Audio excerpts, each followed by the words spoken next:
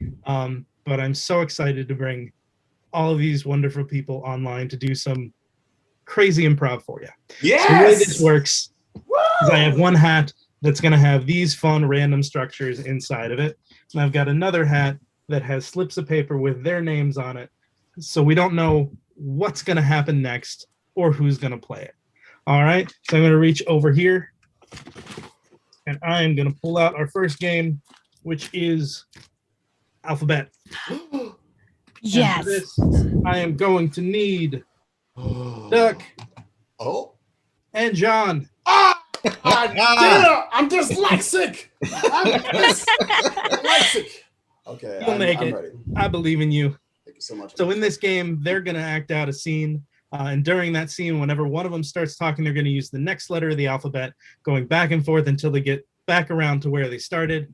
Now, normally I take suggestions from the audience, but because of how all of this is crazy, I went ahead and did some prompts on Facebook before this and just got a lot of random responses. So I'm just grabbing some responses from those.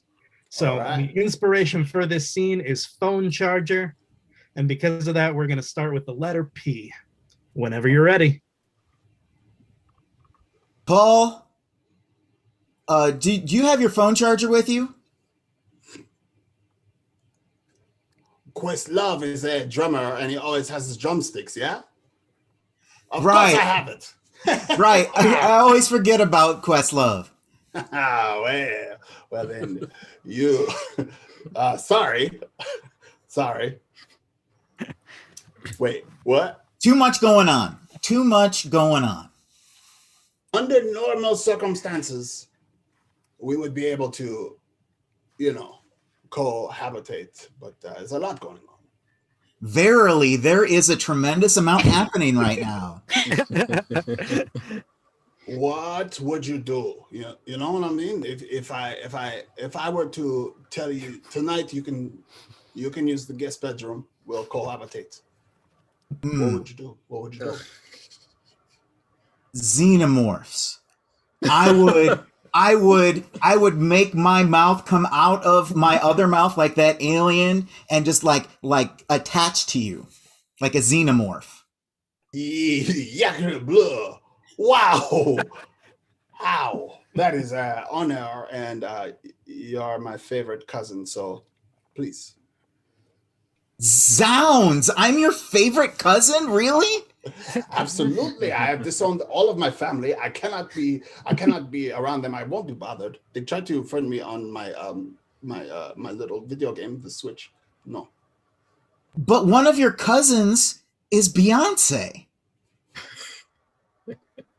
Can I tell you a secret? Do, please, tell me a secret.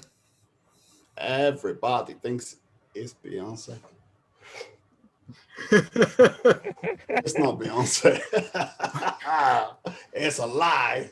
It's your friend named Fred, and he's dressing up like Beyonce. Fred? Fucking hell, Fred! Gosh darn.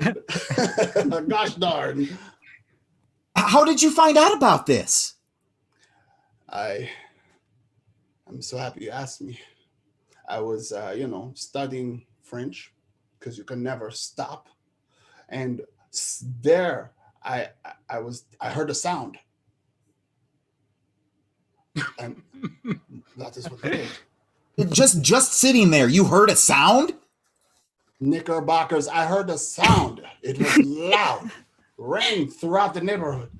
I could only wake up and just, comfort myself. Leaping lizards, that sounds scary. Mon ami. It was terrifying, but I had something special to keep me at peace. Nubian Prince, I am glad you have contentment. Obviously, the honor is mine. So. Party on, man.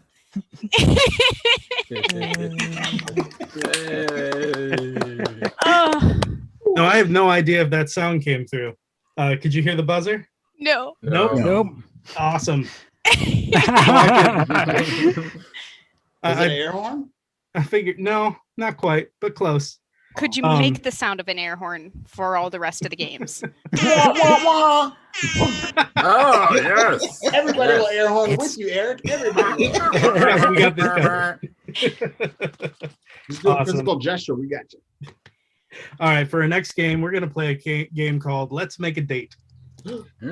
This one's going to be for everybody, but it's especially going to be for Chris. Yes. So Chris is going to be on a dating show trying to figure out who his potential suitors are by asking them dating game style questions, and then trying to guess along the way to figure out whether or not he's right. Chris, can you turn your sound down so you can't hear us, and then give me a thumbs up? Yep, I'll just take these out. Can you hear us? Hey, Chris. Hey. Hey, Chris. Your fly's open.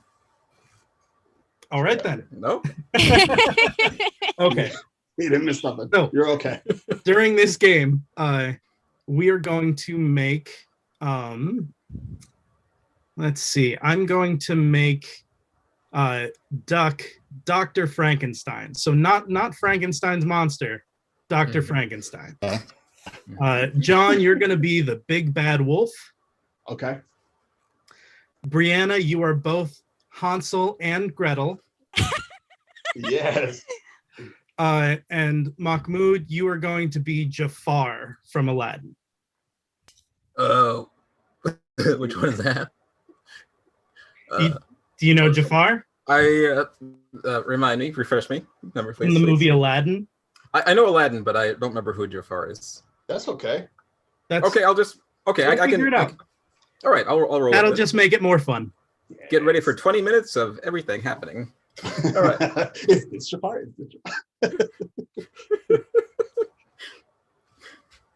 All right. Oh, this way.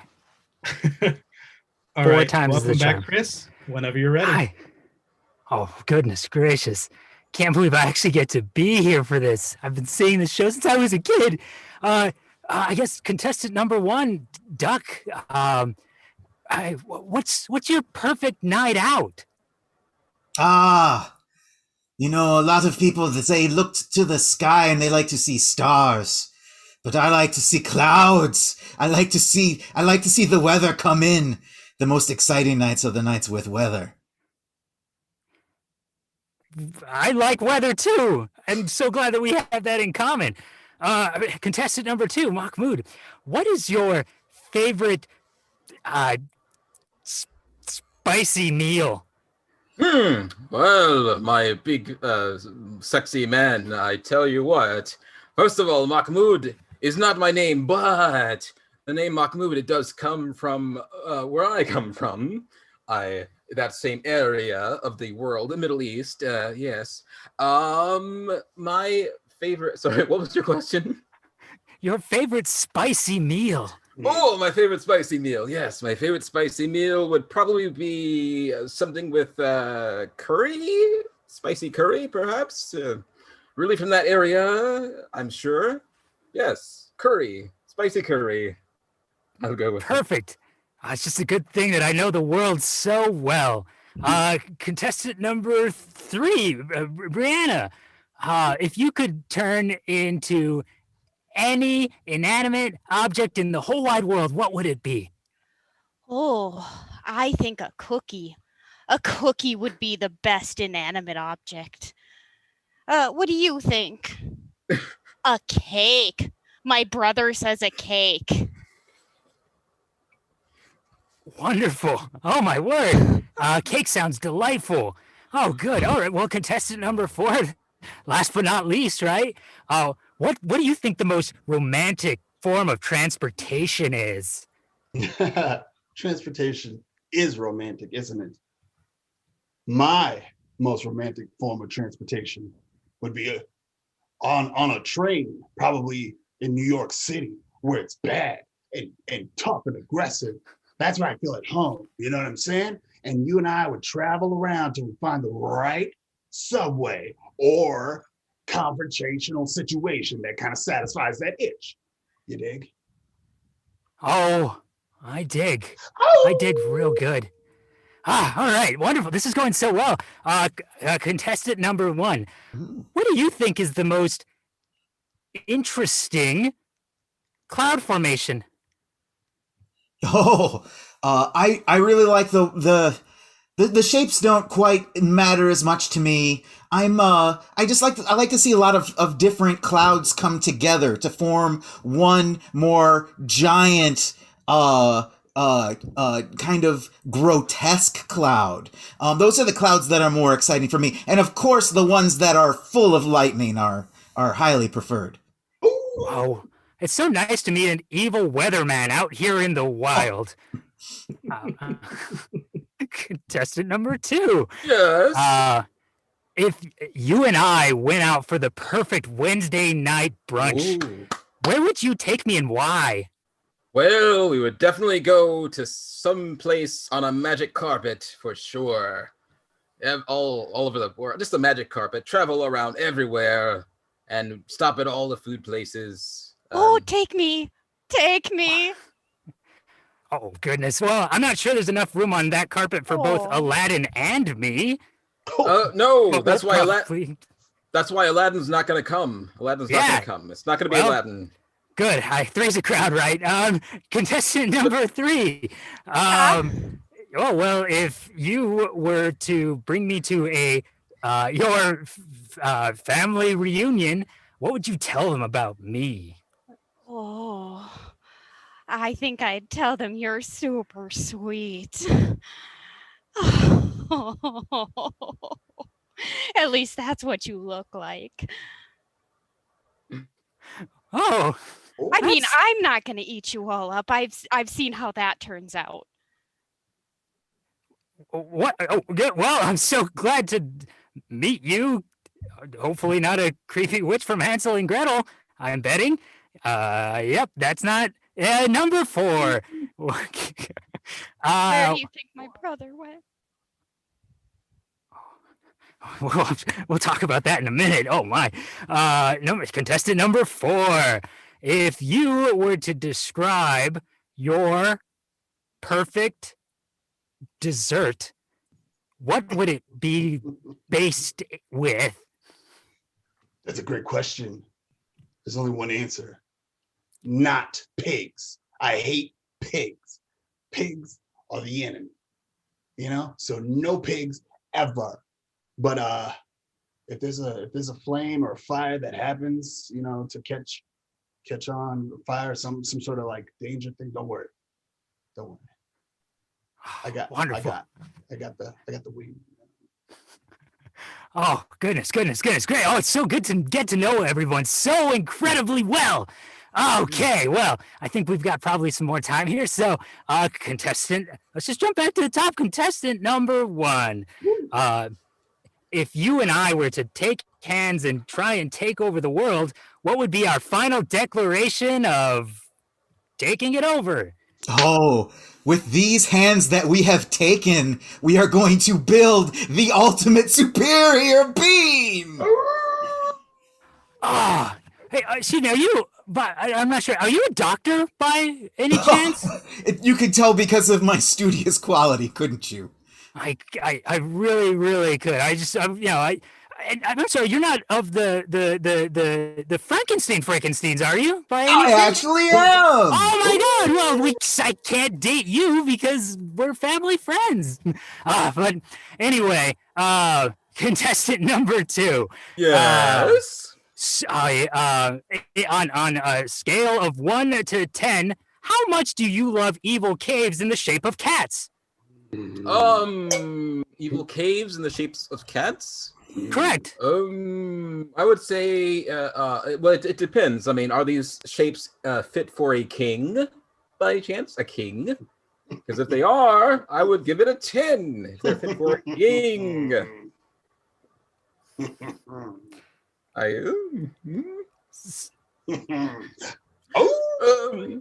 Yes. Oh, by the way, go ahead. I was going to say, don't go too far, because I think you and I might make something of this. Oh, all right. I'll see you around. I should watch more movies. Oh, contestant number 2 or 3, the remainder. So goodness. If you and I were to set sail and make it to a deserted island, what would be the first big day that adventure that you would want to do together? I think make some more of these treats that I was just brought. A nice old woman just brought them to me, and now I feel complete again. I'll say that. I'll say that. Now, tell me this. I feel like your brother, not Hansel? Is your brother not Hansel? Is that not him? I don't miss him anymore. So you're not Gretel of the famous Hansel and Gretel's, are you? I've got some bad news for you, but maybe I'll tell you kind of.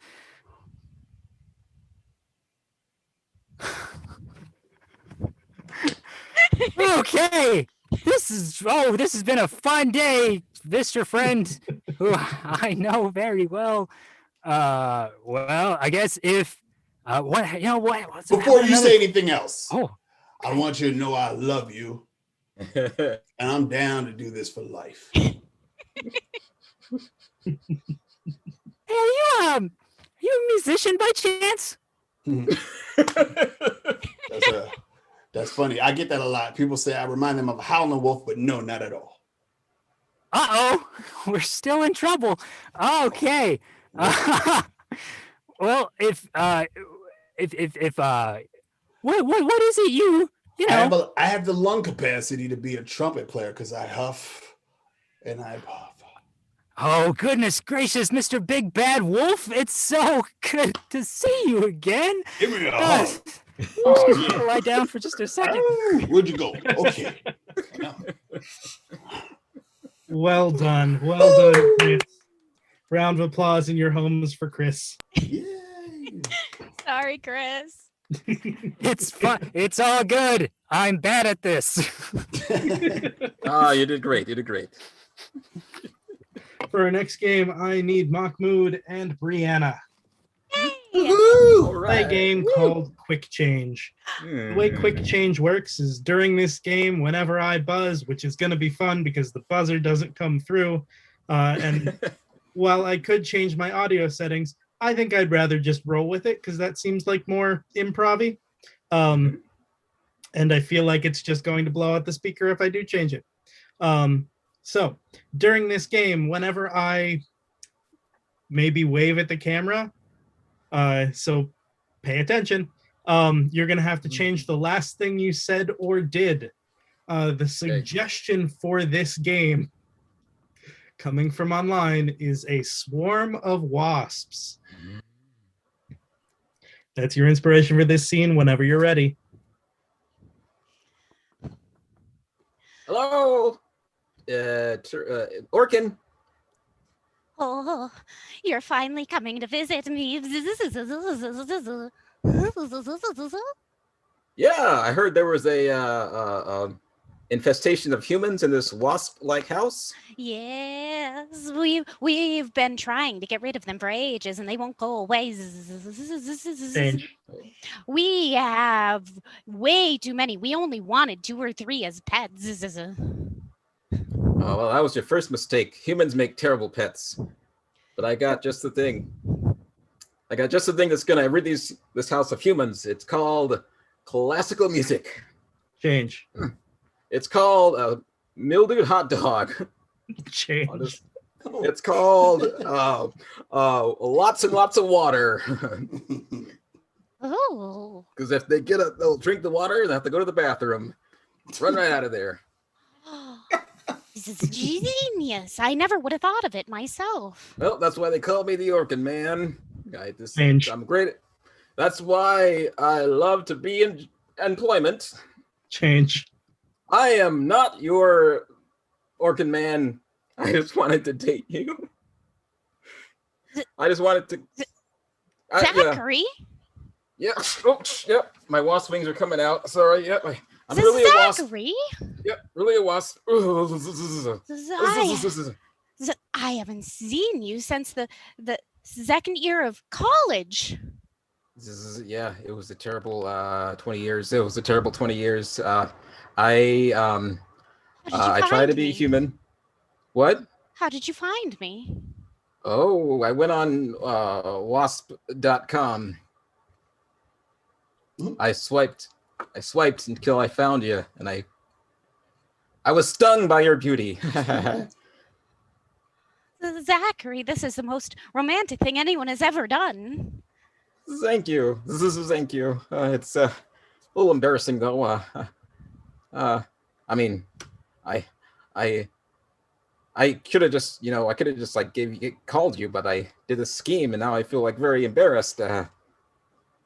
Zachary, if you had just called me, I would have thought you were one of a million wasps that is in my hive. Change.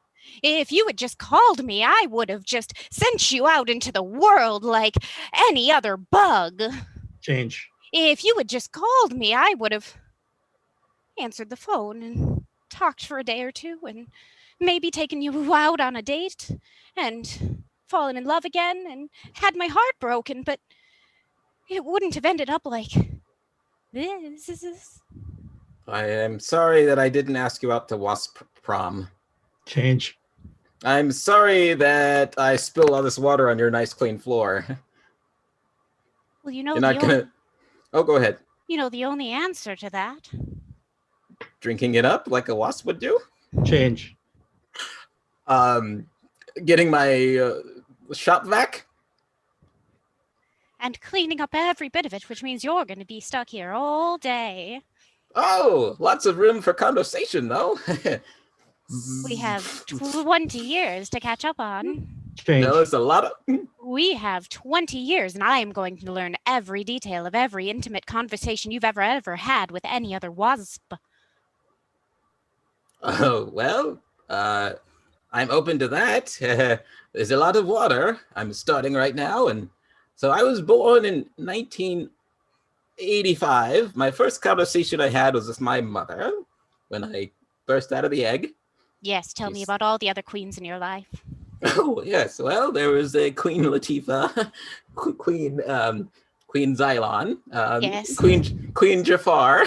Yes, make me jealous. Oh, there was Queen Amadilla. There was Queen Killer Wasp. Yes. You know, us wasps queens are always the most intimate when we are jealous.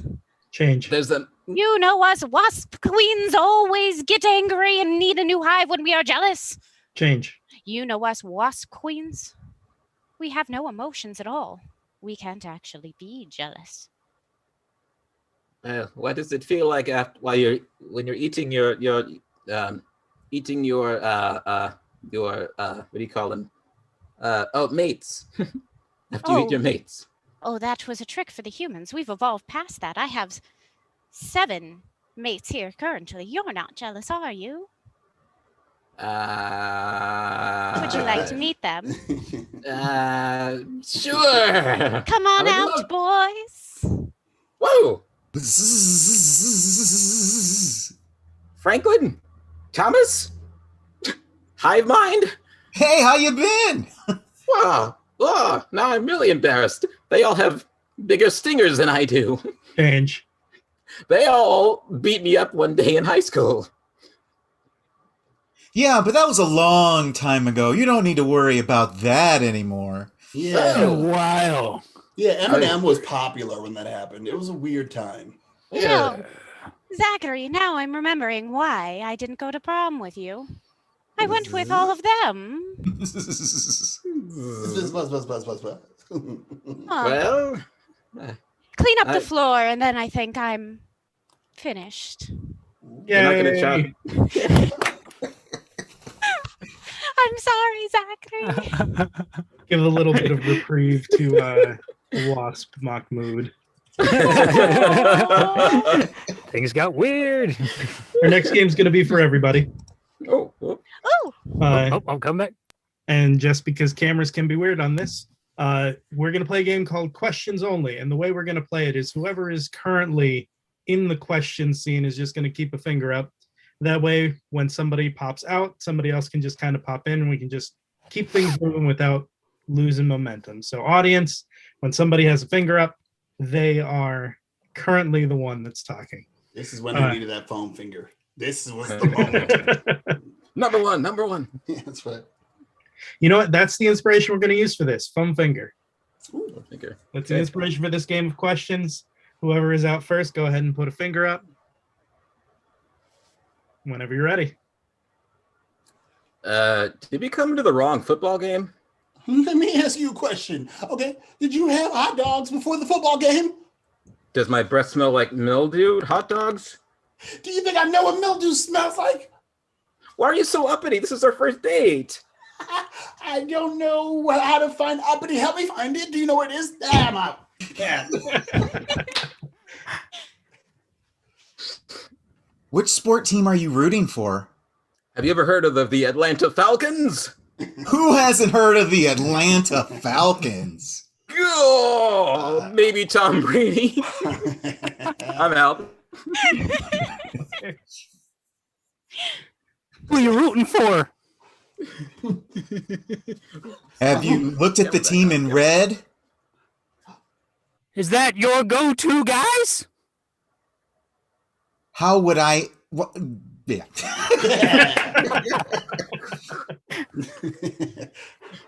Is this your first day playing soccer too? It's your first day as well?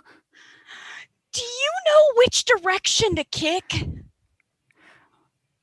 What if you try straight up into the sky? What if you try straight down into the ground? If we do that, will we meet somewhere in the middle? What if we kick each other? What if we find love? What if it's in a special place? What if you break my heart? Why do you always go with the worst case scenario? Why don't you think about how bad it can get? Why can't I have hope?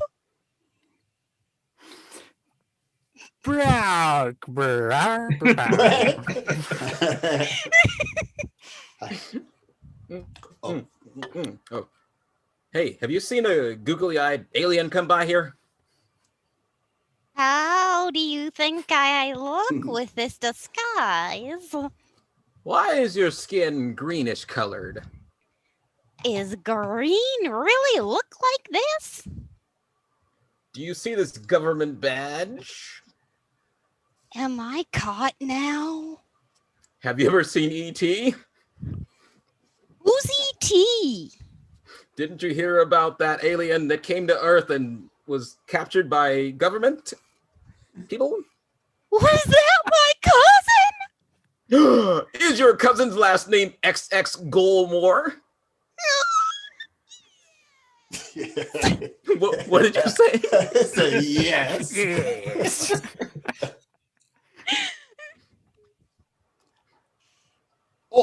Oi, how will I know you're easy to love? Oi, do you see this open heart that's beating? Oi, do you ever call me?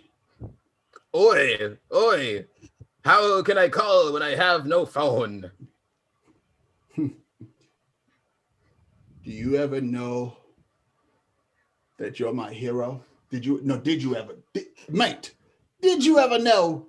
Haven't talked in a year, mate. Did you ever know that you're my hero? Why did You you didn't ask? start that one with oi, you're out.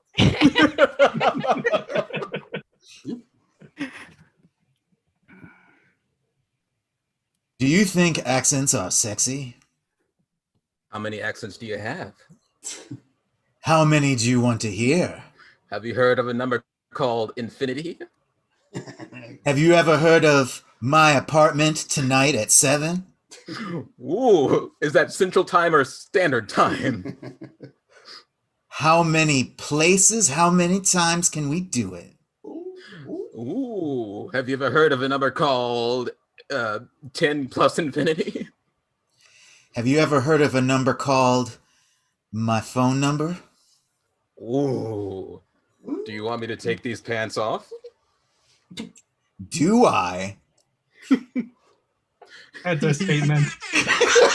I saw you, Eric. I was ready, Eric. Thank you, John. You got my back on this. Our next game is going to be a game called Instant Soap Opera. And that's going to be really weird online, but I'm going to do it anyway. Cool. It's for Brianna. It is for Duck. And it is for Chris. Oh. So the way this game works is one of them must always be staring off into the distance, and online we're doing that as staring into the camera. And one of them must always be staring at the person staring into the distance, and online we're doing that as picking a random direction that's not towards the camera and looking that way. And the third person, when they join, is going to be overcome with emotion. And when one of them changes places, the others must change as well. So, Nice. the inspiration for this game is going to be your pet hippo. We are going to start with Brianna and Duck, and Chris will join when he sees fit. Joan, I got something bad to tell you, Joan. Perry, you've come out of your pool again. It's true. I came out of the pool. But I came out of the pool for a reason. I was staring out the window here, and yet you weren't there. So I look, and I see you sitting in my study. Yeah, I've been waiting here for you all day.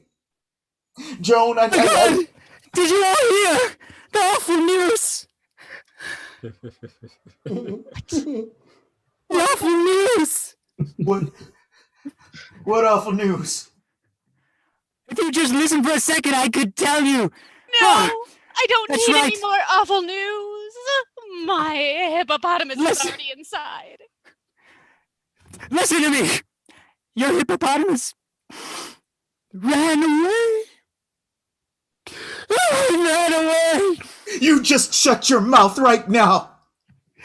I don't want to hear. I don't want to hear it. You just quit talking because that hippopotamus listen ran here. away because of me. It ran away because of me. Oh.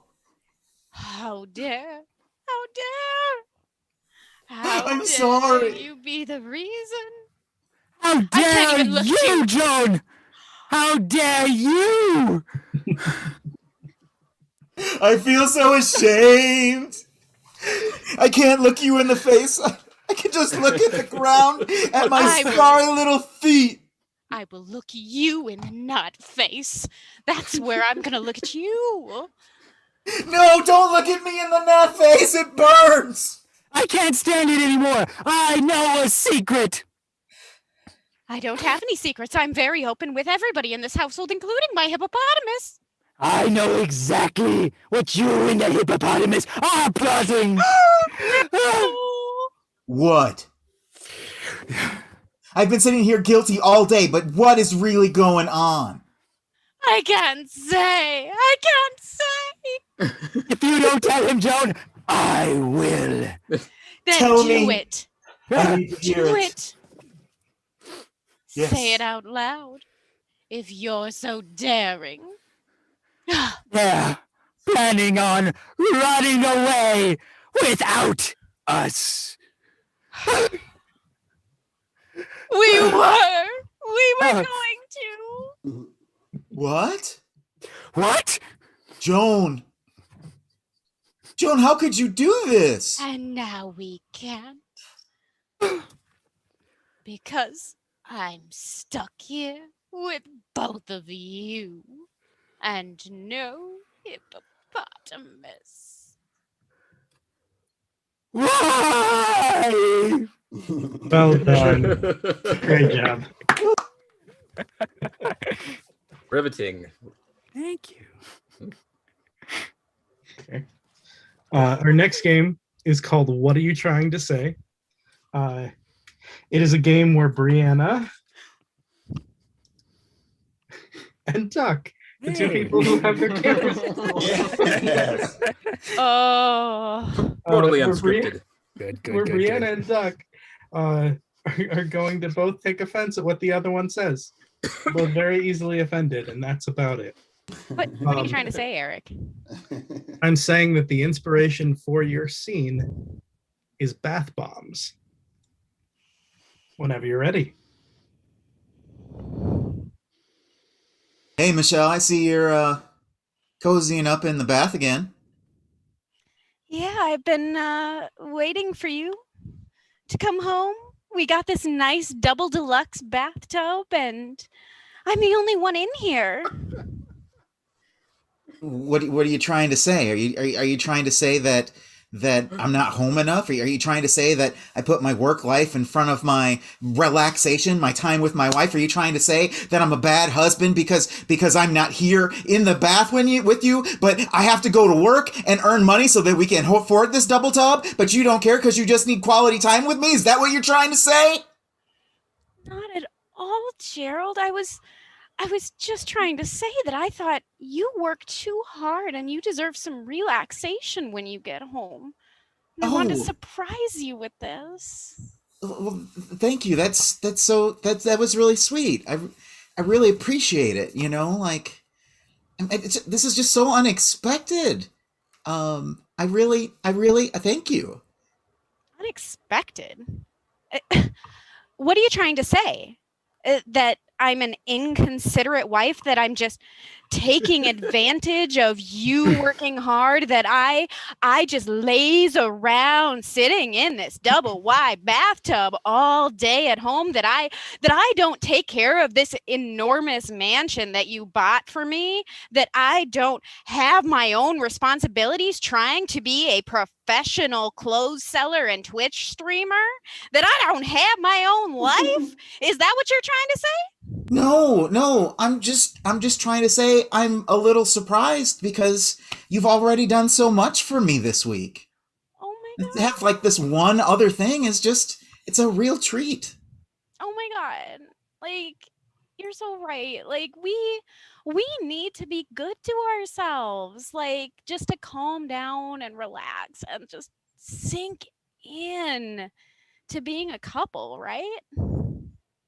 What are you trying to say? Are you trying to say that we're not really a couple right now? Are you trying to say that maybe I need to calm down because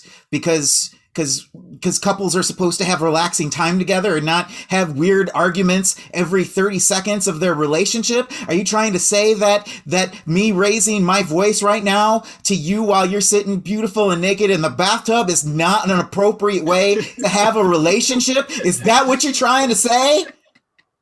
Oh, I'm just saying, I'm so in love with you, and we've both been like real stressed since we bought this place that we haven't actually enjoyed it at all. That is really true. That is really true. You know, I'm sorry. It's just that work is so hard, you know, and like I go there and I'm there like working 14-hour days just so that we can afford this place, and sometimes I worry if, you know, it's not worth it. Oh, I totally get it. Like, we are two successful people really trying to make this work, and it's hard. It's super hard, you know, and like, I want to tell you, I really appreciate you picking up the third job so that we could pay for the car loan. You know, I really wish you didn't have to do that. But I can tell you that the kids at Happy Land are really excited that you're there. What are you trying to say? That I need to be the one doing all of the extra work here, that the first two jobs that I had weren't important enough, and that I have to be the one doing a third job because my jobs aren't real, that this isn't enough to keep you happy with me doing all of the work that I'm already doing? Is that what you're trying to say? I'm actually trying to say that if you took on a fourth job, it would be nice. Maybe you should just take this bath by yourself. That's what I'm trying to say. You just take this bath by yourself. Just what I wanted. This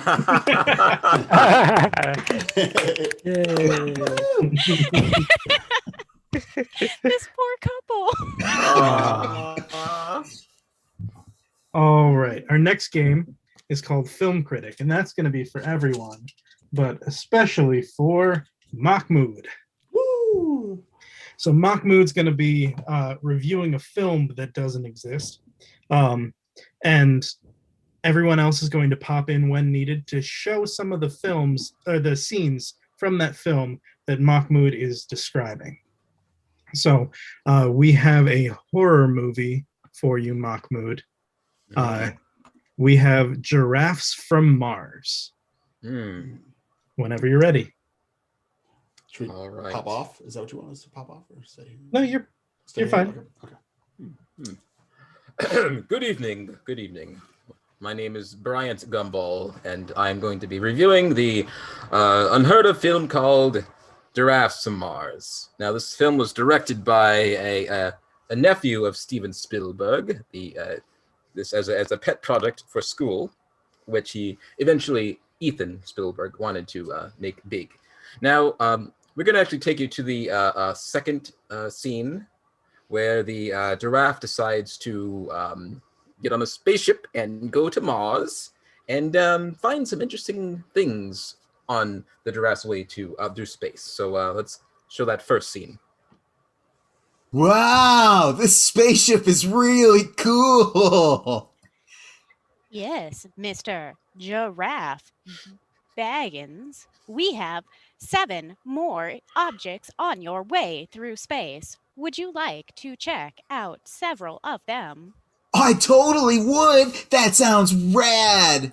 Hey, buddy Giraffe, did you want to sign on that Jimmy John's? I still just need a signature, and then I can kind of mind my business on the other side of that. Oh, did I not sign for the Jimmy John's? You didn't. You didn't sign. I'm sorry. I just get so excited about Meatball 6 inches. It happens. Meatball's a good thing. Yeah. Here. Just let me get that real quick. All right, I got a thing to sign with. Okay, I think it should be signed now. Okay. Good. Yeah, this is. Since really you have arrived on this spaceship to deliver that Jimmy John's we have launched, you are welcome to stay with us for the journey, unless you have brought your own spacesuit. Are you talking to me? I am talking to you. Yeah, come with us. Yeah, heck yeah, I'm coming. I got nothing going on back at Earth. yes, Giraffe, let's go. I knew I took that job at Jimmy John's. Always take the job at Jimmy John's. All right. Oh, that was scene number 2. Sorry, I'm getting a little emotional here. I'm tearing up. It's really just fine film work. Now, I will say at this point that Ethan Spielberg had a pet giraffe, which he actually had a cameo, a star in this movie. So every giraffe has to have a dream. So go for it, giraffe. Now let's take you to the scene 5, where the friends have landed on Mars for the first time, and they discover these horrible monsters, and these monsters have something in common with one another. Let's just find out. Let's go to the scene. Scene 5. Welcome to Mars! Okay. Giraffe, I'm looking to you for security, safety, some sense of belonging. I need help. Yeah, I'm a herbivore. Yeah. So I'm not known to be. I mean, I'm big and all. Like maybe I can step on them and stuff. But I got. Oh, I wouldn't do that, Giraffe. Uh-oh. After all, we know something rather important about you. Is it that I have the same number of bones in my neck as a human does? They're just really big bones? No, but that's incredibly interesting, and I will want to hear more about it at a later time. Yeah, mice have the same number too. All mammals do except for sloths. Sloths either have one more or one less, depending on the kind of sloth. No, Giraffe, they got you. They got your social security number. We've been scammed. Yeah. I have a social security number? Yeah. I could have been applying for loans this whole time? Okay, I I'm feel like we sorry. really took the sail away from our big reveal that we were stealing your identity. I feel like. Okay, How in the world are you gonna steal my identity? I'm a 20-foot tall talking giraffe. Yeah, The picture isn't gonna match. Where everyone on Mars can transform. Haven't you seen that superhero? Watch. Whoa! Oh, that's just like in the Justice League. Exactly.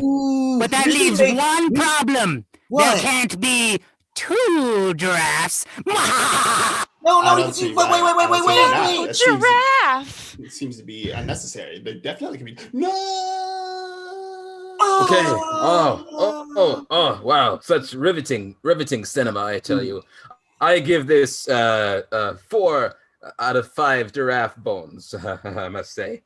By the way, I will point out this movie was sponsored by Jimmy John's and JP Morgan and Chase, just so you know. Now, anyway. No, I'm just kidding. Anyway, I think it's about time. Now I say this is like my favorite scene. It's like the final gripping dramatic scene where we have the giraffe who finally discovers his true purpose in life on this Mars life, and his friends they all discover their purpose, and they decide to hatch a plan which will overthrow the Martian monsters. Okay, and let's just roll that. Riveting cinema. Here we go. Oh boy. Hey, Jimmy John's guy. Yeah, what's up, giraffe? I got a confession to make. Yeah. So, when I first saw that Martian come out and he got all scary and everything. Yeah. Well, at the same time I was getting scared, I was thinking he needed a friend. And I was thinking that maybe the reason I was brought up here in the spaceship, and you can correct me if I'm wrong if you had other motivations, but maybe the reason I was brought up here in the spaceship is because everybody loves a giraffe. And that maybe if I just share a little bit of my giraffe cuteness, if I just blink my eyes at them a little bit, or, you know, like they'll look at me and they'll go, "Oh, giraffe, you have such long eyelashes. How could we be mad at you? Yeah. Maybe we should just give you a hug." Yeah. Giraffe. I was thinking the same thing. As Alexa. your defense unit, I thought I could only be physical defense. But now I see there are more ways to defend. Alex, than no! just physically. Alex, are you dying, Alex? Gravely. Alex! Mechanically injured. No, Alex, we need you too. You're an important part of this. Giraffe, I got this. Okay, I got okay. this. What you didn't know is that before I took that job as a Jimmy John's delivery person, I actually studied electronics and coding and a lot of science stuff. So stand back. Alex, I'm going in. Where the heck are they? Guys, here comes the Martian. Oh, there they are. Hey, Martian. I just wanted to let you know that I think that you have really deep soul. Alex, you see this? I do. And I'm not just saying that. I really mean it. You have eyes that tell novels. You know, you just seem so deep and so wise, and I just want you to know that I wish we had more time together, because I think I would love to hang out with you. It's so big. That's so big. Oh my gosh, I'm so nervous. I have one more confession then. Here on Mars, we're really into the French version of ending movies, which means there's no way for both of us to stay alive. Sacre bleu! Alex, help! Alex, blink twice with your left eye. Alex, blink twice with You're your right. left eye. I'll inject myself. Giraffe, you have friends. Martian, it's all over for Martian. me. All right. Oh, I tried to lock it with the left eye, Alex. Alex, the left eye. oh, The door. all right. Oh, no. I have to, oh, we'll just keep playing, I guess. The Martian sacrificed himself so I could live. Yeah. Him and all 7 bones in his neck. Oh. Yeah. It was All right. Why don't I give you Friendship that worked after all. Yeah, come on in, Giraffe. I'll give you a neck massage. Okay. All right, cut. that feels great. Oh, wow. That was, ladies and gentlemen, I'm sorry. I meant to show you just like a little bit, but I showed you the whole ending. This was beautiful. Please watch this movie. It's the most amazing experience ever. Yes, thank you very much for joining us this evening. And remember, only you can prevent identity theft. Thank you. It's so deep and so Well done. How did you have a giraffe? You know, It's amazing what a quick search. I was just like, giraffe filter. Oh, this works. Doc is ready with any animal. You know, I'm not surprised anymore. So that's going to be our last game. This was so much fun to come together. Yeah. Yes. All right. I had a blast with all of you. So thank you so much. Thank We did this to help raise money for Fearless Comedy Productions, but ultimately we did this because I love this kind of stuff and I like doing it with my friends. So we get to make people laugh. So hopefully this brings you some smiles. And you know, it was a great time and I can't wait until sometime soon we'll get to do this again in person. I'm determined to get to that point. And hopefully it'll be nice to hear the laughter that I'm hoping is going on during all of this in person again. So thank all of you so much for doing this with me. Thank you everyone who was watching. We've been Double Blind Improv. Have a great night laughing. Yeah. Donate that money. Adopt some pets and donate money. Eric, this is so much fun. I don't know if we're still out. This is great. Thanks, Eric. Yeah. Thanks, everybody. All right. Bye-bye. Kirky should be back any sec. Love y'all. Ciao. I'm back. Hey, Kirky. Hello. That was hilarious. I legitimately belly laughed, and I don't even have to make that up just to be nice to Eric. I legitimately belly laughed at that. I sure miss Double Blind Improv. A lot of people might know this, but for our audience members who don't, I actually left Minnesota. I think it was about 4.5 years ago now. I moved out to Seattle. I found a man. I moved to Seattle, and I still like to participate in Die Laughing because that is how much Fearless meant to me and how much it really got me to start being, I know you're going to hear the word a lot, but fearless with my comedy. And Die Laughing is just a great way to try really fun, weird shows that you might not have seen just randomly popping up on stages around the cities. This is a great place to try some stuff out. And Double Blind is one of those great examples, having started at the first Die Laughing and now being this really hilarious thing. And when we can get on stages again, please go see Double Blind Improv because it is funny every single time. All right. So looking at the donations that we have so far, we have $425 donated. So that means that James and I are definitely going to be watching those Twilight movies. Yay. And we are almost a third of the way to me getting a nice Team Edward or Team Jacob tattoo. I gotta say, I'm starting to get a little bit excited. I have a little bit of anticipation, a little bit of fear, but we are a third of the way towards making that goal. So again, if you're thinking, gosh, should I donate money during this weekend? Now is the perfect time to do so. Speaking of perfect timing, I think right now would be a really great time to maybe hear another word from our sponsors. For a $10 donation, you can pick a social media appropriate feeling or event.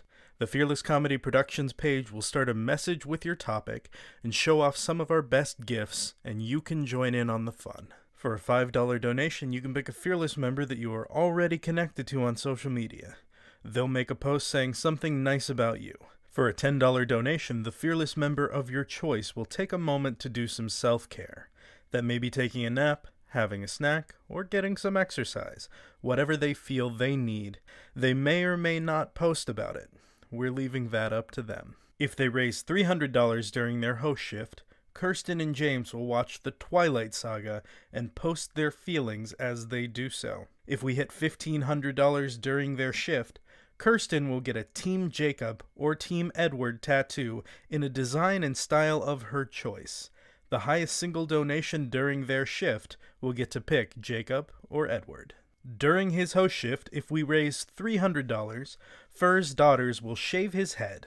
We'll post a video of the process on Fearless social media. Kaz is inspired to return to healthy habits and get outside. For every $100 raised during Kaz's shift, he'll add 10,000 steps for the week, up to 70,000 total. During Jim and Bob's shift, if they raise $200, they'll record a rap version of a 70s or 80s song. At $400, they'll let the audience help pick the song. And at $1,000, they'll record a music video. Chris is starting a new character drawing. For every $5 raised during Chris's hosting shift, he'll add another element to that drawing. We'll post the final result on Fearless social media. If we raise $500 during Duck's hosting shift, he will shave his beard into a monkey tail beard. For every $10 raised during David's hosting shift, he'll add a push-up. At the end of his shift, he'll record himself doing that total number of push-ups with a harmonica in his mouth. For every $50 donated during Adrian's hosting shift, she will add a sticker to her face for the remainder of her shift. During Jason's hosting shift, if anyone donates $20, they can pick a topic, and Jason will write a poem on that topic. He'll record videos for each poem that we'll post after Die Laughing. For every $1 donated during Mike's hosting shift, he'll add a Lego brick to a spot on his floor. Once his shift ends, he'll record a video of himself doing a Lego walk across that spot, which we'll post on Fearless social media. For every $10 donated during Angela's hosting shift, she'll add another unicorn item to her video. Help Angela get swarmed by all of her unicorn stuff before her host shift ends. During Tim's shift, if you donate at least $10 and provide your address in the comment, Tim will write a personalized sea shanty verse on a postcard and mail it to you.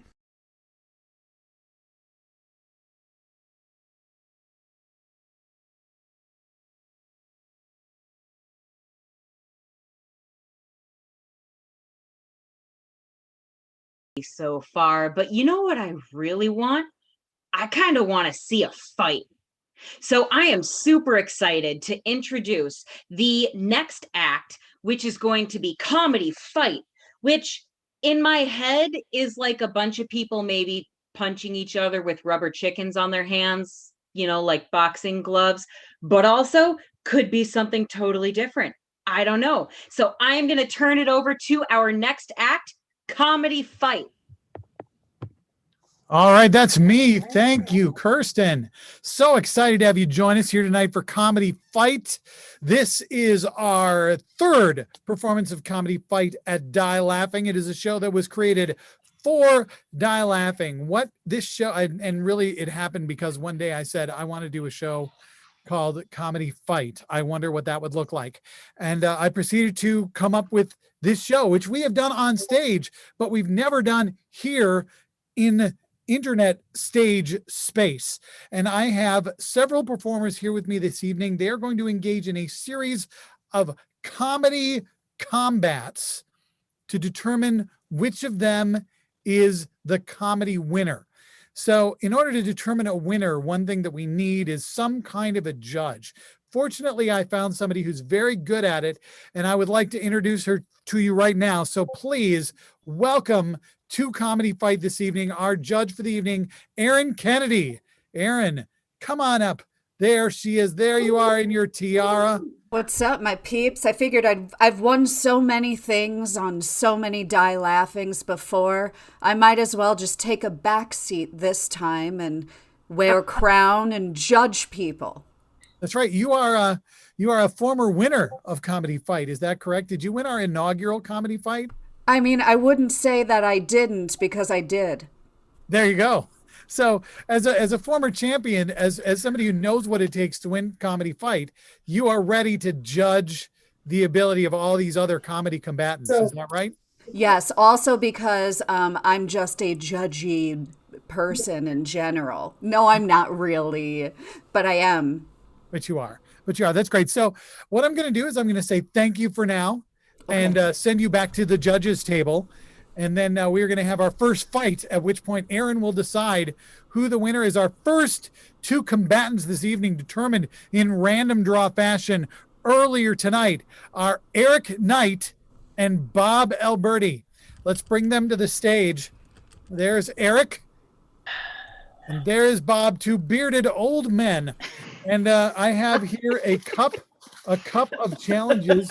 I'm going to dig through the challenges, pull out the challenge. Your challenge for the first comedy fight. You'll be competing in a bad dialogue off. You have 1 minute to compete in a bad dialogue off. Go. I know that you've been waiting for me so long, a very, very long time. Madre Dio. True? I was hoping that you could explain to me the betrayal that happened the other day with me to you. Do not know that of which you speak. You must be a madman, a crazy person. You have no means to understand how I feel about the pain that I've caused and that you've caused and that we all caused together. Do not try to accuse me of being a Cosby, for that is... Oh, man. You keep your words to yourself. Put your words back in your mouth with your teeth.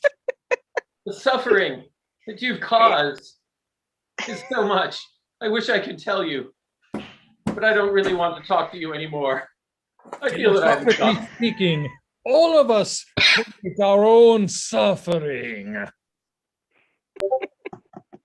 Okay, that's been a minute. That was a minute of bad dialogue. It felt like so much more than that. It really did. It did. It was a lot of bad dialogue. Aaron, that was our first competition. I need to get your honest opinion as to who won our bad dialogue off. Was it Bob or Eric? All right. So first things first, people. Okay.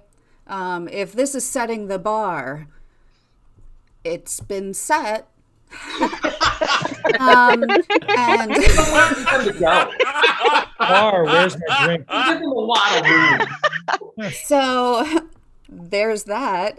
And then I have to say, it was a pretty even heat for a while until one person made the most egregious error ever.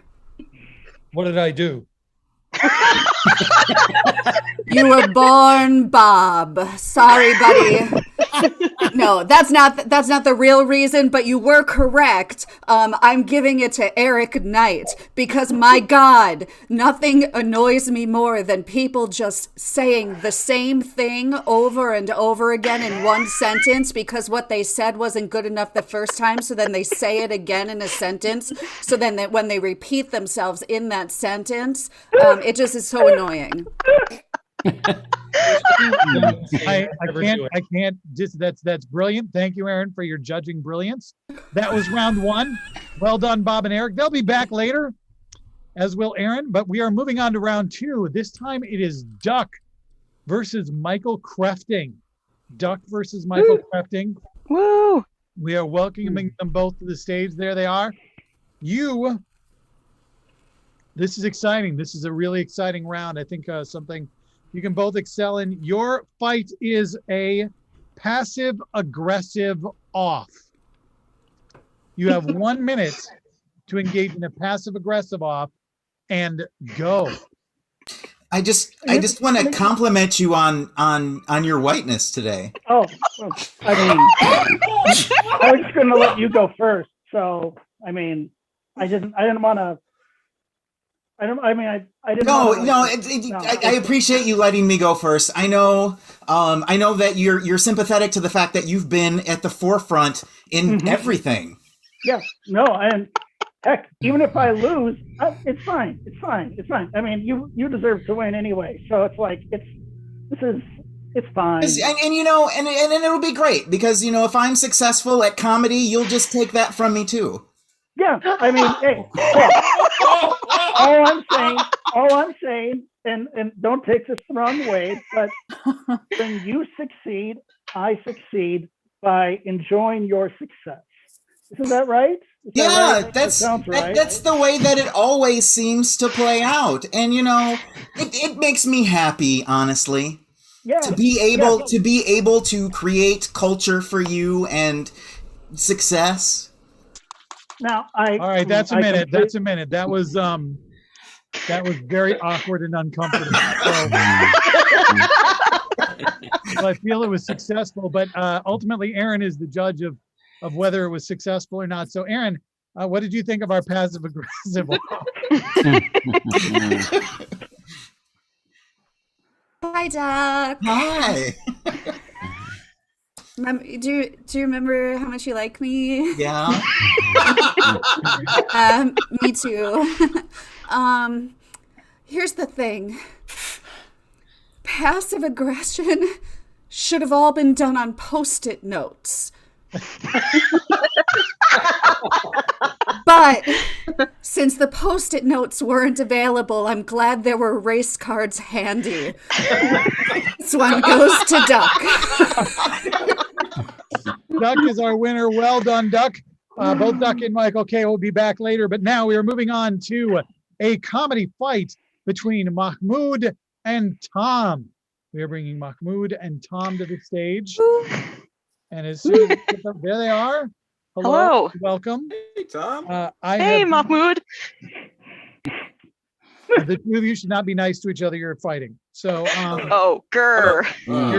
your battle, whether or not you choose to accept it for the next minute, is a confession off.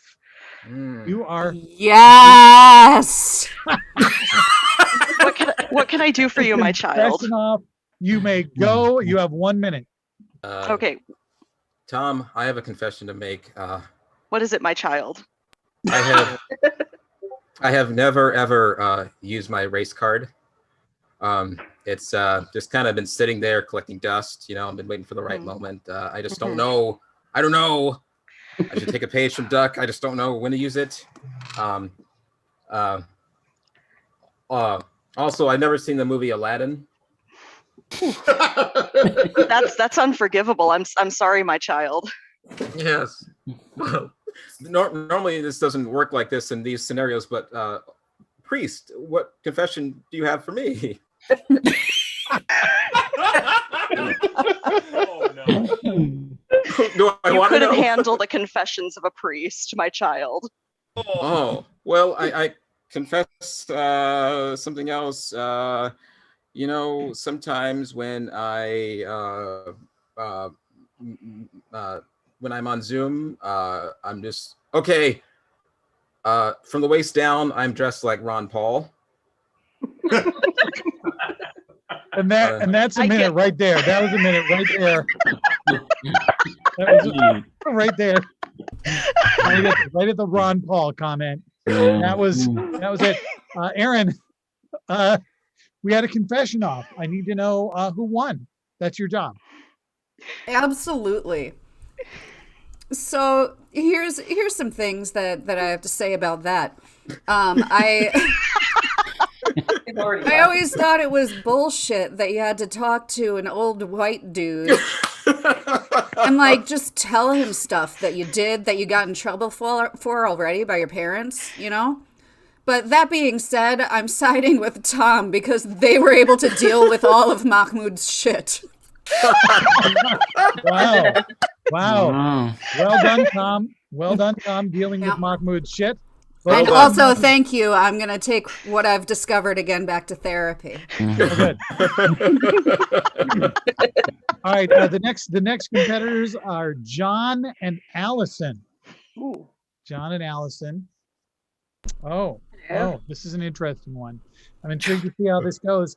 The two of you are going to engage in a spoiler-free off. This is a spoiler-free off. You have 1 minute. Go. I'm just gonna say I don't think that guy dies at the end. No, not him. The other guy. Oh, that guy. The other, yeah. Oh, that guy. That guy. No, not that guy. I'm thinking of the other guy, the other white guy. The other white guy, right? Because it's always a white guy these days. Yeah. Because they're yeah. But not the guy that went to the place to talk to the lady. Not that guy. Oh no, not that lady. Not that lady. Not that white lady. No. Because that would just screw up the whole thing about the bit with the animal, you know. Oh no more. Can't say any more now. Can't say any more now. But yeah, I mean, you see what I mean, though. It would have screwed that whole thing up. That thing. Oh no, not that thing. Not that thing. Not that. No, the other thing. The thing that happened after that thing. Oh sure, yeah, the thing that happened after that thing. I'm with you. Yeah. Are you sure? Are you sure? You're with me? That's time. I'm not sure. I'm not sure at all. That's time. I hated that round. I'm never going to be able to watch that movie now. Damn it. Yeah, I mean, some of us haven't seen First Wives Club yet, so. Oh my God. I didn't even know there was an animal in that movie, and now I do. Yeah, isn't like Meryl Streep in it? Maybe. I mean, she's in everything. She is an Not animal. that lady, but the other lady. So here's my take on this. This sounds like the way that my mom and my dad talk about current movies because they can't remember the name of the freaking actors and actresses that are in it. So it becomes talking about the one person from the one TV show, you know, the one with the mom from Married with Children. So I'm going to have to give this one to Allison because she didn't initiate it. Sorry,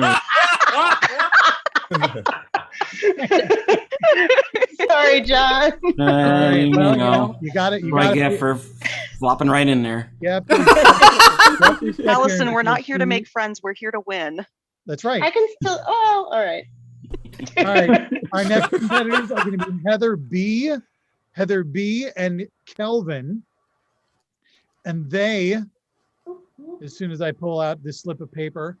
Oh, this is great. I've got a musical thing for this. Hold on. Hold on. I'm sharing the sound from my computer, and as soon as the sound starts, you have 1 minute for a jazzercise off. This is a jazzercise off. I have the music right here, preloaded. Here we go. You hear that?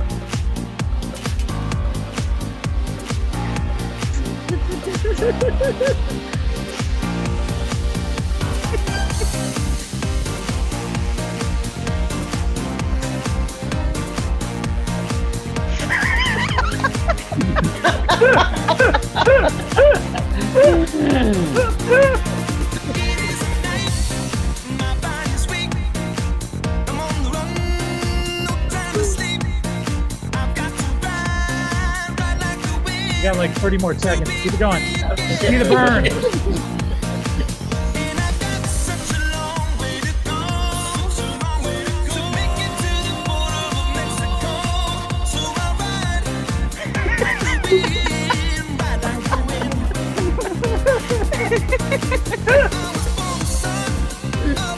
All right, that is a minute. That is a minute. Did you feel the burn? Did you feel it? Did you? Yeah, Okay, that was.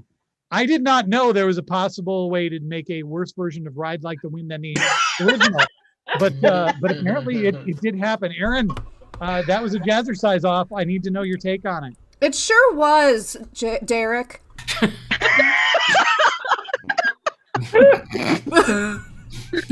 You know how just like sometimes you feel like a bad ESPN announcer? Anyway, so Heather. Yes. I love what you did, although it did ride a little bit into the Ty Bo category, and Billy Blanks, while proud, does not endorse jazzercise. Kelvin, I had no idea that you were following me throughout my most recent pandemic weight loss journey, because it went a little something like this. I was constantly doing the shake weight, And then I gave up on doing the shake weight to have some Fruit Loops. And then when the Fruit Loops hit my system, I decided to take a nap while watching Toy Story. So Kelvin, you win. Oh, Kelvin wins the jazzercise off. Well done.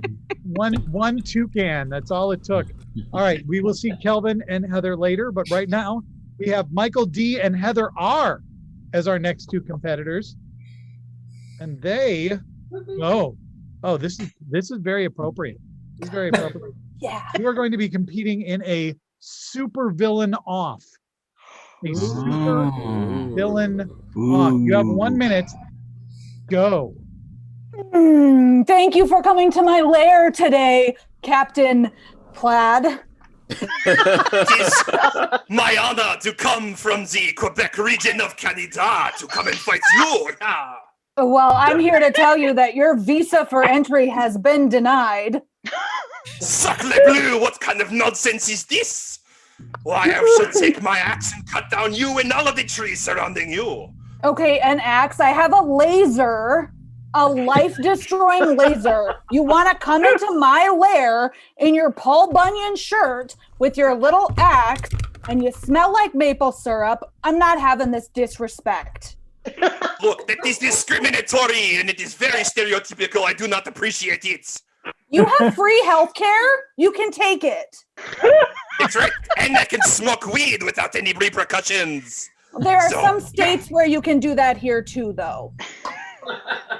So there are also states that take away other freedoms as well, so.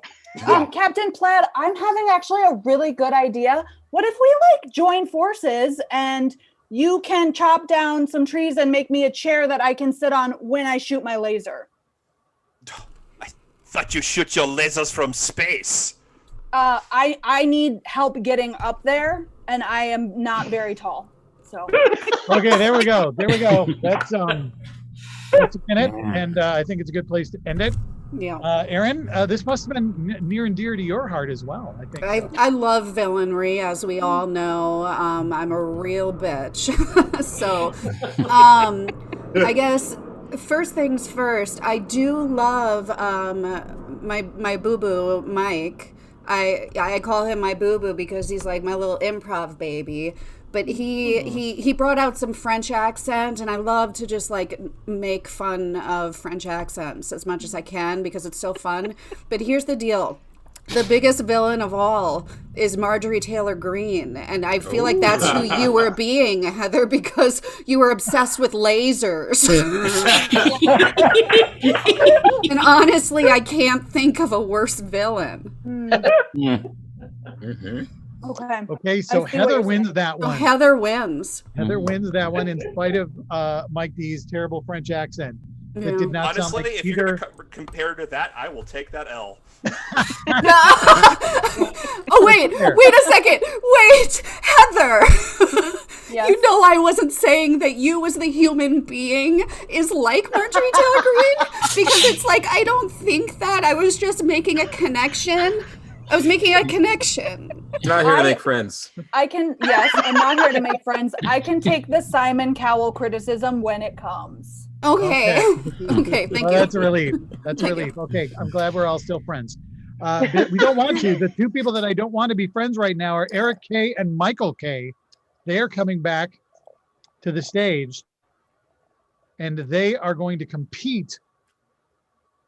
Oh, this is good. I don't have a sound cue for this, and there's a very specific reason. You are going to compete in a making up an inappropriate song off. Making up an inappropriate song off. You have a minute or longer depending on the song. Go. I put my D right in your A, 'cause that is the way that I feel good. I put my A in your mom's D. I found a way to make her pay. And that is why we say such things, 'cause we are awful. We like to sing. and singing's great. I'm good at it. And so, something tits. Okay, there we go. There we go. Yeah, I was like, it rhymes with shit. That's the first thing that occurred to me. And I don't know if we got that, but something shit. That's about how 90% of the songs I sing in. So, Aaron, what did you think of that competition? Well, here's the thing. I was really excited about it. I find it amazing when people can just like make up songs off the top of their heads and just perform it with such grace. It's like it's a really admirable skill, and it just takes so much time to hone and really build your craft. A lot of talent. Yes, yes. So I just want to recognize the people who have that right now. And now what I want to say is the people here created a lovely song together, but the number of times I've wanted to just sing something rhyme word won my heart over completely, because that took more guts than getting on stage to begin with. Wow, all right. Michael pulled off the win. Well done for something shit. Well done. Okay. So up next we have Duck versus Tom. Both of whom are winners from the first round. So this is a only one can emerge a winner here, unless Erin decides to make you both winners because she's the judge and she can do whatever she wants. But interestingly enough, since you're both winners, I'm glad I pulled this one out. As you can see, it says, I'm not making this up, acceptance speech off. You have 1 minute to perform an acceptance speech off. Go. So first of all, I'd like to thank the Academy, obviously, for supporting gay whatever the hell is going on here filmmakers. I would like to thank Jesus, and I'm not sure who else I should thank. That's pretty much those are the two people you need to thank, right? I just want to tell you that being here today has always been my dream. You know, I've seen a lot of hardships, but there have been people who've gotten me through it so I could be here at this comedy show with you. And first and foremost, I would like to thank Aaron Kennedy, because as it says on my Post-it note, Aaron Kennedy rules. And that is passive-aggressive pandering. That's right. Thank you, Aaron. Without you, I would never have achieved my comedy goals. When I first sat in your Huge 101 class, I was just a student, but now I teach my own Huge 101 class, and it is all because of you. Hey, Duck didn't even mention Jesus. He said, Duck did not mention Jesus, but he did make Aaron cry. So I don't know what that means. I don't know if that's a victory or a loss, to be honest. Aaron, where are we at with this? My pants are off and my heart is full. So while I love you, Tom, and I love everything that they've brought to the comedy fight the entire evening, I have to go with my little mallard. I believe Duck wins because he pandered to the Academy, and the Academy in this case was Aaron. So well done. Way to know your audience. Next up is Mahmoud and Allison. They will return. Oh, I'm very excited. I get to share sound again. Yeah, this is good. Yes. Hold on. I have this set to go. So as soon as the movie starts playing, the two of you are going to engage in a Vogue off. A Vogue off. I need a. Are you ready? I gotta find a place to prop up my. I need my hands free. Okay, all right, I'll do my best. I'll do my best. Here we go. Vogue off. What are you looking at? Hold on. That's not what we want. We want it right. Here we go. Oh yeah, Tim. There it is.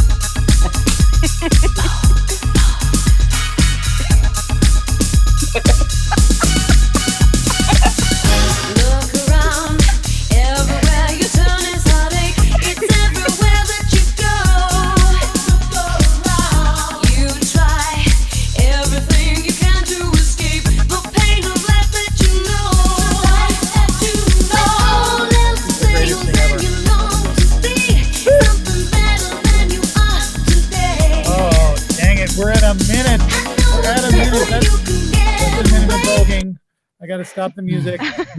And I'm sorry, but we have rules, and rules say this only lasts for a minute. So you have to determine who was the better Voguer, Mahmoud or Allison. Yeah, so it was very clear that none of you have seen Pose or the Madonna video for Vogue.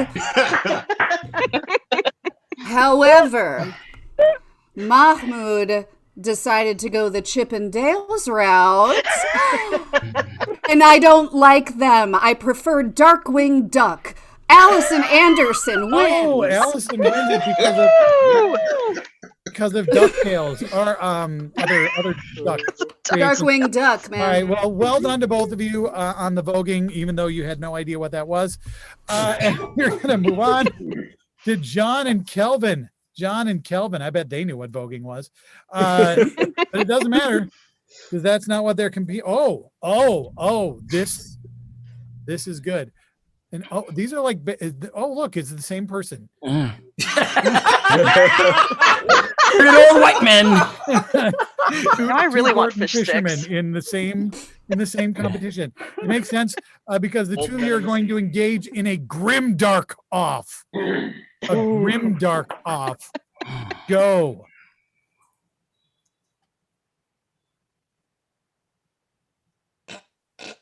I will tear your skull from your head and let the spine dangle. I look forward to it. You trying. And then I will use the spine as a necktie for the annual villains dinner dance. You will look really great in that necktie. Of course, I'll have to clean it off a bit.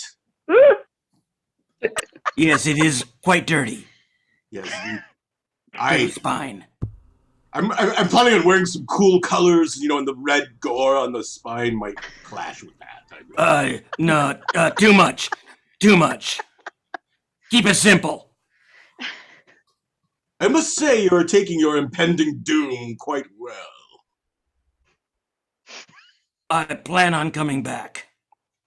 Oh. As some sort of undead abomination? Well, I'm already kind of undead or something, rather. So be undead. Okay, that's time. We've determined, that's unfortunate. We just determined John was a lich, and I wanted to see where that went, but it's too late. Aaron? What's up? Who won that Grimdark competition? So here's the thing, all right? Both of you reminded me of a bunch of terrible professors I had in college up in UMD. However, I believed that Kelvin actually wanted to wear a spine as a tie. And that's grim. Also, I love how this turned into like the villain, the villain counterparts to the ambiguously gay duo. Like by the end of this entire sketch, I was like, kiss, kiss, kiss. It didn't work out, and that's it unfortunate. didn't. Damn it. But that's all right. That's a win for Kelvin. We are moving on. I should point out that we do have two Heathers playing, and I have to identify which they are by Heather B or Heather R, except for in this round because they're up against each other. So it's Heather versus Heather. Heather off. So there's the two Heathers, and they are engaging in a 1 minute. Are they going to see who the better Heather is? Yes. I was actually going to pull out a slip of paper, and then I changed my mind. This is just a Heather off. So go for it, Heather and Heather, with your Heather off. What's your damage? My damage is that I play too much croquet. Well, gag me with a spoon. Ugh. I've seen that movie once, so I'm gonna have a hard time with this. It was a while ago. Well, I'm older than wiser than you, so, and I've seen this movie many, many times. My hair is very shiny, though, and I think that that's a component of the film. Yeah, That is, that's true. And I'm gonna have more people at my funeral. Okay, mine is going to be later. That was really mean. I didn't like doing that. I'm sorry. Oh my gosh. Well, just as a Mine quick says- Heather to Heather, quick thing. Have you ever figured out a nickname that works for us? No, just maybe sometimes Heth or I just go by my initials a lot, like Mine HB. is Or... Cheddar, and it's not cute. Oh, I did have someone. Wow, I wanted to know where this was going to go. It's a minute, and I was like, if I gave them another minute, they might have been able to figure out a Heather nickname, but they didn't. Wow. So I hope they can figure it out in the chat while we do the next fight. But We're gonna what work do you on think that. what do you think they're airing with the Heather off? Here's the thing. I loved the bit about Heathers. We all loved the movie. Christian Slater did his best Jack Nicholson impression. And the thing about this entire round was the thing that I loved the most was when Heather R just became herself. Because from that realization of, oh shit, that came out meaner than I thought, it changed the dynamic, and then y'all were just adding aspects of your own Heatherisms in. So it was, I loved it, but I have to give it to the game initiator, Heather R. All right, Heather R wins that one in the round I made up off the top of my head in the moment. Next up, we have Michael D versus Bob. And wow, it looks like Bob already did the right, Grim Dark Ops. lighting for this one. My last There- magic loss, I become evil. I was that in my last one, so we're we're vibing together. Well, and you can vibe Faithless together the some way more. it You can All vibe right. together some more because we have a Star Wars off. A Star Wars off. Ooh. You have 1 minute for a Star Wars off. Go. Ooh.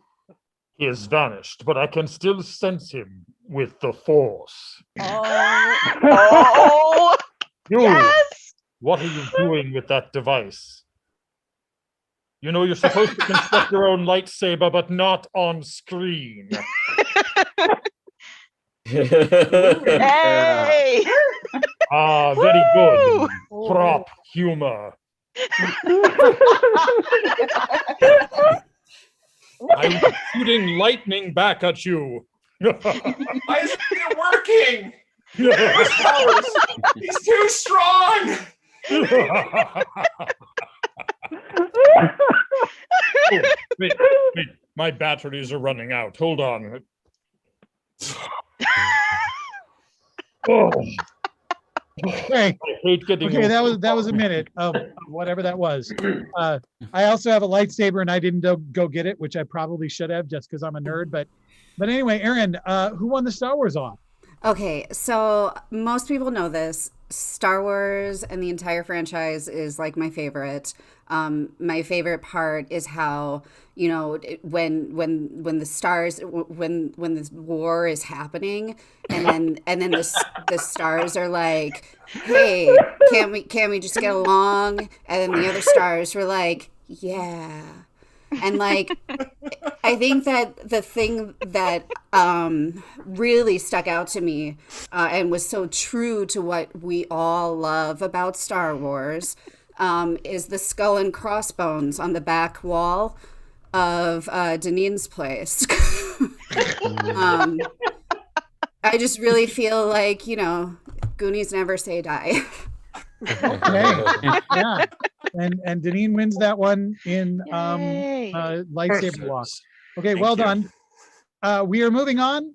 This is the final round for each of these performers, and then we will determine who has the most points for a quick championship match. We have Michael K versus Heather R. And this is going to be great. I'm excited about how this one's going to go. We have a movie quote off. A movie quote off. Go. I want you to draw me like one of your French girls, Michael, wearing this. Wearing only this. So you want the truth? You want the truth. Yeah, because you can't handle the truth. Are you saying I'm funny? When you say I'm funny, what do you mean that you think I'm funny? What do you mean I'm funny? What is it about me that's funny to you? What is it that's funny to you, Michael? Are you talking to me? Are you talking to me? Because I don't see anyone else here. I assume you're talking to me. You come to me on today, the day of Die Laughing 7. You come to me on the day of Die Laughing 7 and you ask this of me. Well, there will come a time, maybe tomorrow, maybe not for a while, that I'll come and ask you a favor. I'm paraphrasing. Yeah, I think we got the gist. That was a minute. I think we got where you were going. I don't know what movie that was from. I'm not familiar with it at all, but I'm sure Aaron is. Aaron, what did you think of that quote off? Hi, resident movie nerd here. You know, I've seen a lot of motion pictures, the moving pictures on the screen. I've seen those. They've come a long way, baby. And the thing that I love most about this is Heather. Heather, okay. I love you, there you go. Crafting. You know that. You know I love you. It's Fancy Friday. Okay. Well done, Michael. And well done, Heather. We are moving on to Kelvin versus Allison. And they are competing. As soon as I see Kelvin, you're competing in a podcast off. You have 1 minute. Only 1 minute. Go. I'd like to welcome you to today's podcast, Where Things Go. My shoes go in the closet. Well, I'm going to have to correct you there. Where do my shoes go, Kelvin? I think shoes go on feet. Feet. Interesting choice. I mean, Kelvin. when you're saying that shoes go in the closet, you're implying that everyone's walking around barefoot, and that's unsanitary and kind of gross, frankly. Well, I would say that forks go in the kitchen. Where are your feelings on forks in the kitchen, Kelvin? Well, okay, like temporarily, it would be in the kitchen, but primarily they are on your plate and in the food and in your mouth. On your plate?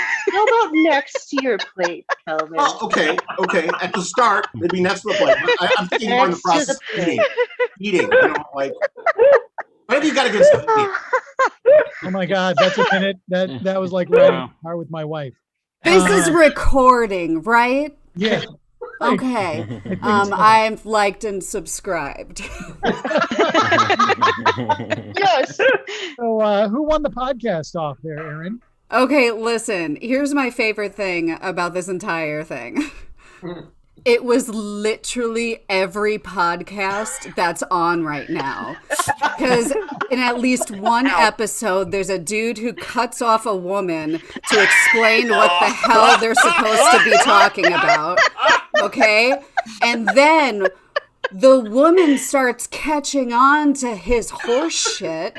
And then, so she starts just egging him on like, oh, really, Ted? Oh, okay, yeah, tell me more about that. Oh my God. And so because of this, I truly cannot choose a winner. Oh. Because there's no part that would have worked and hit my funny nugget like that did. What is a funny nugget? I don't know. It just happened. It's a tie. We're going to give a point to both Kelvin and Allison. Well done. Kelvin, high five. Yay. Yeah. That was a fight with no winner and yet two winners. So that's pretty impressive. Next up, we're going to have a fight between Tom and Michael D. This should be really easy for both of you. It is a brag off. B-R-A-G. Brag off. You have 1 minute. Go. Well, Tom, I don't mean to brag, but I can pass in as a bisexual into both circles of being gay and being straight. So, it's a cool thing I've got going on for me. That sounds pretty impressive. I can trick people into not being sure what my gender is. So top that. I mean, that is super rad. I also definitely don't have background noise going on from my audio right now. That's not a thing I have. Neither do I. Mine is all like succinct right now, so no background conversation. I've got this nice basement recording studio. It's great. Exactly. No sound it bleeding. is perfect. I've also got a bunch of like annoying little nerd artifacts going on behind me that apparently won me around last round. That had nothing to do with what we were doing, but hey, I'll take the win. Yeah, no, your nerd paraphernalia is one thing, but have you got a sunfish shirt that says "ye"? I don't. I just have a flannel there's that an has the admission hamster right there. hair Was on that a it. minute? He admitted he didn't have it. I don't know how that. I don't know how that affects your judging on this one, Aaron. But who won our brag off? Here's the thing, okay? As somebody who was never able to accept a compliment in her entire life, and therefore has never ever been able to boast or brag, it was easy to see myself in both of you and realize that I'm not nearly as awkward as I thought.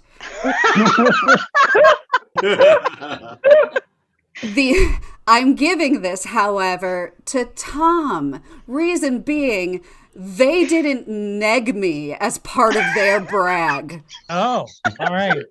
Okay. I'm a judge, and I'm allowed to enjoy whatever I see on the screen, whether it has to do with the round or not. All right. Well done with that win, Tom. Tom has 2 wins, so maybe in for the final. We will see. Bob versus Heather B is our next round. And this one, super simple. It is a stupid off. I need you to do a stupid off. You have only 1 minute. Go. I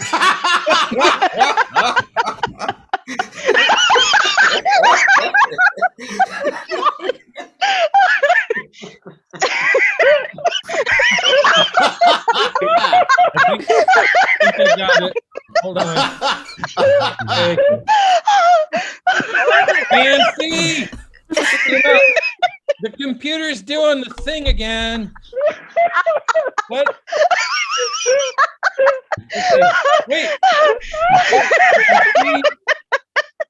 I think it's working.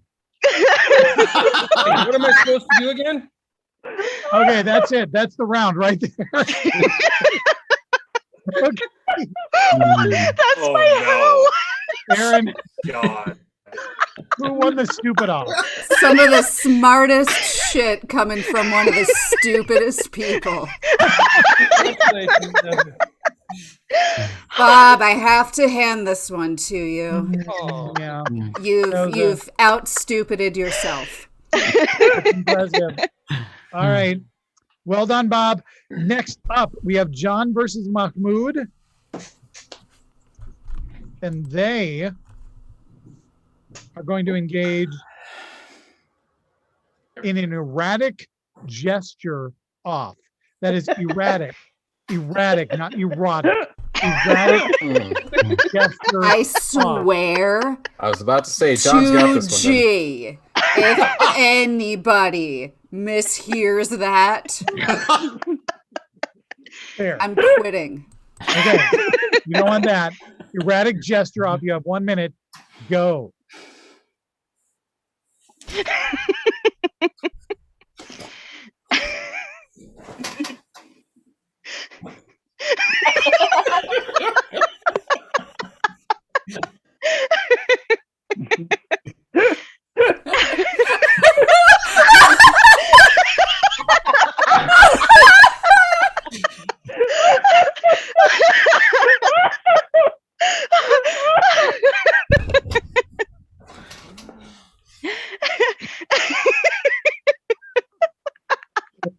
a minute. You know what's amazing to me, Aaron, is it turns out that Mahmoud does know how to Vogue. I know. Literally was going to make that same joke. Look at me. I should host Vil. So here's the thing. Who knew that Mahmoud's terrible connection would be the thing that got him to win, because his movements were erratic, because it lagged, and then suddenly his mouth was on my face. It scared me. And then suddenly you were the person from Pan's Labyrinth because you kept lagging. That's what I get for high-speed internet. Yeah, that's your fault, John, for having speedy internet. Well done, though. That we have one more pairing, and then we will determine who's in the final. The final pairing is Eric and Duck. Eric and Duck. Woo. Okay. The two of you are going to compete. I don't know how this is going to go. The weirdest thing in my house off. Weirdest thing in my house off. Yeah, I'm not turning off my video for this. I just and they both just go away. Which... Tim, hey Tim, $20 says Eric Knight has a body. Potato head set? Does that count? Oh wow.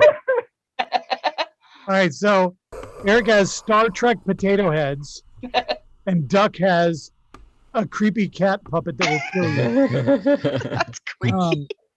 So wait, what is the I almost said the model, like it's a freaking Cadillac. It's Star Trek. Star Trek potato heads. Okay. All right. So, I almost said something really clever, but I'm glad I checked. Okay. So what do you think, Aaron? Who won the weirdest thing in their house off? Honestly, I have to go with Duck.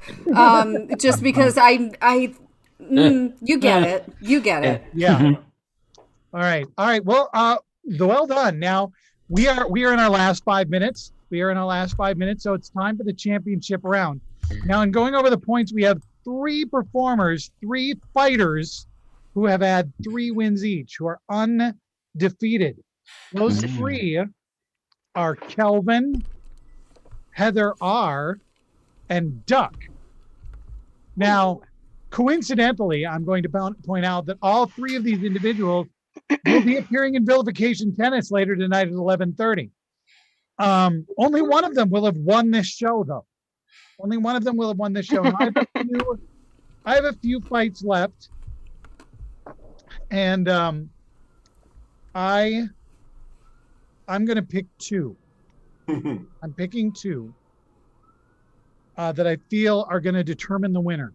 So, the first one is a melodrama off. So the 3 of you need to engage in a melodrama off. Go. You're not taking from this field anymore, Sharon. I've had enough. I am so sick. Every single time we do a show, Duck does a filter. Always with the cord. We know how to do filters. He's always doing. Don't be mad at me just because I bring the game, okay? What's wrong with wheat? Why is that white man talking? I'm tired of that white man talking. We need this every show. Share the stage, Duck. You people make me want to die. You're always trying to huck me away, Heather. I'm not standing for it. Kelvin was here. Kelvin's here? Since when? Look who showed up finally. I tell you what. Listen. I'm dead now. I will die. Yeah, I'm listening. Hurry up, Kelvin. Gosh. Say it. I could feel the world slipping away from me, and you people are still here arguing about whether or not Duck should be corn or not. Calvin, the world's been slipping away from you since the day you were born. That's time, and it's been pointed out to me because there was a tie, and because I can't math, Actually, Allison also had 3 wins. So I realized she didn't get to do the melodrama off. So here's what we're going to do. We're going to toss in an extra. Kelvin, I don't think you can play in this one. So that is fair. The extra round before our final round is a pet cameo off. You have 1 minute. Go. Eddie, here, come on, up here, up on my lap. Come on, buddy. Come on up. You can jump, you old man. Choose wisely. Come here. Come on. Yeah, that's nice. That's an exotic reptile for you. Ooh, what is that? Ooh, cute. Well He's done. crunching Well a done. snack. Okay, that's our pet cameo off. We only have 2 minutes left. I was going to have the last one be a princess off, but we all know that Aaron would have won that. So, Aaron, Aaron, you have seen our 4 undefeated performers engage in one more combat. Now, I think you need to consider not only the combat you just saw, but all of the combats you've seen up to now, and determine between Kelvin, Heather, Allison, and Duck who the winner of tonight's comedy fight is. And remember, there's no wrong answer, but only one right one. So Yeah, what do you think? thank you so much, Scoobs. It's been great being here. I just wanted to thank the Academy. I also would like to thank Kelvin for the cocktail that he made for himself in his melancholy scene, which I imagined in my head was antacids and RC cola. Wow. Kelvin wins. That was great. I want to bring all of our performers. Just reveal yourselves. You all did a fantastic job. I want to thank Aaron so much for being our judge tonight. This has been Comedy Fight. Whenever we can do Comedy Fight in a real theater, we're all going to look forward to it. I hope you all support Fearless Comedy in some way over the course of this weekend, even if it's just watching more of Die Laughing. Everybody, thanks a lot. I'm going to turn it back over to our host, James. Bring it on, James. Hi. There he is. Good to see you, James.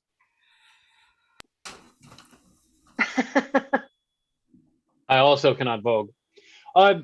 For those of you watching at home, we have an absolutely phenomenal show coming up. One of my favorites from Huge Theater. And I'll tell you more about that as soon as we have a commercial break. But before we do that, I am going to, well, I guess after that, I'll tell you all about the hosting challenge that's going on right now. Hi, my name is Tim Wick, and I'm the Artistic Director of Fearless Comedy Productions. Thank you so much for taking some time out of your weekend to watch part of Die Laughing Halftime. I hope you're enjoying what we're producing, and I hope it's giving you a smile, and I hope that you choose to support Fearless in the coming year. This last year has been a tough one for a lot of theater companies, including ours, and we're really excited to get back on stage in front of audiences.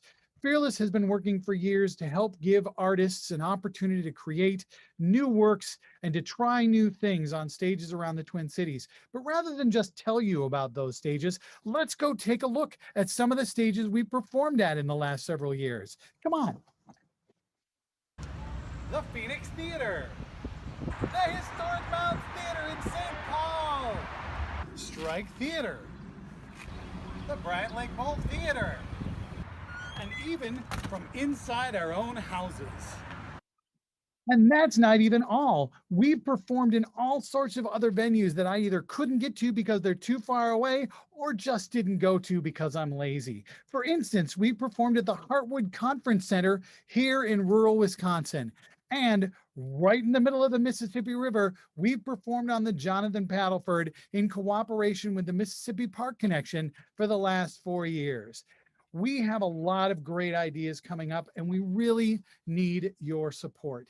With your help, we use that money to create shows like Fearless 5, where we have 5 different writers and 5 different directors create a show with a common theme. This year's theme was space, and we produced it online.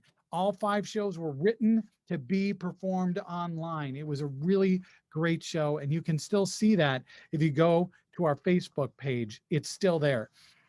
I am super proud of what everybody at Fearless does. And I am super excited for a company that works so hard to give emerging artists the opportunity to explore comedy in all of its many facets. Yes, we're going to be back on stage this year, and I couldn't be happier. But you know what? We've learned how to produce things online now, and we're not going to give that up. We're still going to be producing things online for people who maybe can't get out to see something on a stage or don't feel comfortable yet. I know how that is. But what we need is your support. Coming up later this year, we plan to be back on stage to produce The Bungalow Loft at the Historic Mounds Theater. We'll have a new installment of Fearless 5 on stage at the Historic Mounds Theater in February, and we have plans to produce Shakespeare's Much Ado About Nothing at the Historic Mounds in the spring. There's so much coming up, but we need your help to make it all happen. So do what you can. And if you can't do anything, I hope you just take some time to enjoy what we're doing online, because you know what? Making people laugh is what Fearless is all about. And if we can do that, that's enough.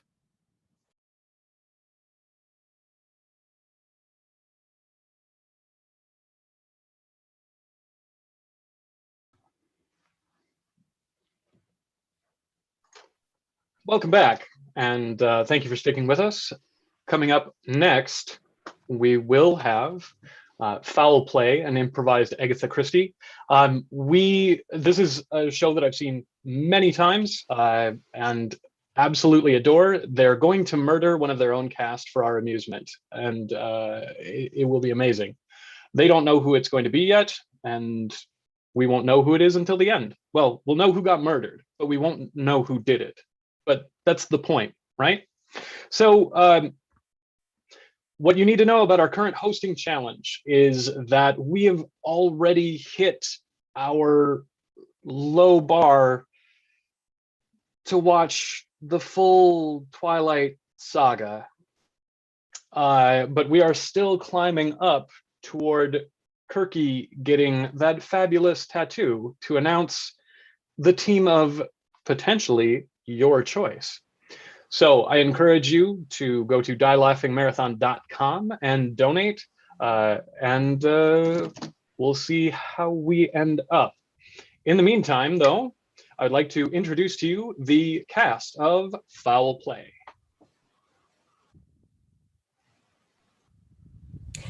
Greetings, and welcome to Foul Play, an improvised murder mystery in the style of Agatha Christie. We have graciously received your suggestions of some locations of areas that may have existed in the time of Agatha Christie, which is England around the 1930s or 40s. Without further ado, we open inside an eel pie shop. A fishy and crusty aroma is filling the air, and it is extremely warm, and flour can be seen everywhere. Oh, I have heard that these are the best eel pies in all of London. Isn't that right, Conrad? Yes, I heard really amazing things. I hope they're half as good as I'm told they are. Ah, what a treat to come into the city like this. You really should take me here more often. Oh, I know. I must. I truly must. It's so exotic. I mean, it's tawdry, like a set from one of those moving pictures, you know. Say that again. Tawdry. Tawdry. Tawdry. Tawdry. Oh, darling. Yes, my darling. It has been too long since we were here. Oh, I couldn't agree more. I am so sorry that all of this business has kept me so caught up. But I promise you, after next week, it will all be over. We can travel the world if you like. London will be nothing to us, Willa. Nothing. You're going to sell it all off? Well, yes, of course. I imagine the freedom. Oh, no more worrying about this silly estate nonsense. I mean, let's be honest, it's in the public trust. It's not like I can redecorate, so I might as well sell it to the Crown. Oh, the relief of it. How do you feel, Willa? Are you looking forward to it? This is what I love about you. I say I want something like traveling the world, and you listen. You listen instantly. Well, yes, of course. Just as I did when you suggested just last week that we get married. Oh, best decision I ever made. Well, no, yeah, that was definitely the best. The second best was to sell off everything. I'm so glad we found each other. I don't know what I would be doing otherwise. Now, where are all the workers here? If these are the best eel pies, that is not the best service. Oh, there's one now, Bill. Hey there. Sorry about that. We had some mistakes out back. How can I help you? Darling, I don't look now, but I would halfway swear he's an American. Well, that just means that he knows all the best eels, right? Well, yes, just because I'm American doesn't mean I can't. Doesn't mean I can't hear you. I hope you know that. Anyway, do you want a pie or not? It's so quaint. Yes, yes, we will take 2 of your finest pies, proprietor. So indulgent.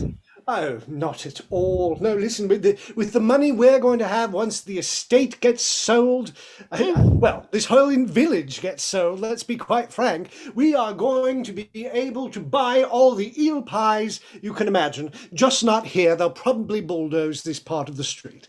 Oh, Conrad, just come close, come close. Sorry to interrupt there, but use that mustache. That yes, mustache. proprietor, what do you need? Oh. Sorry, it's just you, miss. You look familiar. I was just wondering if you had been down here before. No, It's a busy shop. I'll get right on these pies. Don't you worry about it. I probably just have a face that looks like it should be on.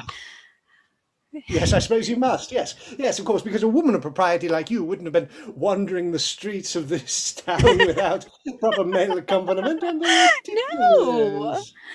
Oh, that silly proprietor.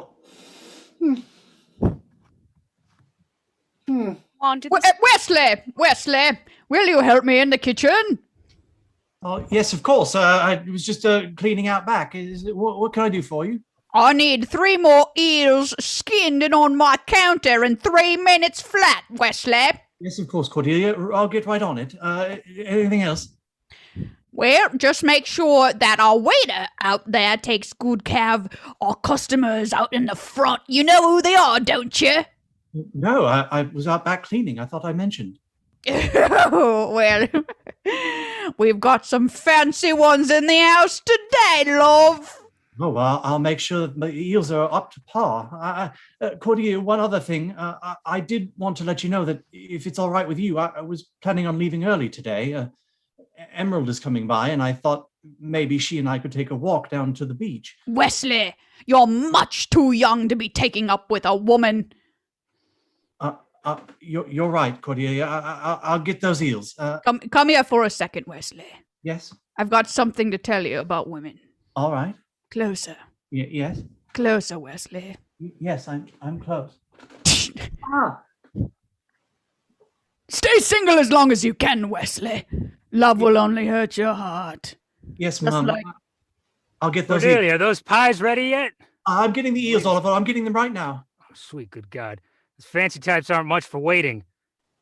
You know who they are, Oliver. Should I care? Well, you should in this case. They're the owners of the estate up the hill, and those owners who own the estate also happen to own the lease on this eel pie shop. Huh. Is that why that one lady, I've seen her face before? I feel like I've seen her around here quite a bit, but I just can't quite pinpoint it, you know? Something's... Yes, very well could be. She's known for sneaking around town late at night. Yeah, all right then. I won't Just concern make myself. sure they're happy. If they decide to sell, all of our jobs will be on the line. You hear me? Yeah. I got it. All right. You know how important this job is to me as well. All right. All right. I appreciate you giving me a chance, and I'm not gonna wreck it. Okay. You're a good boy, Oliver. You're not like that, Wesley. You're not seeing any women, are you? Let's just say that's not a problem with me, Cordelia. Excellent. All right. My darling sister Emerald, are you here somewhere? Oh, I thought you are I in. thought you were something else. Someone else. A person. I'm so glad I caught you and you're not sneaking around to see that boy in town. After our conversation about marrying below our class, of course I've taken in all of your advice and not at all continued seeing the boy that I loved with all of my heart. Oh, good. I knew you were utterly trustworthy and would never do any such thing. But I do have a bit of news for you. I have decided, yes, perhaps I'm going to sell the estate after all. There's the most charming little eel pie shop that we own the lease to as part of the estate, and I don't know that I want to get rid of it. You don't want to be rid of it? Oh, no, it's far too charming. No, I don't want to see it knocked down, put down some sort of vulgar urban apartment situation. Oh, thank God. I don't want it to go anywhere. What if the workers left town? It would be horrible for everybody involved. Of course. I mean, not that you have any personal connection to the place whatsoever, but I mean, surely you've seen it. It has such charm. Indeed. Nancy and I, the governess, have been doing eel pie Thursdays. I actually go by there once a week. Oh, how utterly charming. But what is this about selling the estate, brother? You just got back. I thought maybe did I you'd not stay. mention? Oh no, Willa had this idea, and it seemed a wonderful idea, frankly, at the time, but she had this notion that having just gotten married, perhaps you would do well to just sell the estate to the Crown, let them bulldoze the street with the eel pie shop, as they've wanted to do for years, and then just travel the world, squandering my fortunes for the rest of our natural lives. Did I not mention that? Davenport. What's that? Willa Davenport. Well, she's Willa Bumbershoot now, just as we are, of course. Did I not tell you I was getting married? I feel so daft. Oh, God, you put a ring on Willa Davenport. You were the one talking to me about not marrying below our class. Willa is a sneak and a crook, and she has had every man from here to Gloucestershire. No, I will not have you speaking of my blushing virginal bride in these absolutely horrendous terms. Willa Bumbershoot, your sister-in-law, is a beautiful, upstanding woman, and I won't hear another thing about it. You hear me? Not that I can stop you. You are thicker than that bristly mustache, Conrad. You'll never learn better. You've never liked my mustache? It's quite horrible. Right, I'm going to go have a sherry. Oliver. I'm coming. What do you want? Oliver, you nearly got me caught. Listen, okay? You probably should have warned me that you were actually coming to the shop today. All right? That's kind of on you. And then dolling yourself up so I could barely recognize you. What are you doing?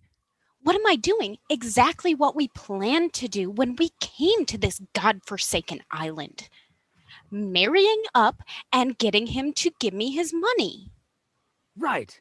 But you were supposed to let me know so that I could have this eel shop up and ready. This was one of the most important parts of our plan. All right, well, you can't just drop by willy-nilly and expect me to not be surprised, okay? Do you know how many men I had to find before I got him to marry me? And it had to be Conrad, did it? It had to be. All of the rest of them saw through me. Apparently, they can tell that we're American. Well, They're not all as dumb as he is. I mean, wouldn't call him dumb. Sweet idiot. I wouldn't have called you dumb, and you almost gave me away. Okay, well, listen, fine, whatever. It doesn't even matter anymore, okay? We've gotten past it, all right? You've got your foot in the door. If you weren't my brother, I would ditch you right now and just run off with him. Oh, you wouldn't do that to your old dear brother now, would you? A bit extra eel scraps. Oh, pardon me. I didn't know anyone else was back here. Wesley. No, I was just stopping by to ask. Yes, Wow, these Oliver. are so delicious. Oh, we're quite happy you're happy. Thank you so much, Oliver. The eels are ready and prepped for the evening. If there's anything else you need from me, I'd like to take the rest of the afternoon off, if that's all right. Usually want to double check with Cordelia, but you've been doing pretty good. I said no Yeah. one gets no time off. Is he talking about time off, Oliver? No, Cordelia, he's busy talking about working real hard. Wesley? Wesley, yes?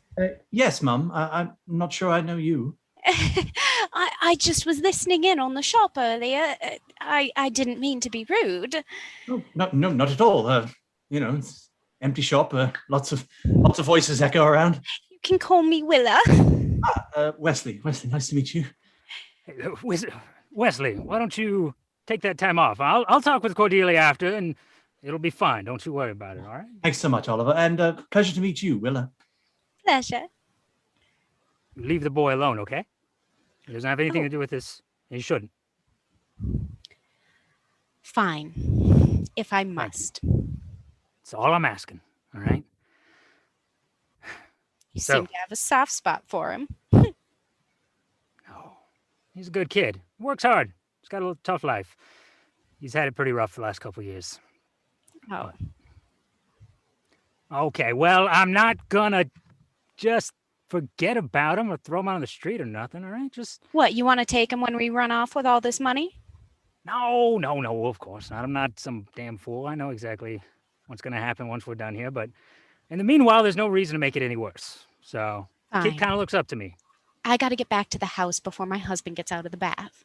and I've got to go explain to Cordelia how the hell I let that kid go without actually explaining it to her. So, shall we?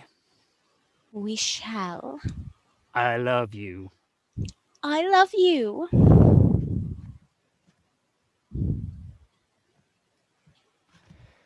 Emerald, I'm so glad to see you. I'm so sorry. I got tied up with my brother and, well, I still haven't told him about us, and I would really appreciate if you could just lay low around him and Willa and really anyone that knows we're connected. Oh, no, of course. I can do anything you want. I barely got today off anyway, so if you don't want to walk around in public, perhaps we could just sit behind the shop and talk for a bit. I suppose we've gotten quite used to meeting in the alley. Yes, it's just I so enjoy talking to you. It's been so long since I've had anyone to talk to. My mother and father died 2 years ago in that horrible accident, and my brother passed just last month. Yes.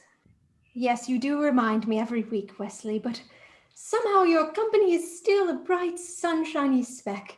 Well, I've always told myself that I have to have a positive outlook on life no matter what happens. And, well, Emerald, if it's not too forward of me to say so, you certainly do help in that regard.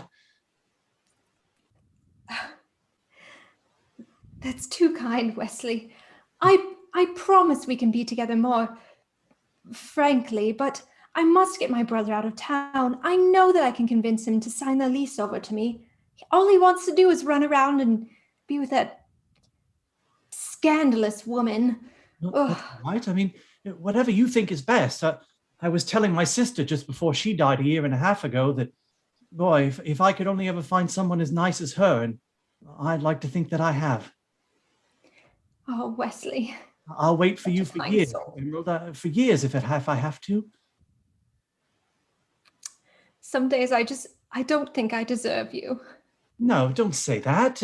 There are lots of things that you bring to our relationship as well. I mean, I don't want to say that you've got money, but I mean, you have, and that's a hard thing to come by in this time and age. And And also, if it's not too forward, you're the best thing that's ever happened to me. Yes, and I'm afraid of that. I'm a bumbershoot after all. My brother is terrible, and my parents were terrible, and I just might be terrible too. I don't know that you should be getting wrapped up in my family. No, not at all. It's nice to have a possible family again. Mine being gone and all. My aunt and I were talking just before she died 2.5 years ago that, family's the most important thing. And at the time, it really was. And I think that's true. I long for a family again, Emerald, and I want to make one with you. Oh. Well. Sir Conrad! Hello? Yes? I hope you don't mind me dropping by after visiting hours. Oh, no, of course. Come right in. Welcome to the Bumbershoot estate. Why, it certainly is bigger than anything I've ever seen in my life. Isn't it, though? Just. Yes, I'm only just getting tired of it myself, and I've barely left it in 15 years. Oh, I would never be tired of such a grand house, Mr. Bumbershoot. You'd be surprised. May I take your coat? I'm being so rude. Oh, well, you may take me hat. There you are. Very good, thank you. Thank you. I'll just set this on the divan, shall I? Oh, silly me, not even introducing myself. I saw you the other day, but you didn't see me. Hardly anyone sees me, seeing as I'm the eel chef down at the Eel Cafe. Oh, you are the master worker behind those delicious pies. Oh, I truly am in the presence of genius. Madam, the pleasure is all mine. Well, you do flatter me, sir. Well, no, I mean, truly, I've never had eel prepared quite so delicately. Well, that's the thing, sir. Not nobody knows how to just skin 'ems and cook 'ems like Cordelia does. No. Oh, it makes me so glad I have decided not to sell the entire street that your shop is on and give it over to the Crown. Perhaps I shall. I don't know. Well, you see, sir, that's exactly why I want to come and talk to you today, sir. You see, all I know how to do is to be an eel chef, sir, as I've never known anything else in my life. Just knows how to punch 'em out, skin 'em, and cook 'em, you see, sir. And if you sell, sir, I'll be out of a job.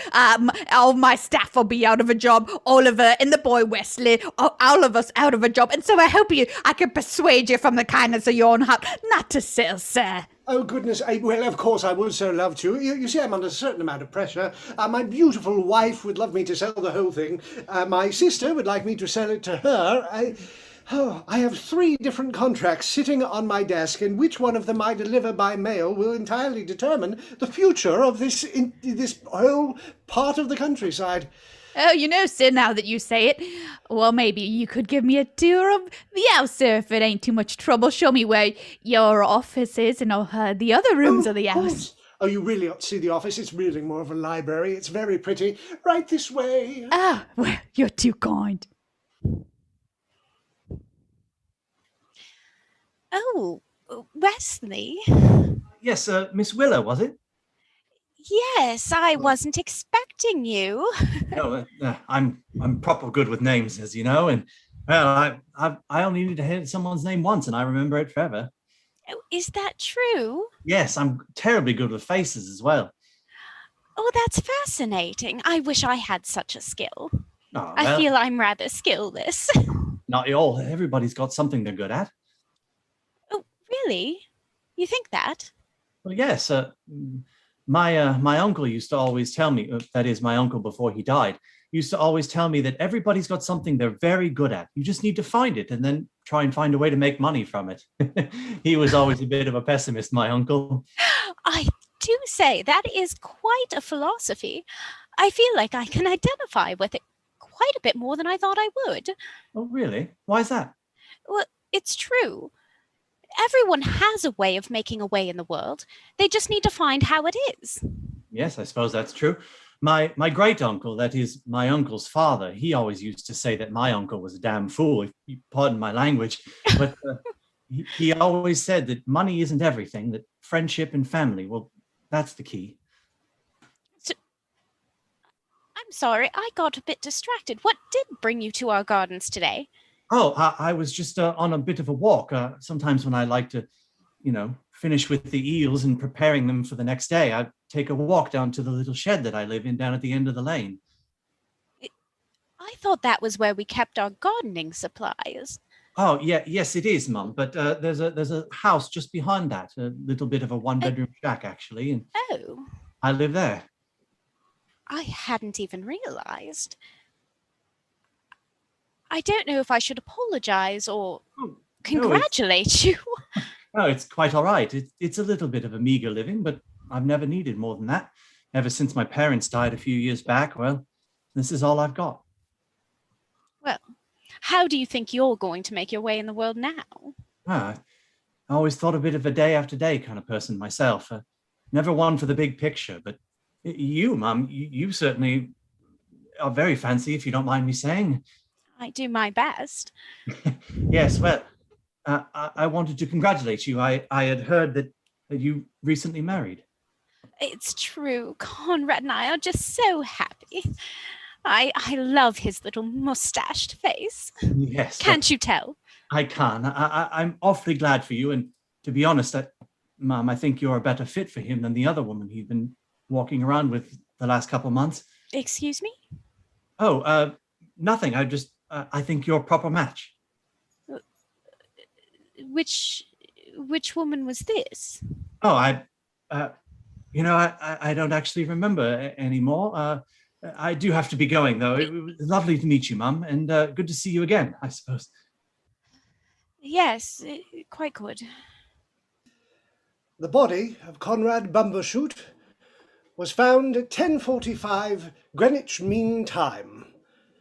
In his office, he died as he lived, largely clueless, but with a letter opener in his back, a still steaming eel pie on his desk, and all of his drawers entirely ransacked.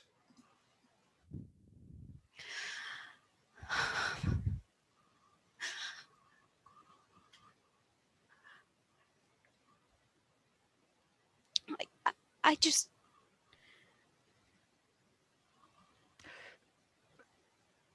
I can't, I'm sorry. I know that you put a lot of work into this. It's strange, I'm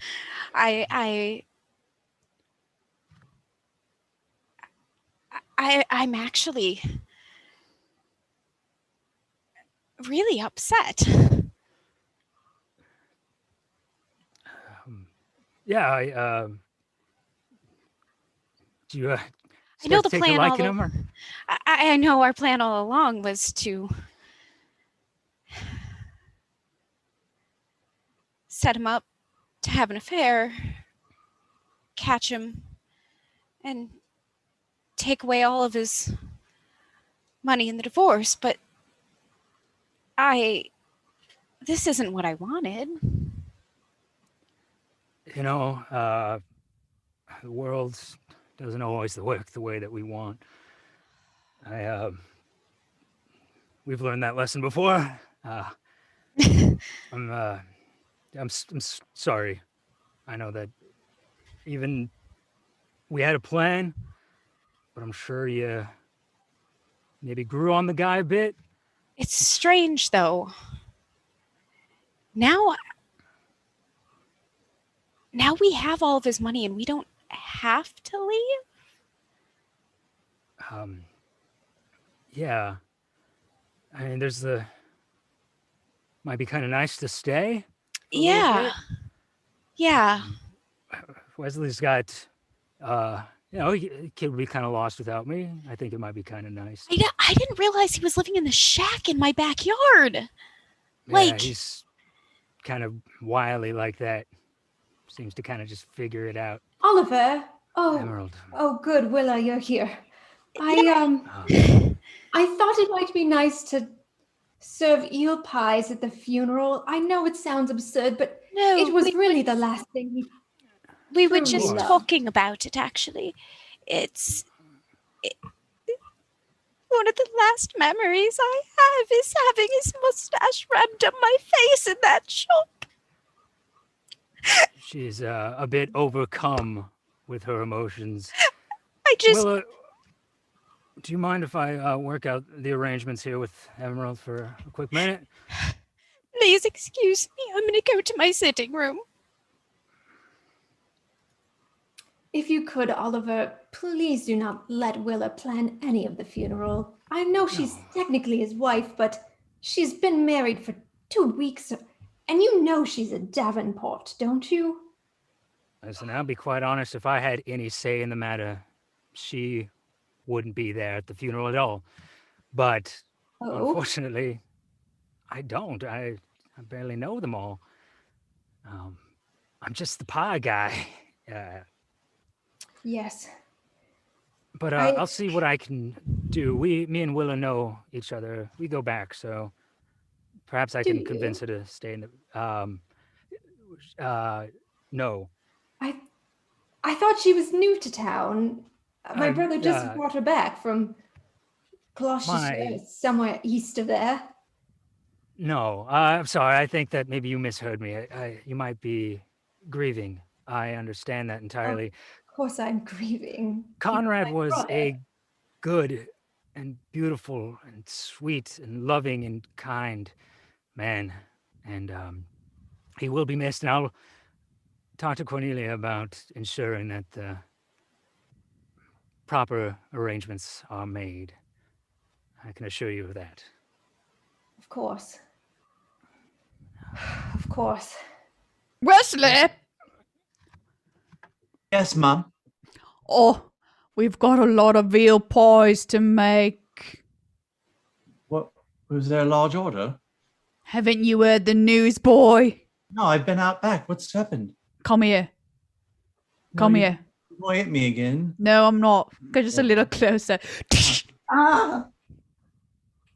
Conrad Bumbershoot's been found dead in his house.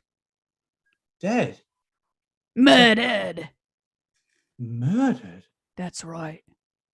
How did he die?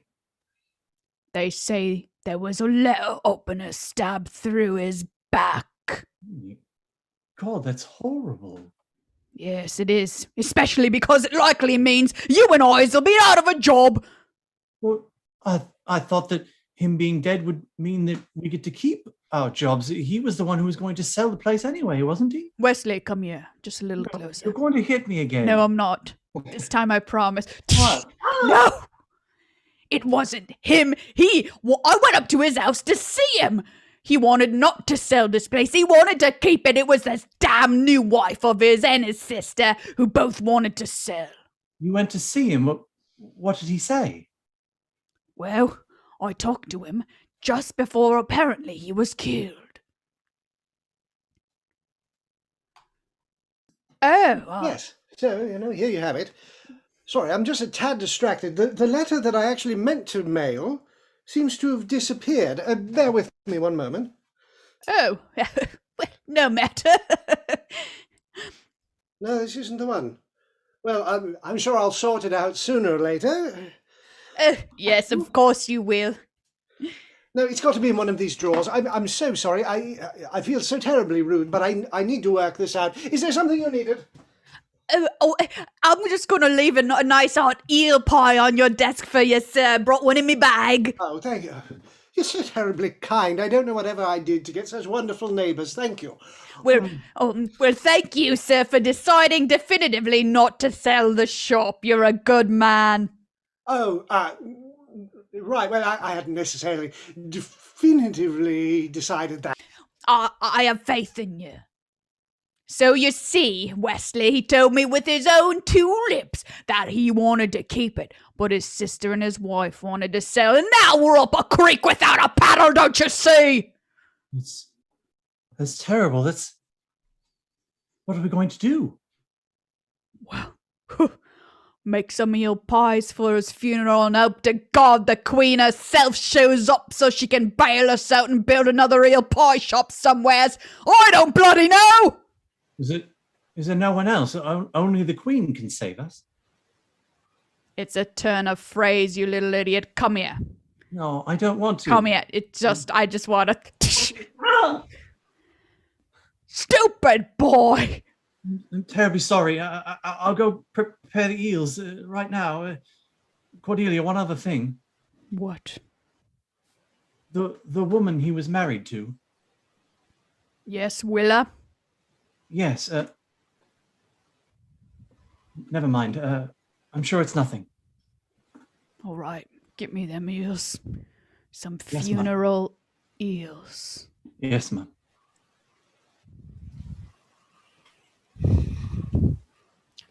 I cannot believe you've already started redecorating the library.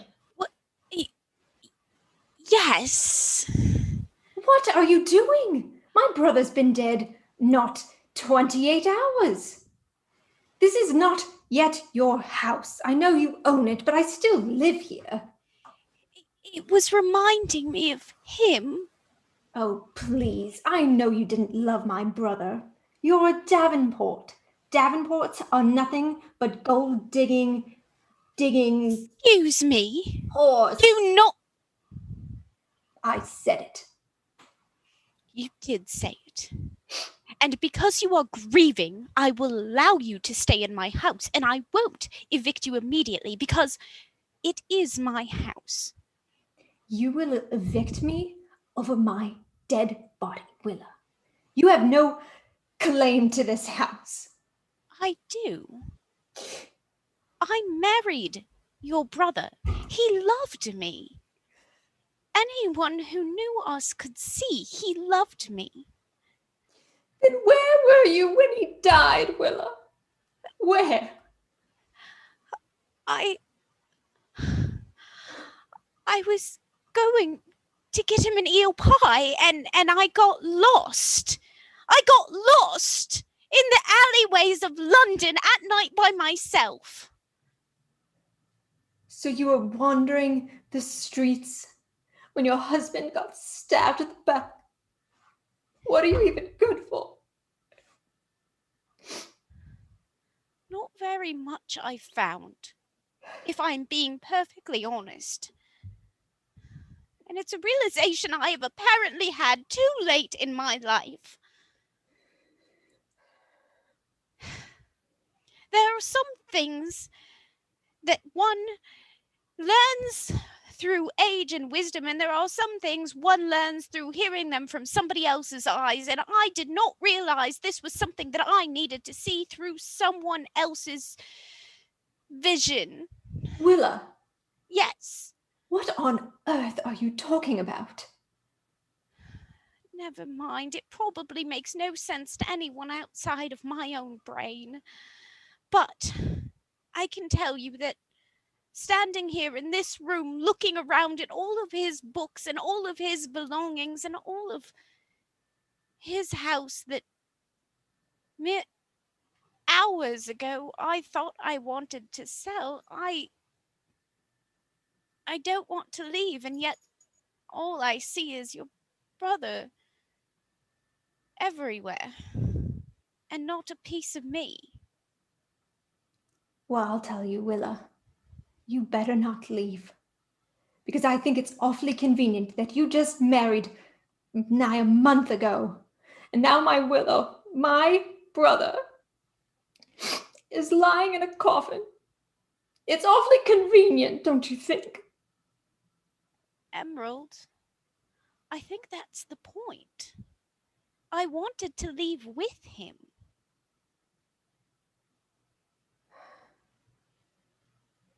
I suppose I'm just Where looking. were you anyway? You were over for dinner last night. Where did you go afterwards? I was walking in the garden on completely on my own. I did talk to my brother first. Oh, Emerald, I'm so glad you're here. Listen, who would have thunk my habit of sealing everything in my office in envelopes has finally come back to haunt me? Yes, Conrad. Well, I did a bit of reorganizing while you were out. What are you looking for? An envelope, a plain envelope that contained the version of the letter that I actually meant to send out. Because, well, you know, I hadn't quite decided whether to sell to you or to sell to the Crown or to keep the thing for myself. And, well, I need the correct letter to go out or the correct thing won't happen. Right. Well, the correct letter, of course, being the one with my name in it. Well, Conrad. So you see, I got a little frustrated, but then I just took a walk in the garden. He was still looking for the lease letter when I left. It's missing.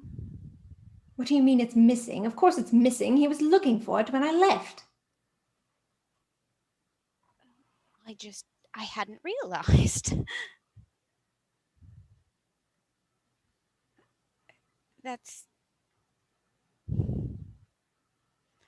I guess there were a lot of things that we didn't realize about each other. Wesley, are you still back there? Yes, I'm here. Oh, there you are. Sneaky little boy, aren't you? What's her name? She sent me to find you. My name's Cordelia. Cordelia. Sorry, my brain's a little frazzled right now. I've been I've been sleeping well. No, that's perfectly understandable, Oliver. I did want to thank you for always being kind to me. It doesn't look like we're going to be together much longer, and I wanted to say thank you. My cousin Martin, before he died 2 months ago, always said that you were the best one that he'd ever worked for. And, well, ever since he's been gone, I've been trying to pick up his slack around the shop. And listen, you've been doing your absolute best, and that's all we can really ask. And God, Cordelia got you pretty good there, didn't she? yes, it's all right, though. It'll heal. Oliver, I'm sure everything's fine, but I did want to ask you, when I came across you and Willa in the alley the other day, what were you talking about? Oh, well, there's no reason to concern yourself with that. Me and Willa are just two ships passing in the night, just getting acquainted in an alley behind an eel shop. No, that's or sleeping no. together. I just wanted to make sure.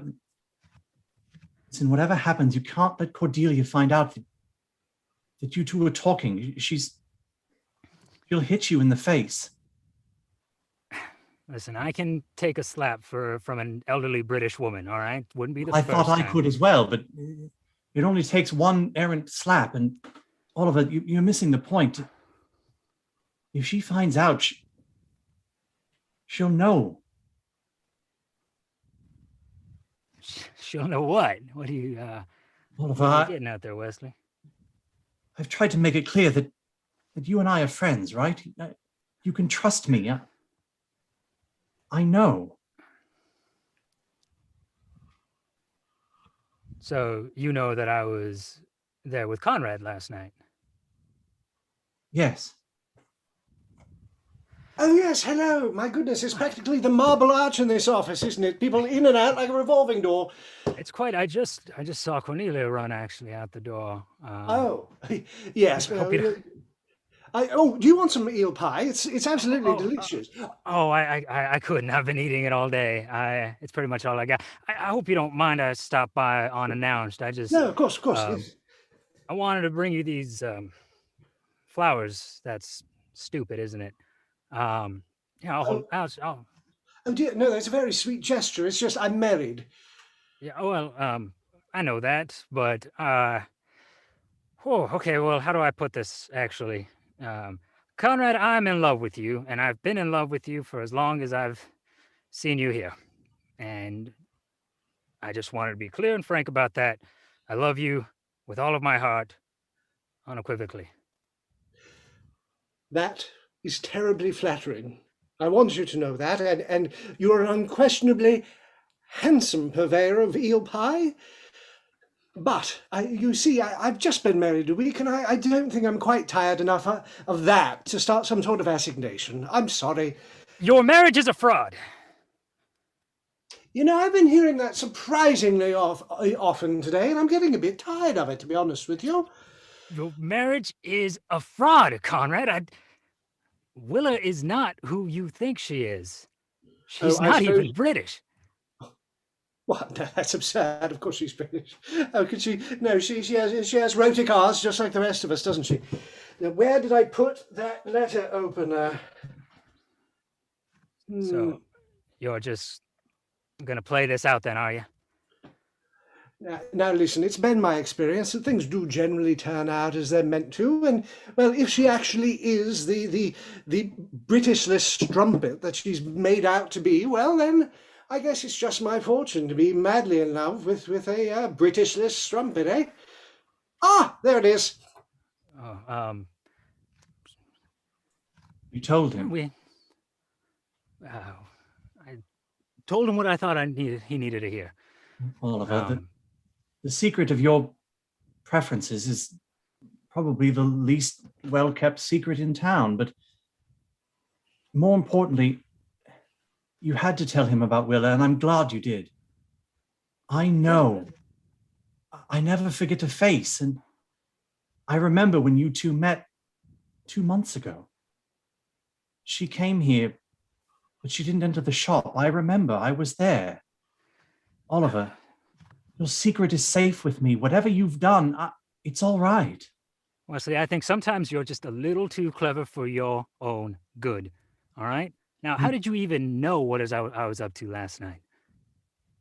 I can't tell you. It's a secret. But Oliver, you have to understand, no matter what, that secret is safe with me. You're going to be all right, Oliver. I think I hear Cordelia yelling loudly about pies. So I'm gonna go, Wesley, and be careful, okay? You as well.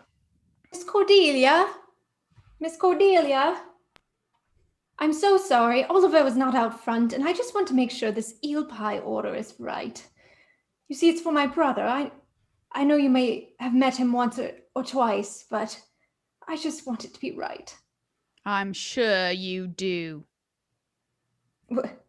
Whatever do you mean by that?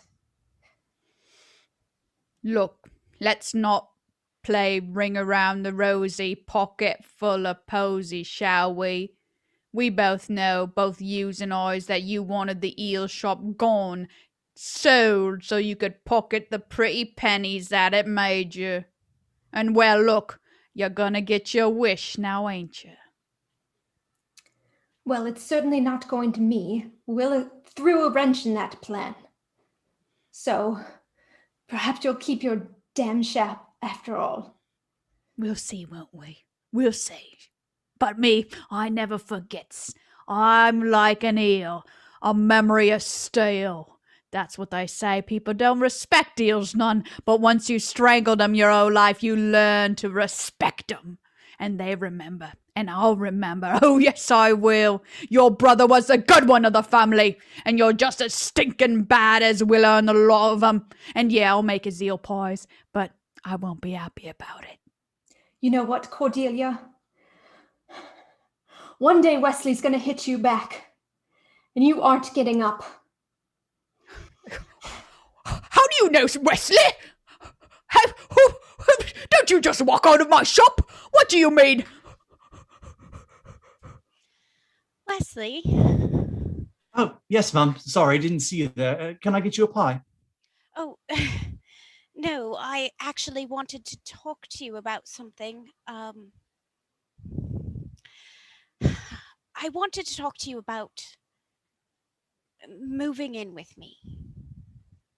Oh, well, that's very kind, but I don't think I could live in that big house, not with Conrad being gone and all. Well, that's kind of the point. Conrad is gone, and that house is going to be awfully lonely, and you have just that tiny little shack. It's all right. Before my cousin Mary died 1.5 years ago, she and I built that shack together. It was sort of a project we worked on. She knew that her brother, Martin, was sick, and, well, she knew that it was going to be the only place for me to live after he died. That is so sweet. Oh, you're making it harder, you know. Miss Willa, if it's all right, I want to give you permission to lose that terrible accent. What do you mean? I know you're from America. I remember you from 2 months ago, and the accent you've created, it's a bit muddled, and really, it's quite good. If I hadn't lived here my entire life, I'm sure I'd fall for it as well. It is not muddled. I am darn good at that accent, and don't you dare disparage it. I apologize. I'm sure you worked rather hard on it, and I didn't mean to disparage it. I wanted you to feel comfortable talking to me in your actual voice. How'd you figure it out, kid? Like I said, I remember you coming to visit here a couple months ago. You kept your visit very quiet, but I saw you pass. I never figured to face. I'm serious, though. This doesn't change that. You know that, right? Yes, family is the most important thing. My grandparents, before they died, they worked together on a quilt together, and whenever we would get together for holidays or any kind of weekend when I was visiting them, we would all work on it together. And my grandfather always used to say, family is the most important thing. I'm starting to realize that myself. Like, I never thought I wanted a family, more than I already have, anyway. But one of the last things that Conrad and I talked about was having a family. Oh. And you're the reason for that. Me? I was telling him, Conrad, I think we should adopt the kid. Oh my heavens. That I is know. impulsive. Listen, here's the trouble with that. You have to understand, I'm quite certain that he and Emerald have been... I know. And what's wrong with the strumpet? You love it that I'm your strumpet. Oh, I do. It's just, I can't quite warm up to him. There's something about his eyes. No, I've decided I'm keeping the estate for myself. And there's something about your mustache. What's that? There's something about your mustache. Oh, well, thank you. I've always thought so too. Distinguished, isn't it?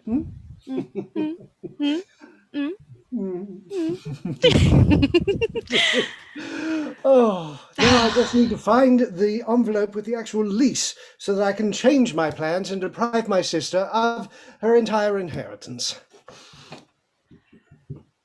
We could give it to him. That's what I was telling him, Wesley. We could give it to you. I know. As much as I would want that, it's more complicated than that, Willa. You have to understand.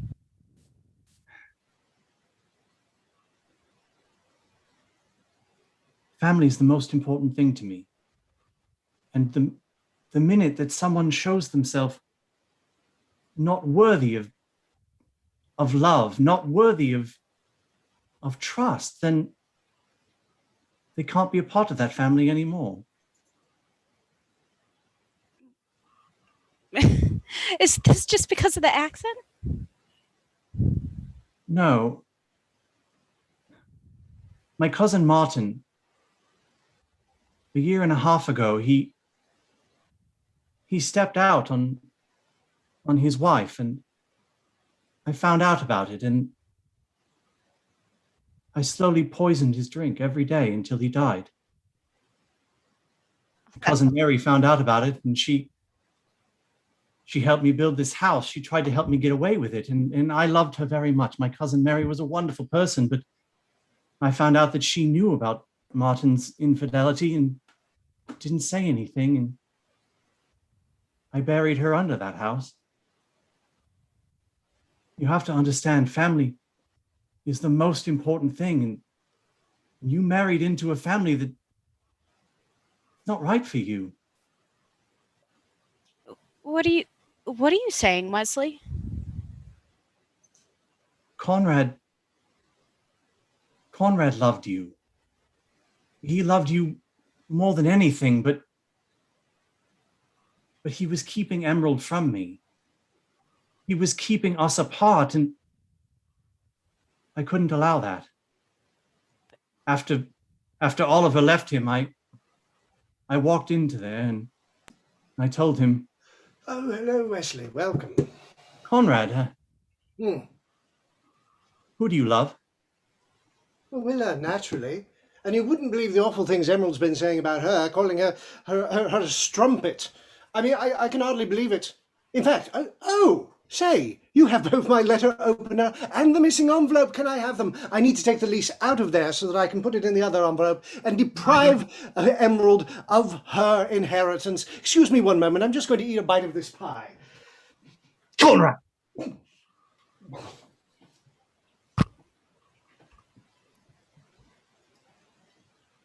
Family is the most important thing. And Willa, I'm terribly sorry, but you know too much now. No. Uh, We could be a family. I haven't done. No. No, Willa, Wesley. listen. Family is the most important thing, and once someone stops loving you, you're not a part of that family anymore. Don't make this ugly. Please, Willa. Please don't make me do this in a painful way. No.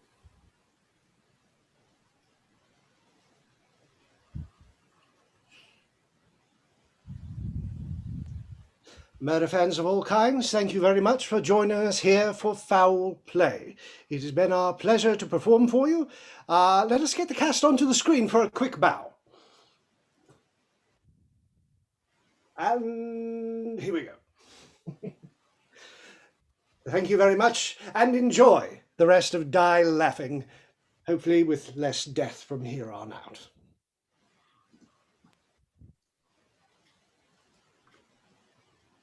Somewhat less death. A small amount less death.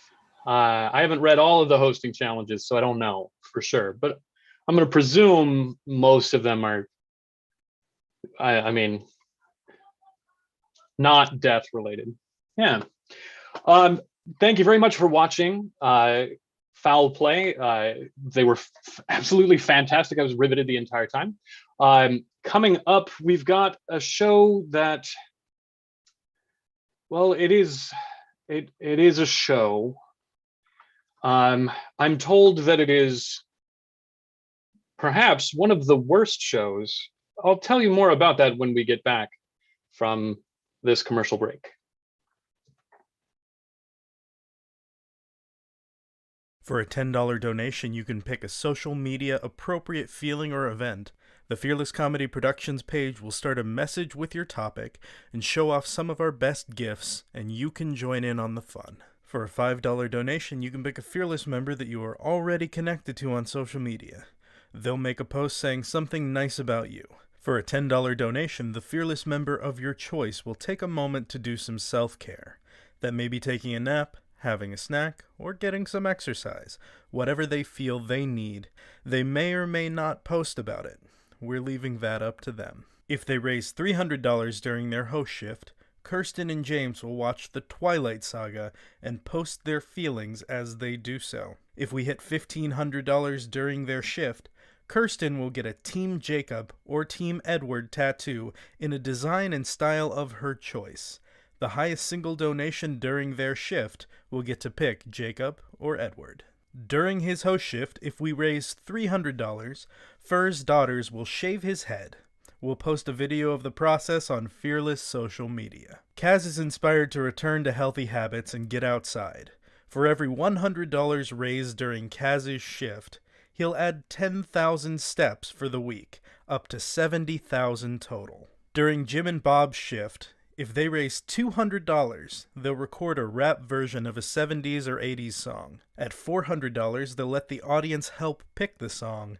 And at $1,000, they'll record a music video. Chris is starting a new character drawing. For every $5 raised during Chris's hosting shift, he'll add another element to that drawing. We'll post the final result on Fearless social media. If we raise $500 during Duck's hosting shift, he will shave his beard into a monkey tail beard. For every $10 raised during David's hosting shift, he'll add a push-up.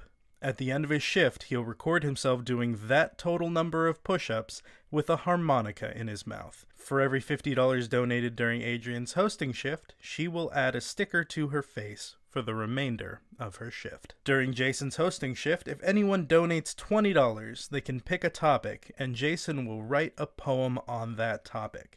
He'll record videos for each poem that we'll post after Die Laughing. For every $1 donated during Mike's hosting shift, he'll add a Lego brick to a spot on his floor. Once his shift ends, he'll record a video of himself doing a Lego walk across that spot, which we'll post on Fearless social media. For every $10 donated during Angela's hosting shift, she'll add another unicorn item to her video.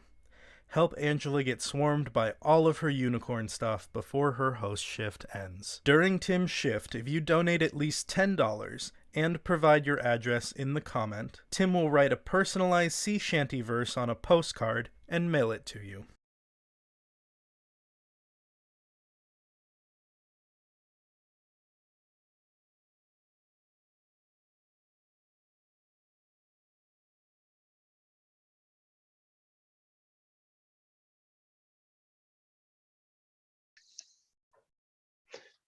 Appreciate you hanging in there for it. I hope you like the commercials that we have created for the benefit of Fearless Comedy. I know that I'm in at least one of them, so I feel pretty good about them. Coming up though, to expand upon what I said before the break, I'm fairly sure that what we are about to witness is in fact the worst. What is the worst, you might ask? And Webster's dictionary defines worst as a superlative of bad or ill, most severely or seriously. The most serious or unpleasant thing that could happen. In this thesis paper, so what we have coming up is terrible in the way that I think you will want to see. It is the worst comedy show ever.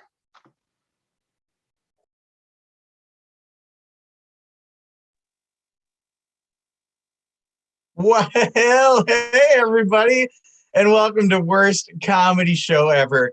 I'm your, oh, that's not even the right background. What am I doing here? Hold on a second. I gotta figure this one out. Oh boy. All right, virtual background.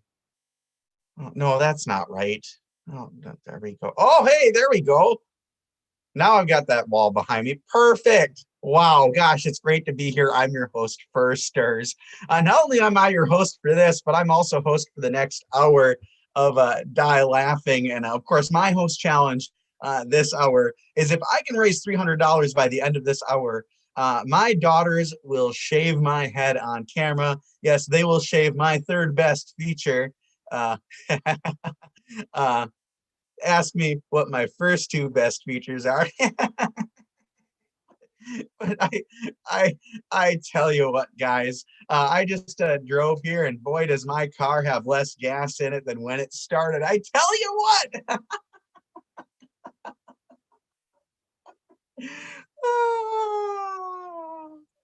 Yeah, but oh man, I'm really excited to be hosting. We got a terrible show for you tonight. Can't wait to share it with you.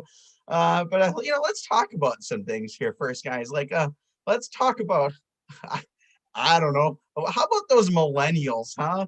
Boy, all these millennials are like, oh, can we please get some jobs or some monetary relief for all these horrible things we're dealing with? It's like, man, you didn't want to deal with this. You should have been trying to be born in a later time period, you snowflakes. Am I right? Oh, those millennials. I tell you what, though.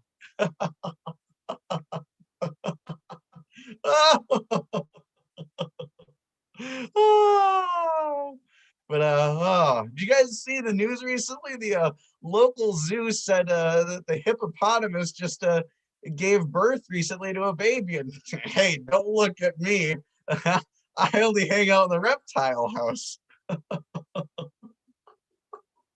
tell you, oh, I kid the pregnant hippos, though. I tell you what, I gotta say, guys, the kids these days sure are something else. It's like the other day I saw a kid.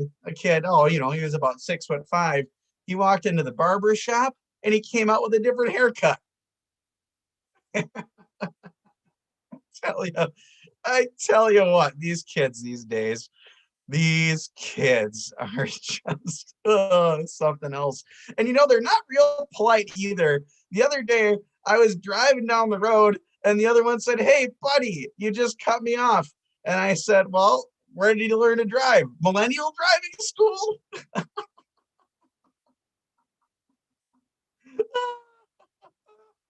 Millennials. I tell you what, though, guys.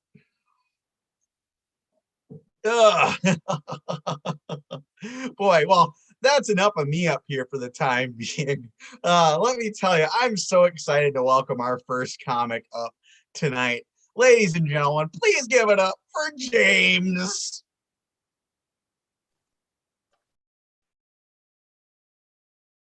Hi. So I was on vacation and I was not far away. I went to Paris, Texas.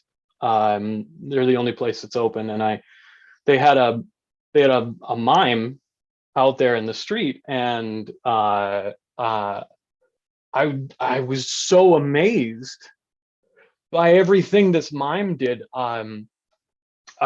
Since then, for like the last 2 weeks at least, I've been dedicating myself to mime memory, and I thought you'd get a kick out of it the way I did. Okay, so I'm gonna do some of the things that I saw. Okay, well, there was a box. He was in a box.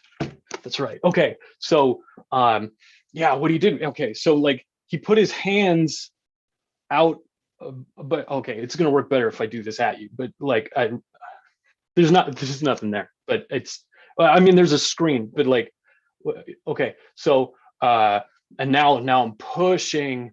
I'm pushing on that wall, right? That's there, but you can see through it. But it's a real wall, and it's a whole box. I think it would be. Let me see. Like here, yeah. The box has to be taller, right, than me. Because if I do this, you're like, well, your head's sticking out of the box. But maybe I'm stuck in the box. Maybe my head is just poking out at the top of the box. It's the hole in the top of the box. Yeah. Okay. The next thing was rope. What did he do with the rope? There was some kind of thing. There was oh yeah, like it was like the lasso thing, but he wasn't moving his feet. Well, he was moving his feet. Okay, so like his feet weren't like stuck or anything, but like he did like a lasso and then whoop, threw it around somebody, and then I thought of like, okay, when I was watching it, I thought when he pulled on the rope, right, like it was gonna move the person, but instead he fell forward. I'm not. This desk is pointy. I don't want to. So okay, so but like pulling on the. Also, you don't know who I'm throwing it at all of you. That's okay. Yeah. Okay. So this is what I'm gonna do. I'm gonna throw the rope at all of you. And you just pretend like there's a rope around you. Okay. And then I'm gonna pull on it, and then I'm gonna go like I fell, and that's. You'll know that I fell. Okay, so do the rope thing. Okay, I've got you. I've got you in the rope. I've got you in the rope. Okay. All right. See, it's amazing. Yeah. Okay. What was the next thing? The next thing, I watched him play with a ball. I don't know what kind of ball it is. he just had like a ball or a balloon or something, but I couldn't see it, so I don't know. I don't know what kind. I don't know what it was. I'm sorry. I'm terrible at ball. Like, okay, so like I was on the basketball team, but I was the equipment manager. So I mean, I kind of know what a basketball looks like. But I don't know where I'm gonna get a basketball. It's fine. It's fine. I'm going on. I'm moving on. We're going forward. Walking a dog. Oh, it's perfect. It was just like this. And he's got the leash in front of him like this, right? He's got his hands down like there's a little dog, and he's just trailing after it, right? And then the dog, okay, so like he does this, and then you see it makes it look like the dog is pooping on his shoe. I was losing my mind. Oh, I'm supposed to have the leash still. Okay. All right.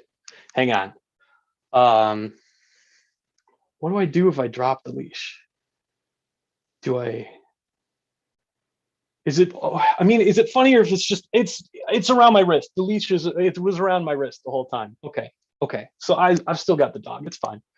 Dog's okay. Okay. But that was the dog pooped on his shoe. Okay, so I'm gonna let the dog go, right? Wink, right? I'm gonna let the dog go. I'm gonna take it off my wrist. Be irresponsible. Yeah, it's funnier that way, right? Like if I'm just totally like don't care about. That's not that funny. If you're just letting that dog go, that's kind of mean. I mean, he gave the dog to a kid, okay? But like, I don't have a kid. Yeah, all right. So, here's a dog. He leaned on something. He made like this, okay? But the way I'm moving my feet makes it look like I'm leaning, but there's nothing there. There's a wall here, but like it makes it look right, like I'm comfy on nothing, on something, but you can't see it. Yeah. That's the one I've worked the hardest on, so I hope you like it. But I got a bunch more. Fishing. This is kind of like the lasso thing, but instead of like falling over right away, he got it stuck in his ear, and then he's like pulling on the. I don't have the coordination for the thing, but like he's pulling, and then and then he gets it out, and the audience cheered. So hold on. Okay, so I'm gonna do that. You cheer, and then I'll tell you what happened next. Okay, so like it's like ow, it's stuck. Ow. He wasn't talking. I don't know why. But he's like ow, it's stuck. And then he hands the pole to someone. So take this, right? Okay, and then he's like and then from his pocket he got like a knife or something, and he pretended like he was cutting off his ear, the whole ear, right, so that he could take a look at it. And then he took the hook out of the ear, like real careful that he's looking at it, and then he licked his ear and stuck it back on. I don't think that works. I don't think it's just gonna stick. So, I mean, but just imagine, like, what if it did? What if that worked, right? So then he's got the fishing hook, right? And he just lobs it way out there, and and then he falls over because the fish takes the thing, but he like scooted along the ground. I don't have room here to like scoot, but he was like dragging along the ground like this fish was pulling him, and then he let go, and he was at the edge of the fountain, right where the fish was the whole time, right? Yeah, it was behind us, so I didn't see it right away, but it was amazing. Yeah. What did he do next? I wrote all these down. Climbed a ladder. I don't know why that's funny. I liked it though. I liked it. It was good. Eating a messy burger. I'm actually I'm kind of hungry. But I've got like a toy cheeseburger. I've got this little guy, but I don't want to eat it. I don't even think that would be good for me. But also, it's real cute. I don't want to. I have trouble with cute food. I got trouble with cute food because I don't want to ruin it because it looks really adorable. Like a baby. I don't want to eat babies either. I mean, I guess depending on what kind of sauce it might have or something. All right, never say never, okay? But I don't want to eat this, right? Okay, yeah. So I'm not going to eat a messy burger. Well, I'll eat a messy burger after this, but it would get in the way of everything I'm doing. I don't know how you. It's like if somebody asks you where the button is on the PlayStation, right? And you have to look at it. I don't know how I hold a cheeseburger unless I guess. Okay, so I hold it. Well, I'll figure it out. I'll bring it to you next time. Thanks so much. Wow, let's keep it going for James, everybody, the world's worst mime. Let's hear it for him. And, let's hear it for all the fearless performers this weekend. My God, we're doing a lot of great things. We're out here. They're out here to put on a heck of a show for everybody this weekend. So you don't even have to leave your house to get the laughs. My gosh, it's just something real special.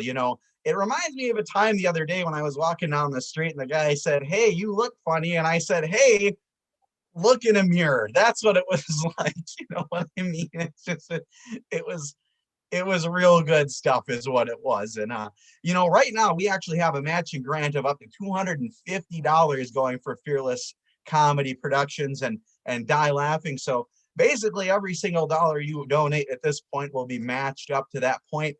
Real easy to get me to shave my head at that point, which, if you want to see an 11-year-old and an 18-month-old, well, really 20-month-old shave a grown man's head, well, just hit that donate button and fire away. And, speaking of an 11-year-old, let me be the first person to ever introduce your following comic this evening. Ladies and gentlemen, please give it up for 11-year-old wunderkind comic, Ophelia. Hello. Well, I just drove here and boy am I wanted by authorities for driving without a license because I'm 11.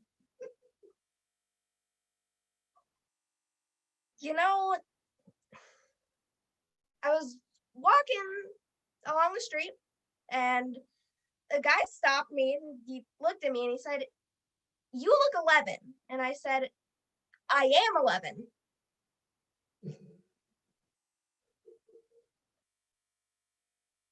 And, while I was walking down the street, I saw the mall, and that reminded me of this one thing. Going to the mall with your wife, am I right? I mean, actually, am I right? I don't know. I'm 11. I'm not married.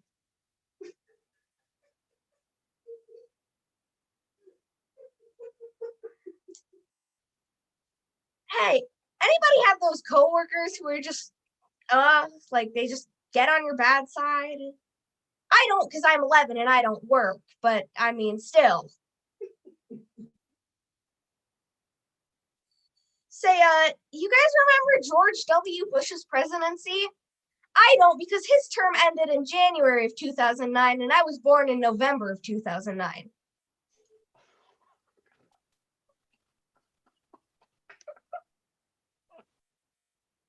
Hey, that reminds me. You guys know when you go in to pay taxes? Because I don't. I'm 11.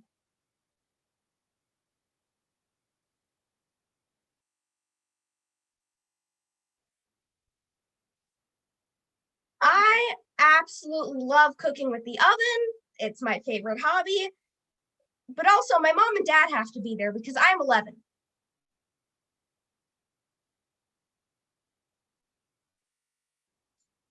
Speaking of driving earlier, gas prices are pretty high recently. Am I right? I mean, I don't actually know because I'm 11, but I can say that I know because that's funny.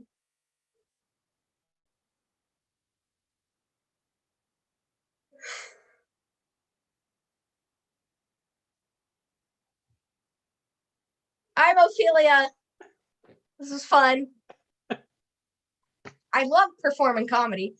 Now I really have to go because the authorities are still after me for driving without a license because I'm 11. Let's give it up to Ophelia, everybody. Wow, what a heck of a job. I don't know what she was doing on this show because she was funnier than anything us grown-ass adults are going to put up here this weekend. That was incredible. Oh, why is an 11-year-old making a George W. Bush? Anyways, brilliant job for Ophelia, and let's hear it for the rest of our comics tonight. It's been great, and let's hear it for the rest of Fearless Comedy Productions as well. Again, we do lots of fantastic things, a lot of great opportunities for everybody that comes along to do things. They write shows, they produce shows, they direct shows. It's a lot of fun. Fearless has given me a lot of opportunities, maybe not necessarily well deserved based on what you've seen tonight, but I'm still doing things and they still have me around. So let's give it up for Fearless. And speaking of Fearless and things that should be giving up, let's hear it for your next comic tonight. Ladies and gentlemen and others, welcome Aiden.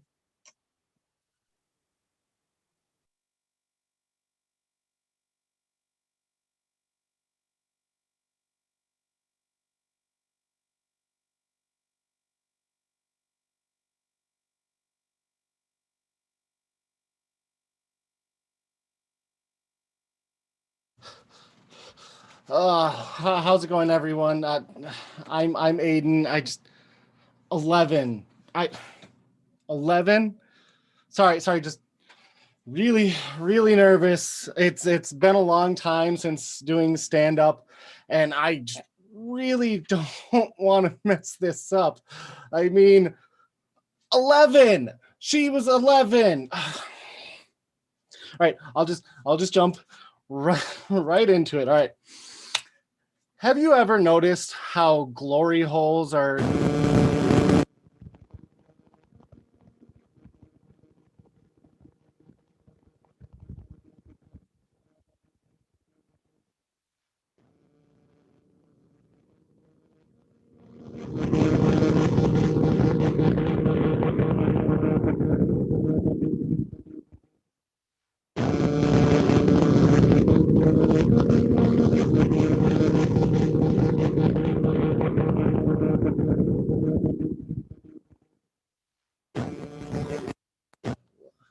the heck? No. Sorry. Where was I? Oh, right. Kilts are not consent. The heck? Why would my lights just turn out then?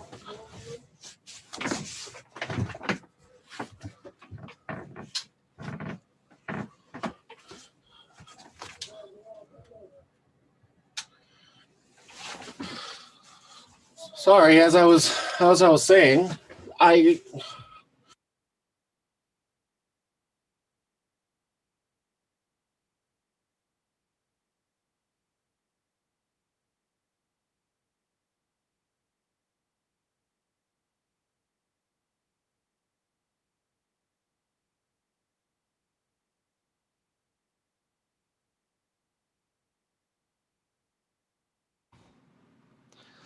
Oh, so I got a mask collection I'm going to show you here.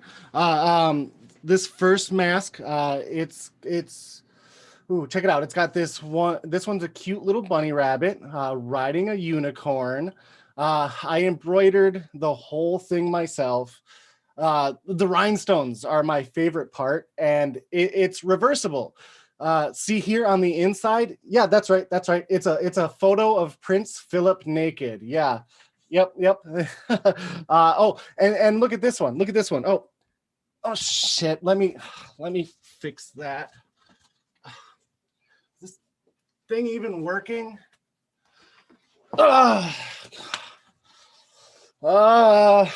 I'm screwing this up.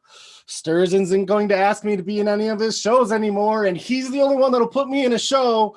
And all right, let's calm down, Aiden. All right, you got this.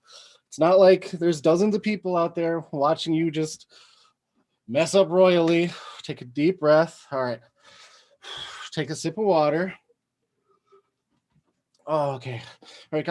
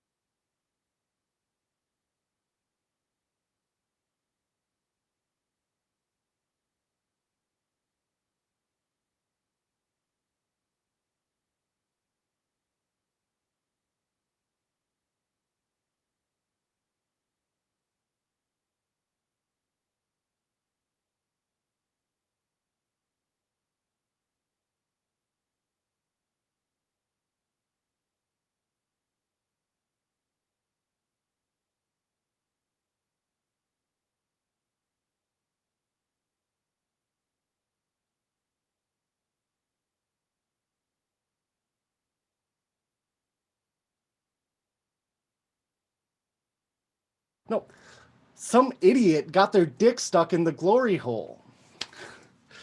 All right. Thank you, everybody. Thank you, Fearless. I had a horrible connection. Back to you, Stirs. Well, let's give it up for Aiden, everybody. I would say that I'm really sorry you missed out on most of that, but let's be honest here, you probably got the best parts of it anyway. So yeah, let's hear it for him.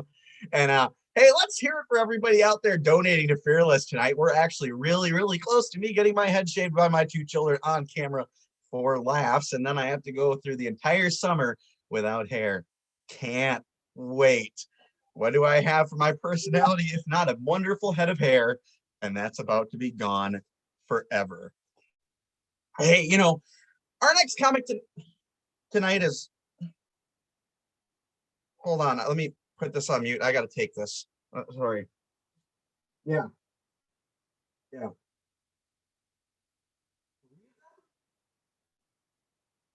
no, I can't. Well, let's see.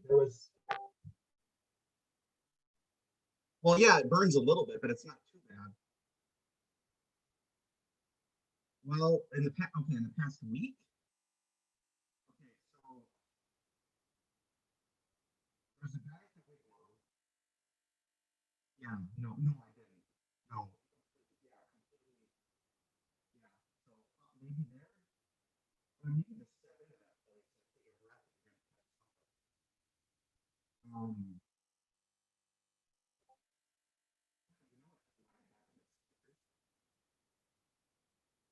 yeah, I mean, everybody shares everything. You know, you don't really need to put it anywhere to something on it. No, I haven't been on Tinder in like a year.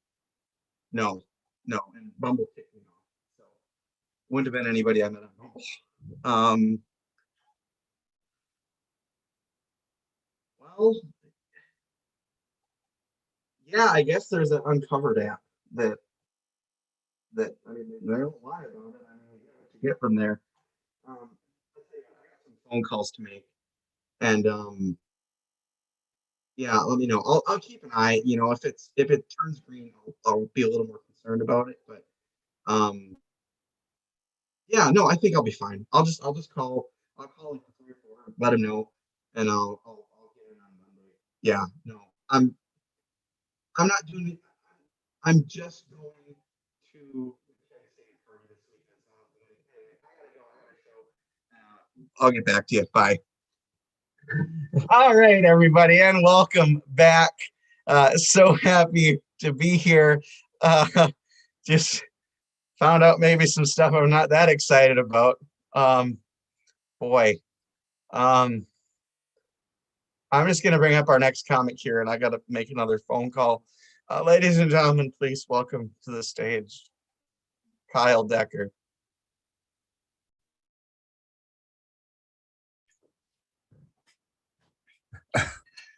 Hello, everyone. I was going to make a joke about just driving here, but everyone else did better ones than me, so I'm just going to get going. Who here likes impressions? Everyone likes can't do crowd work anymore.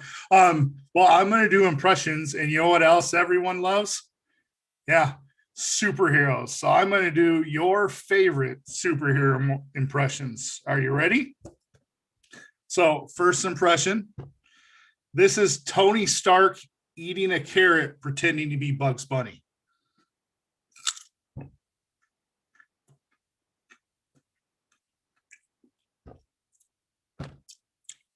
What's up, Doc? Iron Man eating a carrot, pretending to be Bugs Bunny. Oh, that's good. Finish that. Okay. All right. Next impression.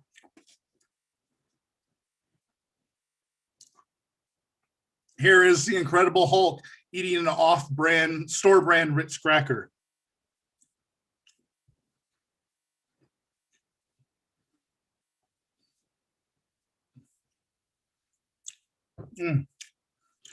Hulk not think that is good as Ritz, but okay.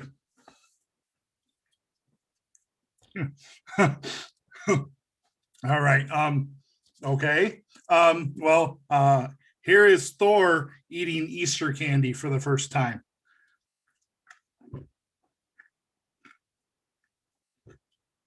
By the halls of Asgard, that is delicious. What?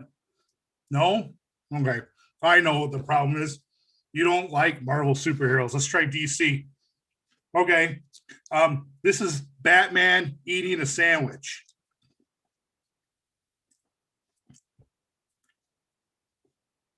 I was peanut butter. I made a mistake. I don't know. Hold on. Oh. Okay. Sorry. Joker's doing what? Okay. Batman eating a sandwich. Okay. Batman, Joker, Gotham. Yeah, right. Gotham. I think that's how they do it. Oh boy. Don't ever do peanut butter in your act, folks. Why'd I do that? I'm sorry.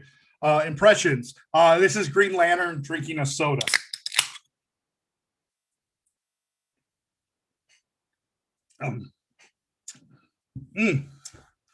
I'm going to do the Green Lantern oath now, if I remembered it, and then go save the galaxy from aliens. Green Lantern drinking a soda.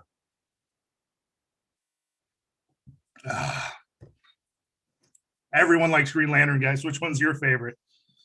Mine's the one that has the ring. He's cool. All right. So this is Robin, the boy wonder, boy wonder.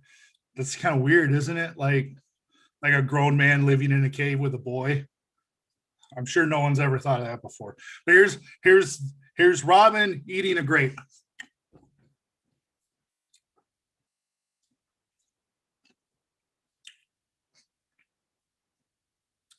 That's a yummy grape. And I do acrobatics, and my parents died in a trapeze accident. I'm Robin.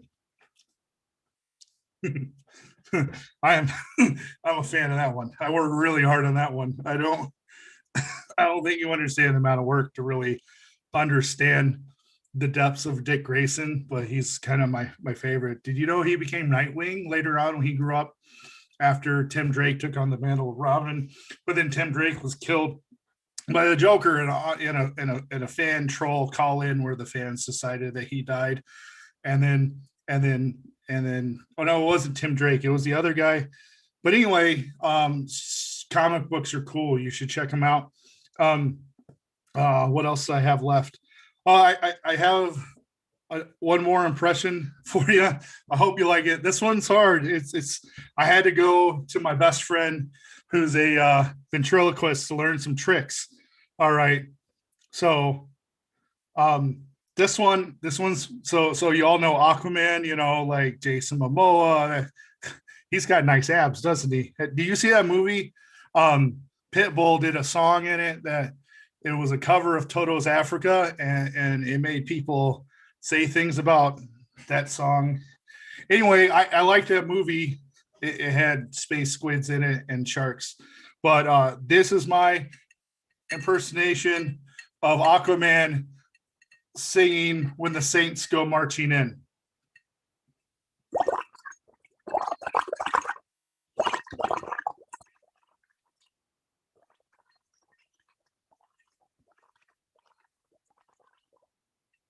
You get it? Because he's underwater with the bubbles.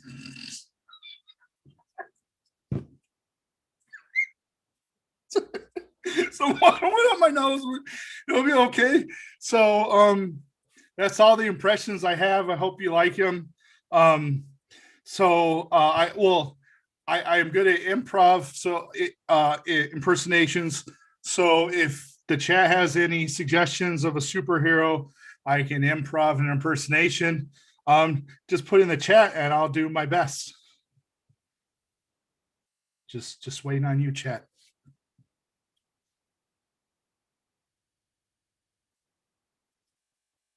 Scarlet Witch. Okay, this is Scarlet Witch eating a blueberry. Oh no, I committed war crimes. I should be in jail. Scarlet Witch, everybody. Ta-da! I'm Nightcrawler. Sometimes my actors use an accent when they play me, and sometimes not, because I am a mutant, sometimes played by an Irishman. Nightcrawler! I'm so good at this. Y'all should try impressions. They're a lot of fun. I don't have anything else. I'll take one more suggestion from the audience, and yeah. Dark Phoenix. Okay. I'm crazy space lady, and I'm gonna eat another blueberry. Okay. That was good. You eat lots of fruits and vegetables. That's all I got. You all have a great evening, and yeah, Gotham. Wow, let's give it up for the impressionist Kyle Decker, everybody. That was absolutely incredible. Oh man, but I tell you what, we had a wonderful show tonight, and unfortunately due to some legal issues, our last comic tonight isn't allowed to be on the internet right now. So I'm gonna do a little bit more time, if that's okay. You know, hey, how about I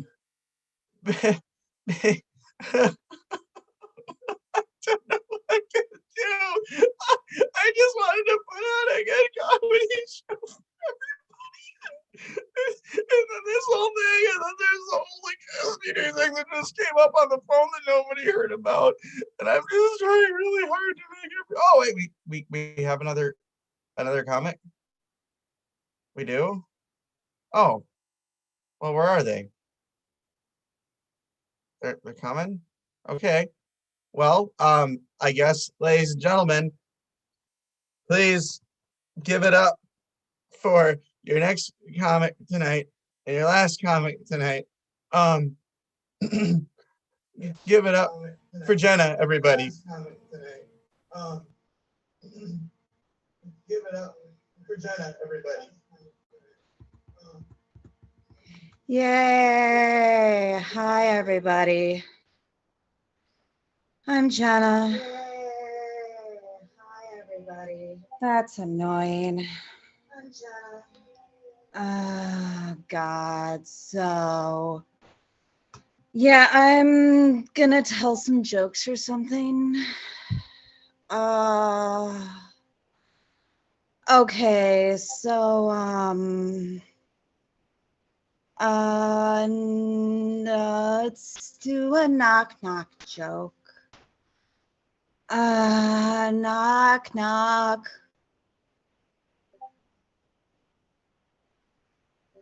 You're supposed to say who's there. Fine, I'll do your part too. Okay, starting over. Knock, knock. Who's there? Two. To who? No, it's to whom?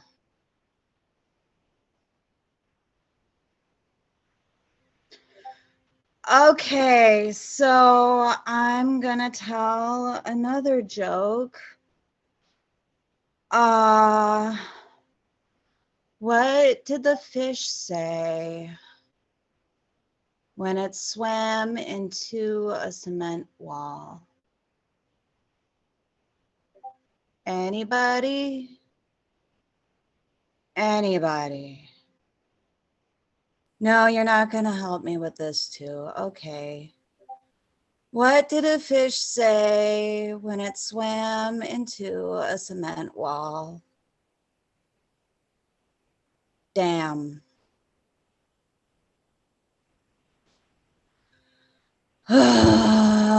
Let's see. Okay, I have another joke, I guess.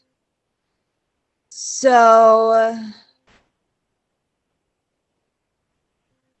what do you call a ship at the bottom of the ocean that shakes a lot? Anybody?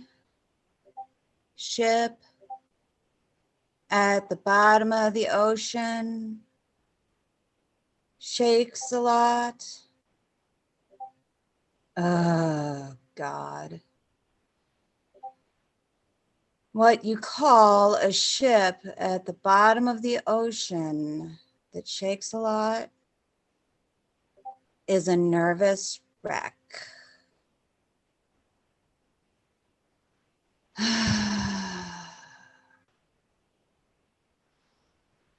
All right, I'll tell you another joke. So, like, what is the strongest fighter in the ocean? The swordfish.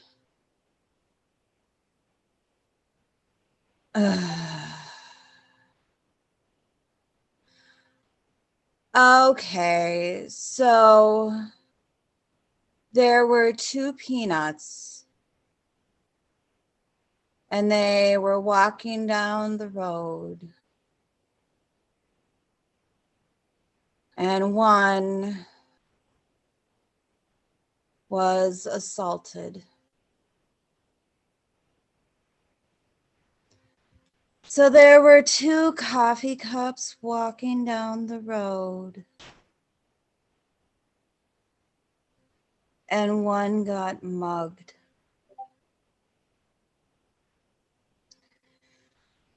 There were two shopping centers walking down the road. And one was mauled. So, like, I think that's probably all I can think of right now. And I know I'm hilarious. So, yeah, I can just feel your applause from here. Okay, thank you. Wow, let's give it up for Jenna, everybody. Man, a woman comic, who'd have thought? It's so what a unique situation, huh? All right. Oh, I'm so excited, guys. We just found out that the court order banning him from the internet has been overturned for tonight only. Got to thank his parole officer for this one. Ladies and gentlemen, for your final performer tonight, please give it up for Joshua Thielen. Yeah, we gave it up for me. I found my fork, everyone. The doctor said that one fork a day is all you need to eat a meal. Yeah. So I was walking around and there was this lovely person who came up to me the other day and they said, "Hey, Josh, I got something to tell you." And I was like, "Oh, what is it you have to tell me?" And they're like, "There's a thing that I'm going to tell you. And it's basically like kind of an awesome plan to do things." And I was just like, "Oh, things? Are we really going to do them like together or by ourselves?" And the guy's like, "Well, probably." So moral of the story is basically the doctor said, "I've got cancer." Yeah. But that's small beans. At the end of the day, I'm back on the internet. And so I've been working on this new thing with making the internet work better, but in a way that's kind of like understatedly better because, you know, I was better before it was better. And so there's going to be like a second internet 2. And so on internet 2, what we're going to do is we're going to have a faster version and the memes are going to be funnier because that's what you do with good memes is they give you the good laugh and if they're laughier then they're funnier and so like I kind of worked with some guys on this and we figured out that let's back this up a little bit. So basically what we're going to do is we're going to design a new internet that's going to be kind of like an under like less dark web, more like light web. We're going to run the light web. And it's how do you even begin to describe the light web? I mean, it's going to be like cooler, brighter. The news stories are all going to be uplifting. And then the punchline is like, it's the internet too. So pretty much like, I guess what I'm saying is this was just kind of a strong emotion, knowing that we were going to be kind of working together to form the strongest bond of the light internet. And for the light internet, it's going to be like easier on your computer. And yeah, man, I think that's it. Oh, and a dog crossed the road because he wanted the bone. I think that's it for me tonight, guys.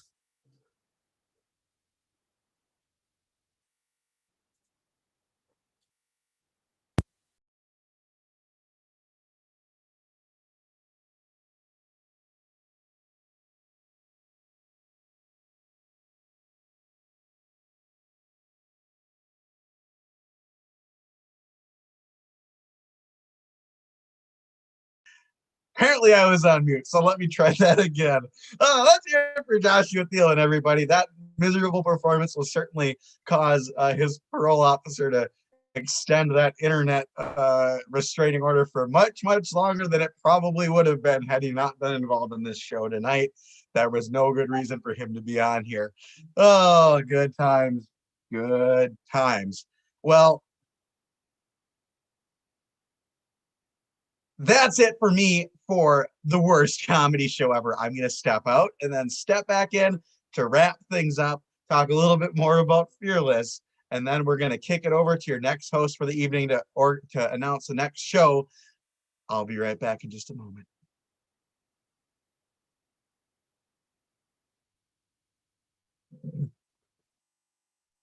Hi, everybody. Wasn't that fun? I've been your host for the evening. We are very, very excited for the next few shows that we have. But mostly I just wanted to mention that we did hit our goal for this past hour, which was to raise $300 for Fearless Comedy Productions. Of course, we did have a matching grant for that. We kind of blew that one out of the water, which means that within the next couple of weeks, my daughters, 11-year-old Ophelia, who you saw earlier this evening, as well as my 20-month-old Orla, I don't know how that's going to work, will shave my head on camera as we get into the summer, so I'm not too upset about that, but also I don't look good with a shaved head. So I was really glad that Fearless let me put myself out there for this, and really helped me put together this show for Die Laughing. It's something that I love doing every year, as well as some of the other items that we get to do over the weekend. We did actually end up running legitimately 5 minutes short against my plan, which was to overshoot it, but it happens. We actually have some really good stuff coming up this weekend. Of course, finishing out the night tonight, we are going to have Bill Tennis, as well as, where's my, sorry, I have my schedule here.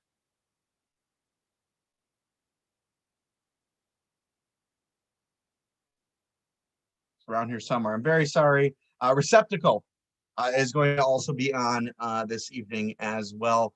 A lot of other good stuff coming up for this weekend. A lot of chances to donate to Fearless Comedy Productions as well. You know, this last weekend, or this last year has really been very difficult on not just Fearless as performers, but really on everybody. And so the fact that we've been able to put this together, do this show, huge shout out to everybody that made this possible.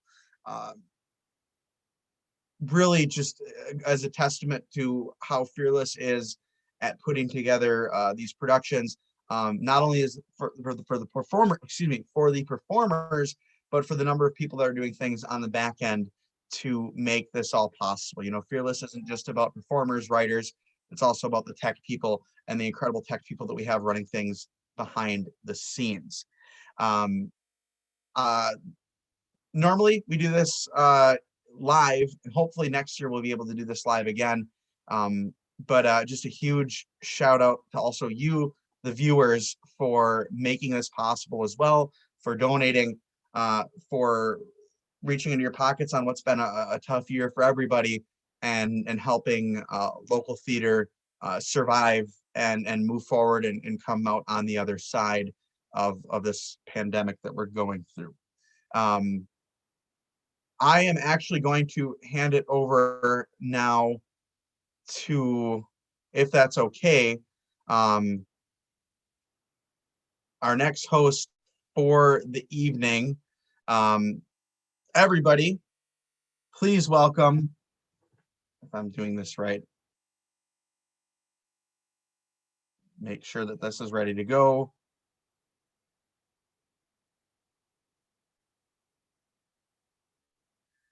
Please welcome to the stage your next host for the next couple of hours, to tell you a little bit about the host challenge for him, as well as a little bit more about Die Laughing this weekend. Please welcome to the stage, Kaz Lauren.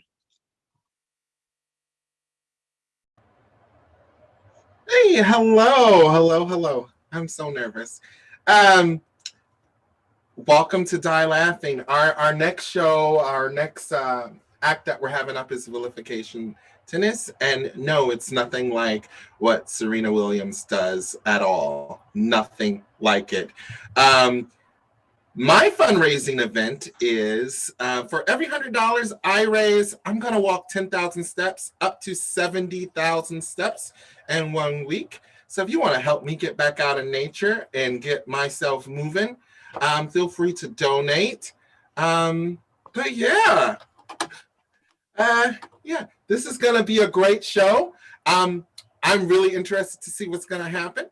I was just chatting with the cast in the green room, and I'm really excited to see what they're gonna do, because this is all brand new to me. And yeah, if you guys are ready, I'm ready to let y'all go on.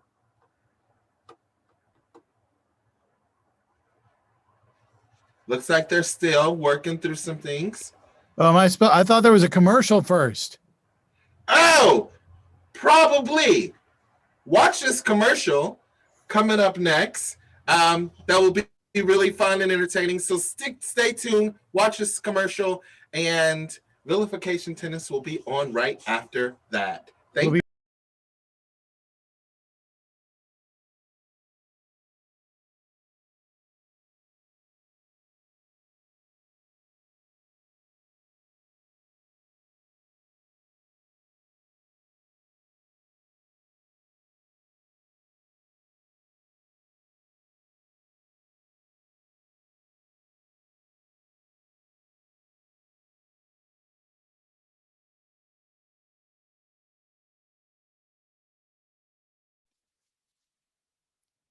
Hi, my name is Tim Wick, and I'm the Artistic Director of Fearless Comedy Productions.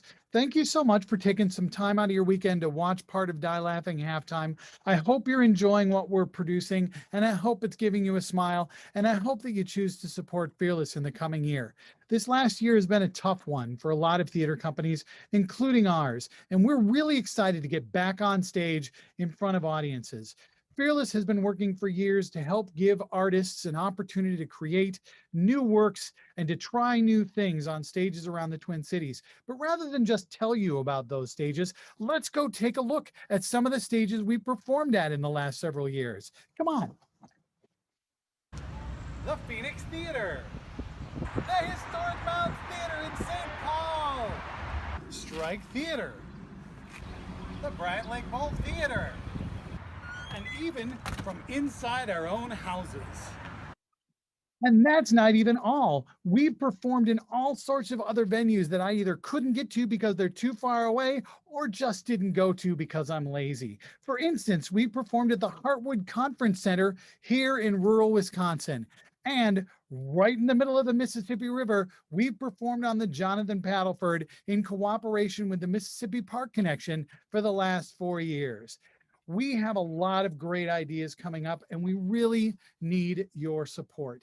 With your help, we use that money to create shows like Fearless 5, where we have 5 different writers and 5 different directors create a show with a common theme. This year's theme was space, and we produced it online. All 5 shows were written to be performed online. It was a really great show, and you can still see that if you go to our Facebook page. It's still there. I am super proud of what everybody at Fearless does. And I am super excited for a company that works so hard to give emerging artists the opportunity to explore comedy in all of its many facets. Yes, we're going to be back on stage this year, and I couldn't be happier. But you know what? We've learned how to produce things online now, and we're not going to give that up. We're still going to be producing things online for people who maybe can't get out to see something on a stage or don't feel comfortable yet. I know how that is, but what we need is your support. Coming up later this year, we plan to be back on stage to produce the Bungalow Loft at the Historic Mounds Theater. We'll have a new installment of Fearless 5 on stage at the Historic Mounds Theater in February, and we have plans to produce Shakespeare's Much Ado About Nothing at the Historic Mounds in the spring. There's so much coming up, but we need your help to make it all happen. So do what you can. And if you can't do anything, I hope you just take some time to enjoy what we're doing online, because you know what? Making people laugh is what Fearless is all about. And if we can do that, that's enough.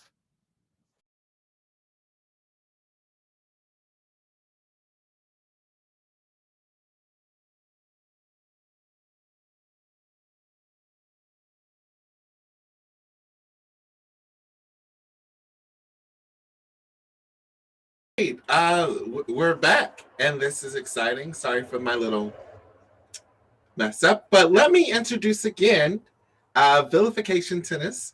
It's going to be really exciting. I'm starting to see why this is at 11:30 at night. If you have children up, put them to sleep. But yeah, check out this next act with Vilification Tennis. It's sure to be a riot, and you're sure to clutch your pearls. Thanks so much, Kaz. Those are fantastic glasses. I just have to say that. I think, you know what, during Kaz is like hosting, I think, the rest of the night. And I think that that Kaz has like a challenge for every $100 raised. He's going to walk like 10,000 steps because he's trying to get outside more. And I think that's a great plan. So if you're enjoying the show, donate to Fearless. Every $100, make Kaz walk some more. Clearly he wants to do it, but he needs your help. He needs your help in terms of money. My name is Tim. I am here to host Vilification Tennis. For those of you unaware, Vilification Tennis is a game in which we insult each other. That's literally all we do. We just insult each other. We're going to do that for about an hour. Here to entertain you on night one of Die Laughing Halftime. We've been part of every Die Laughing that has taken place up to this point, and I'm super happy that we can be here again. Need to let you know that when we are having teams playing here tonight, my job as the judge is to score the match. Now, when I score, I'm going to say point, but what we've discovered as we have been doing shows online for the past year, what we've discovered is that if I just say it, sometimes the performers don't hear it in time because there's a lag. So what I'm going to do is not just say it, but hold up this flag, this red flag, like the charging of the bulls in front of my camera. And that will give them a visual cue as well as an audio cue that I have scored a point. Now, what we like to start with, round one, I'm taking a drink. That's what I just did. Round one, what we like to start with is normally at Die Laughing, what we do is we bring in our amateur show winner from the recent year, which in this case, our amateur show winner was from 2020, because that's the last time we had a live show. He was our amateur show. We had a winner who would have been in Die Laughing 2020, but of course, all this. So this would have been their first time to do Vilification Tennis on stage as a member of our regular cast. They've had a few chances since then because we've been doing shows online, but this is still what I want to consider that first moment for our amateur show winner. It took us a year to get here, but they are part of the first round today. So please welcome to our virtual stage the team of Merritt and Bob. Woohoo! Yeah! There they are, Merritt and Bob. Merritt, of course, our amateur show winner from 2020, still reigning amateur champion over a year later. Congratulations on that. Thank you. You are the longest reigning amateur show champion at this I know. point. I really feel like at this point I need to get a crown. I've got my pearls for clutching, but I feel like I need a crown. Well, unfortunately, crowns weren't part of the deal last year, so I guess. But I understand Amazon sells basically everything.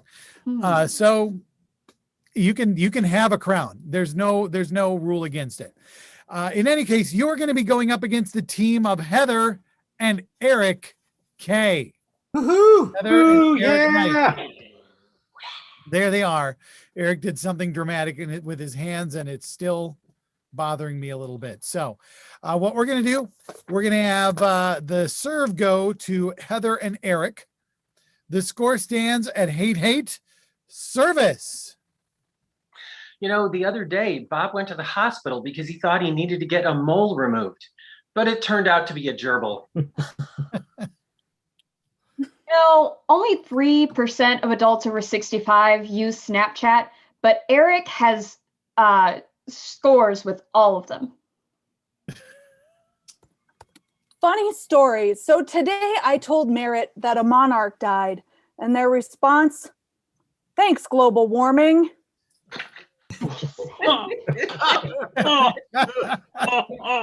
Heather is such a lousy cook. She asked me, this recipe called for 2 cups of molasses. What should I do with the other half of these moles? Oh. You know, Bob's so dumb that he thought a quarter horse only had 1 leg. Fine.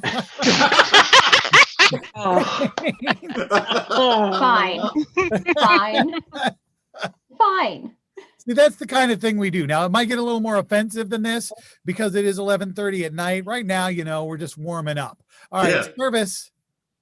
Bob thought getting a Johnson & Johnson shot was an opportunity at being in a devil's three-way. And Heather is so dumb. She wore an evening gown to a diving competition because it had a plunging neckline. Oh. You know, Merritt, I wouldn't fuck you with Bob's dick because I'd want you to feel something other than regret.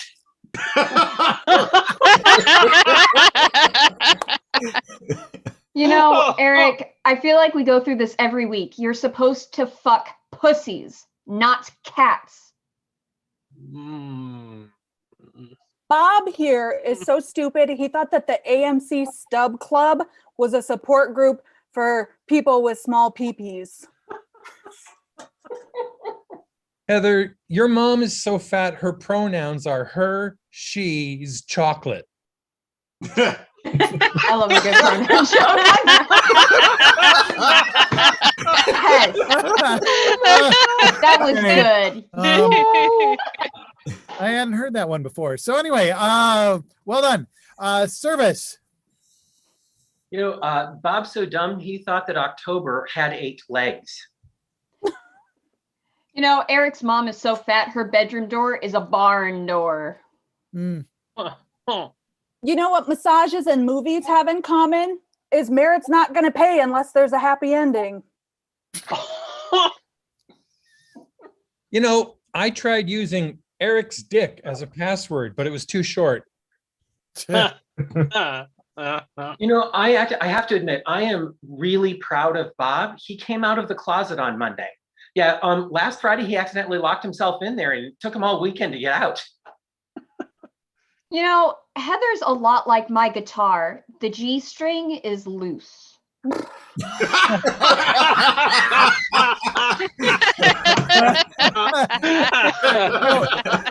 Heather, your reaction just sealed that one, don't you? That was a funny joke. It was funny. What am I supposed to do? I'm so glad you approve. It's funny. That was a good one. I'm glad we're all amused by ourselves. Okay, Service.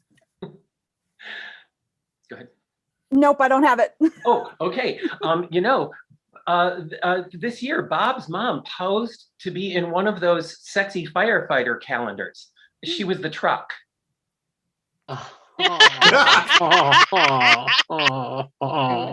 You know, Eric is so stupid, he hasn't been able to drive since spring arrived because he put snow tires on his car and now they've melted. Oh, wow. Bob's mom can never remember the order of her dinner forks. So tell your mom it goes salad fork, entree, pitchfork, forklift.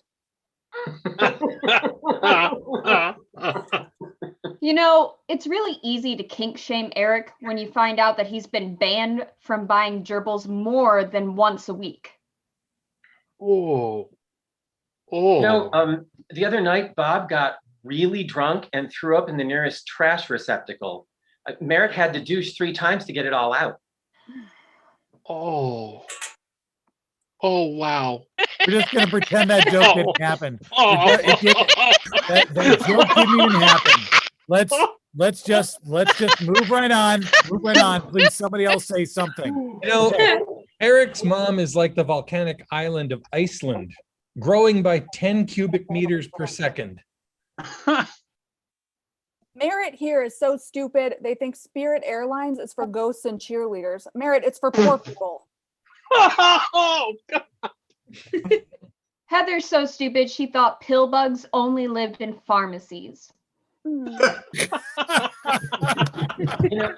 So dumb. I'm giving you that point partially because it was funny and partially just because I want to punish Eric. I want to be really clear on that. Good. Yeah. All right. Service. You know, Merritt thought that a Bible was attracted to cows and other bulls. You know, Eric insists that French doors only come from a specific region of France. Otherwise, they're just sparkling windows. So obviously, Bob takes his skincare seriously. Like, have you seen the collection of creepy lampshades in his house? They're very supple. They're very supple. Moisturize me. A lot more than I wanted explained. Service. You know, Bob once asked me if condiments tasted like regular mints. Eric is so stupid, he asked the veterinarian for an antihistamine to make his cat nicer. That's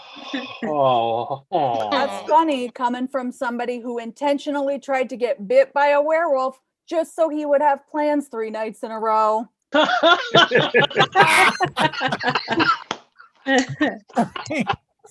right, fine. All right, service.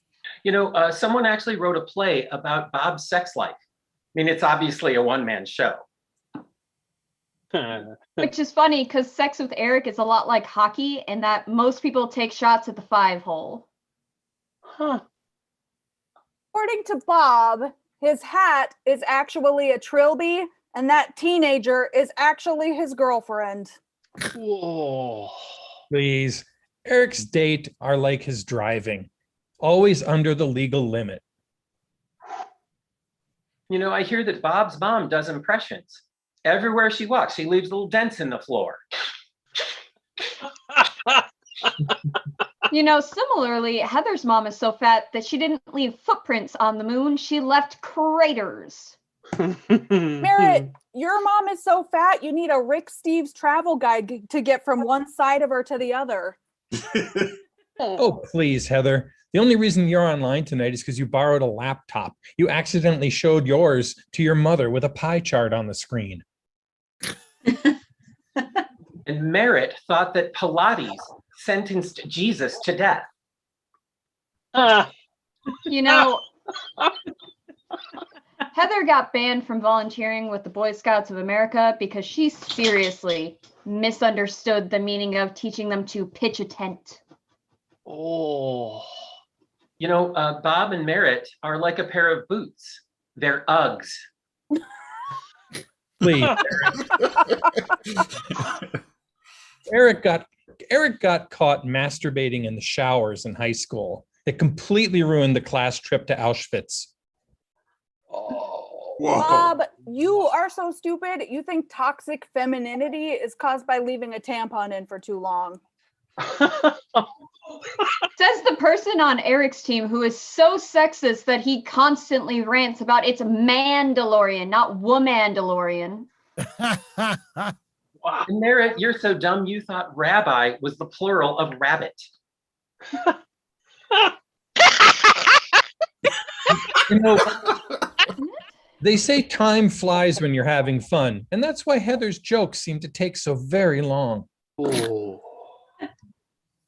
Merritt is so stupid. They think that Magenta is one of the X-Men. Heather's so stupid she keeps pissing in the sink. That's not what the P-trap is for, Heather. We went through this.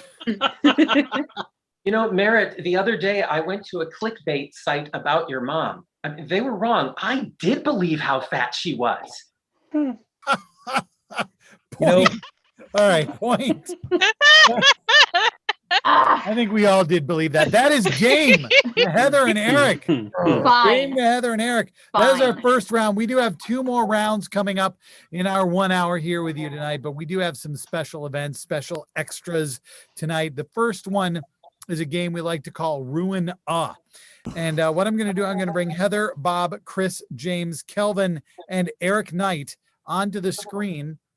And I will give them something that I'm asking them to ruin. And what we'll do is we'll start with Heather. She will have to ruin it in 6 words. Then Bob in 5, Chris in 4, James in 3, Kelvin in 2, and Eric in 1. So we're going to start with something simple. This is where we learned this structure, because originally this structure was called Ruin a Date. So what I want you to do is ruin a date in 6 words. Heather, I need you to come up with a way to say 6 words that would completely ruin your date. Go for it. Hey, ugly, I forgot my wallet. I feel like that might have actually happened to you. So, to me? I'm so rude. Ugly. Whew. I didn't say they were right. Anyway, Bob, 5 words. I think all lives matter. Yeah, that'd do it. Okay, Chris, you've got 4 words. I'm a little anti-vax. Just a little, though. Just a little. James, 3 words. No masks, please. Oh, Kelvin, 2 words. Explosive diarrhea.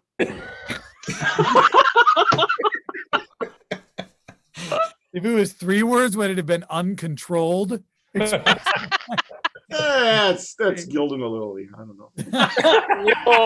Eric Knight, Eric Knight, 1 word. Rohypnol. I'm glad that you made sure to say it super long so we get that joke. Like it was the next person at bat.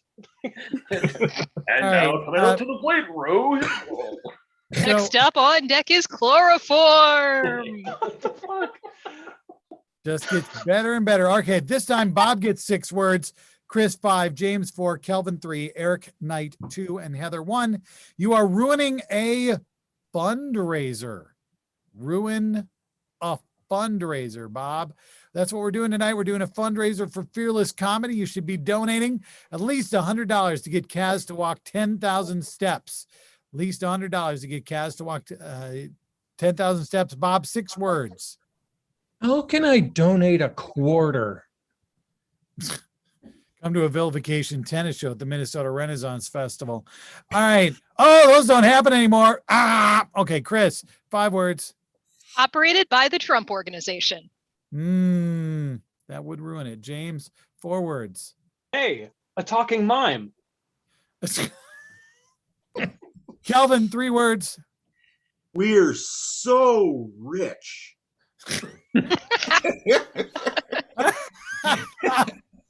Eric Knight, 2 words. Here, Bitcoin. Heather, 1 word. Bees. All right. That would ruin it. That would absolutely ruin it. Okay. Next one up. Chris, you've got 6 words. James, 5, Kelvin 4, Eric 3, Heather 2, Bob 1. You are going to ruin a vaccination.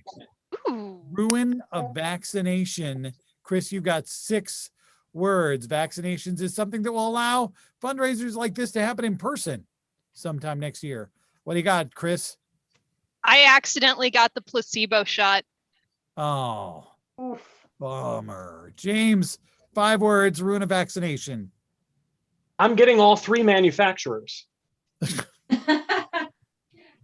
Okay, Kelvin, 4 words. Jam in my butt.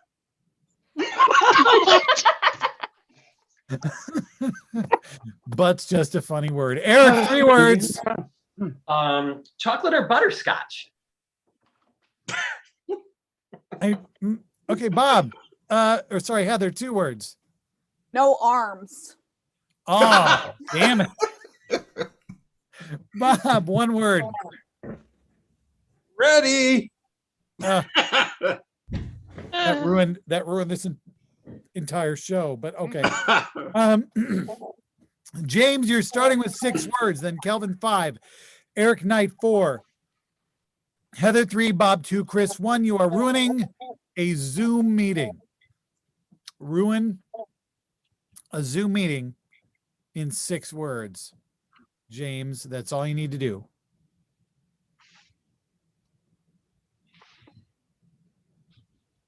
And you're too worried about the number of words. I think these reach the toilet.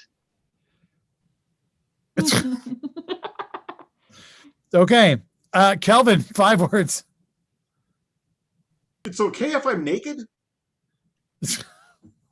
Seems to be. Eric, 4 words. You hear that fart? Heather, 3 words. Lawyer Cat's racist. Bob, 2 words. Muted. Yes. Oh, Yes, no. that was the joke. There it is. Dumbass. Wow. Wow, everybody got it but you. You're gonna bring that to your grave. Okay. Chris, Yeah. ruin a Zoom meeting in 1 word. Toddlers. Oh no. Yeah. Okay. Got a couple more. We're doing well. We got time. So Kelvin, you've got 6 words, and Eric 5, Heather 4, Bob 3, Chris 2, James 1. Ruin a Disney movie. A Disney movie in 6 words. There's a lot of Disney movies, so this is tricky. You could ruin any of them. But if you tried to ruin The Emperor's New Groove, you'd only have 2 words left. So yeah. Cinderella's glass slipper is a crock.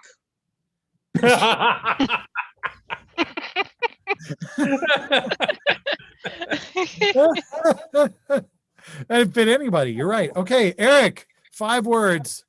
So Rapunzel shaved her head. That'd be rough. Okay, Heather, 4 words. No merchandisable characters possible. That would ruin it for Disney. Bob, 3 words. Their mother's alive? It's not even possible, is it? I think that can't happen. Chris, 2 words. No animals. James, 1 word. Oops. Oh.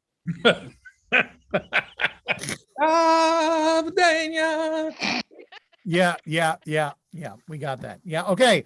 Good. Okay. We've ruined Disney movies. We got one more thing to ruin. Eric's going to start with 6 words. Heather 5, Bob 4, Chris 3, James 2, Kelvin 1. You are going to ruin a weekend. You're going to ruin a weekend in 6 words, Eric Knight. A weekend like the one we're doing this weekend with Die Laughing halftime. What do you got, Eric? You have to work such overtime. Huh. Okay. Yeah. Well, he set you up for success, Heather, with 5 words. Can't really go to brunch. Oh, Bob, 4 words. Die laughing, not watching. Oh. Wow. Chris, 3 words. Netflix servers down. Oh, rough. James, 2 words. Bob's house. Kelvin, 1 word. Dells.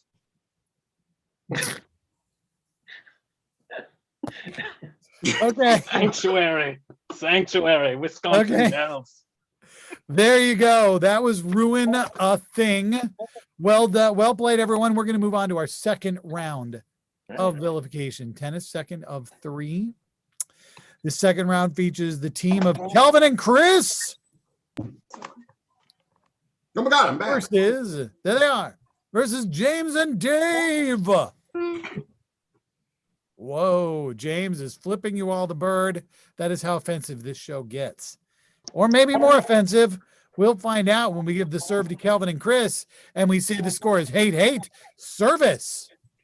Dave here is so old that Facebook had to steal his personal data by opening a time capsule. Oh. Chris, your mom is so fat when she dines out, they have to push 2 Perkins together. In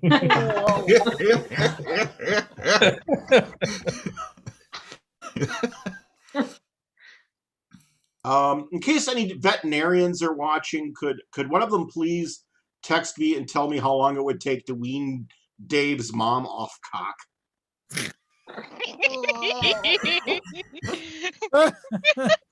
You know, I'm Kill- sorry. uh, It's like that it catches up with you. That's all I'm gonna say. Okay.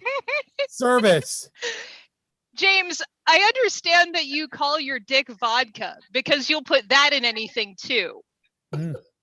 Chris, I've heard that your husband's dick is, if it were like a tax return, it would be the audit.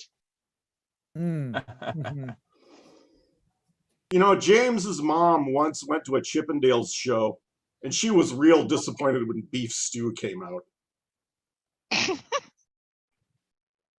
You know, Kelvin here is such a nerd. He thinks DMX stands for Extreme Dungeon Mastering.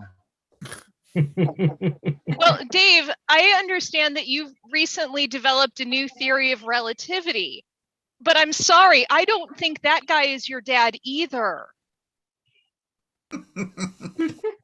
You know, Chris, you're partnered with Kelvin, whose dick is a lot like a light bulb. He keeps jamming it in table lamps.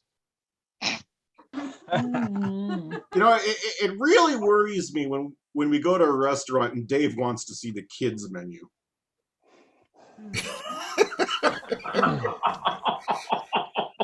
You know, Gross. gross. Kelvin here is so stupid. He thinks everyone in a Siberian orchestra is trans. Well, Dave, I understand you've got so many STDs that you have to refer to the new ones using the Greek alphabet. Chris, your mom is so fat she has to get her STDs checked at Planned Neighborhoods.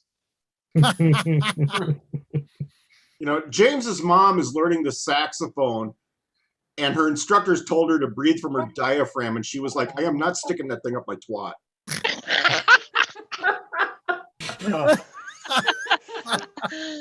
I mean, I understand that sentiment, don't you? Okay. Service. Hey, James, have you ever wondered why your girlfriend doesn't blink during sex? It's because she doesn't have time. Oh, that was worse. Well, Chris, I've heard that your husband having sex is a lot like cereal, except the pop comes before any snap or crackle could ever happen. Oh, Dave is so dumb he thought leukemia was only caught by skywalkers. You know, Kelvin here is very selfish in bed. Well, he buys those condoms that are ribbed for her pleasure and then wears them inside out. It's pretty funny coming from a guy who tries to fertilize his lawn by jerking off on the grass. Weird. Chris, your mom is so fat.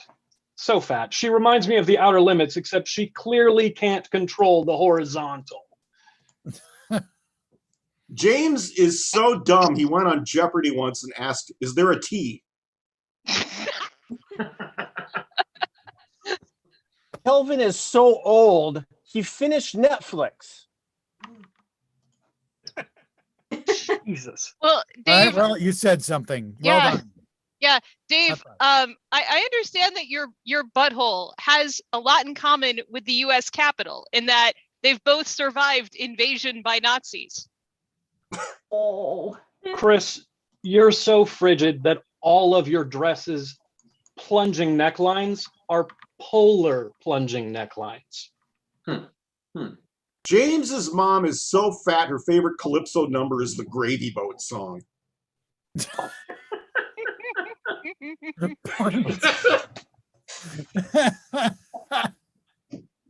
What the fuck? Just like, I'm trying to figure out how that would go. Mr. Tallyman, tally. I mean, chunkily. Tally my gravy. Yeah, okay. All right. Sorry. I just, it's in my head now. Service. You know, the difference between James's mom and dark matter is that dark matter only makes up 80% of the weight of the universe. Chris, you remind me of the Challenger incident. A bad rubber seal in the 1980s has fucked up everyone's day. I mean, Dave is so vain. Here's him in the self-checkout lane. Fuck. You know, Chris here is a lot like Tinkerbell. Will literally die if she doesn't get enough attention.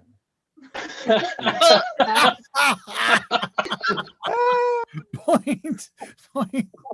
Oh God, that's Tinkerbell. That's pretty much what the deal is with her. Service. You know, Dave, sex with you reminds me of when I clean out my purse. Huh. I didn't know that was still in there. Chris, you remind me of a classic Z28 Camaro. I can find you broken down in your ex's driveway. You know, when the anglerfish mates, the male like permanently adheres to the female's body, and it literally, its whole body withers away, and it literally just becomes a pair of testicles that the female anglerfish carries around. Does that sound familiar, Dave?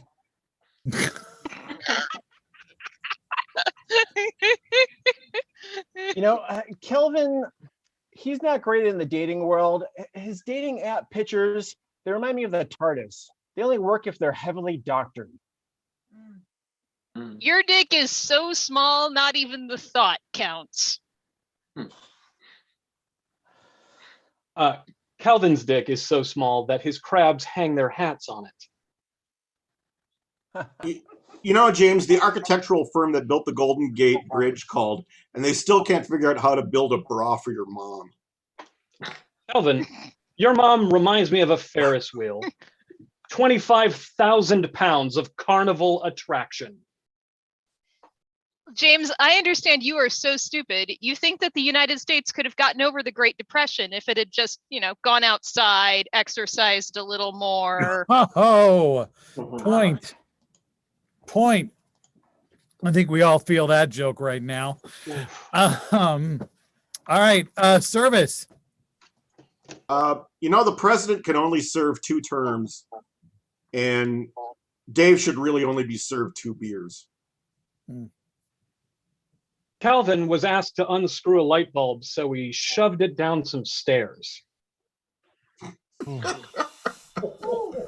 James, you're so stupid you think a training bra is for when boobs misbehave.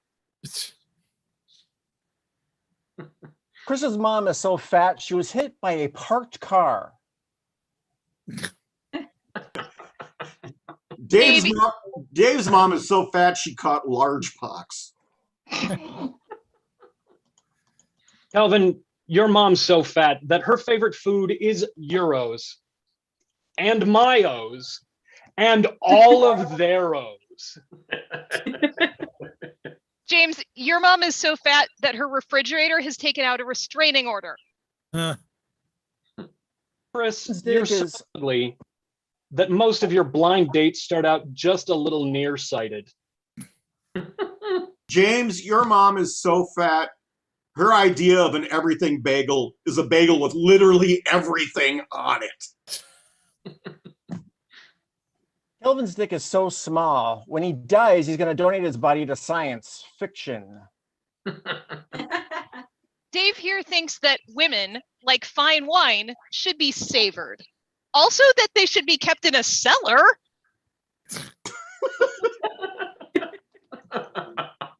And that's not funny. That's bad, Dave. Yeah, you shouldn't do that, Dave. Shouldn't do that, Dave. Some guys like their dates to be 36, 26, 36. Calvin likes his 11 to 12. You know, James is so dumb he calls a glass a glass and a plastic glass of plastic. Point. That's game to Kelvin and Chris. That is game to Kelvin and Chris. Well played. Now, here's the deal, folks.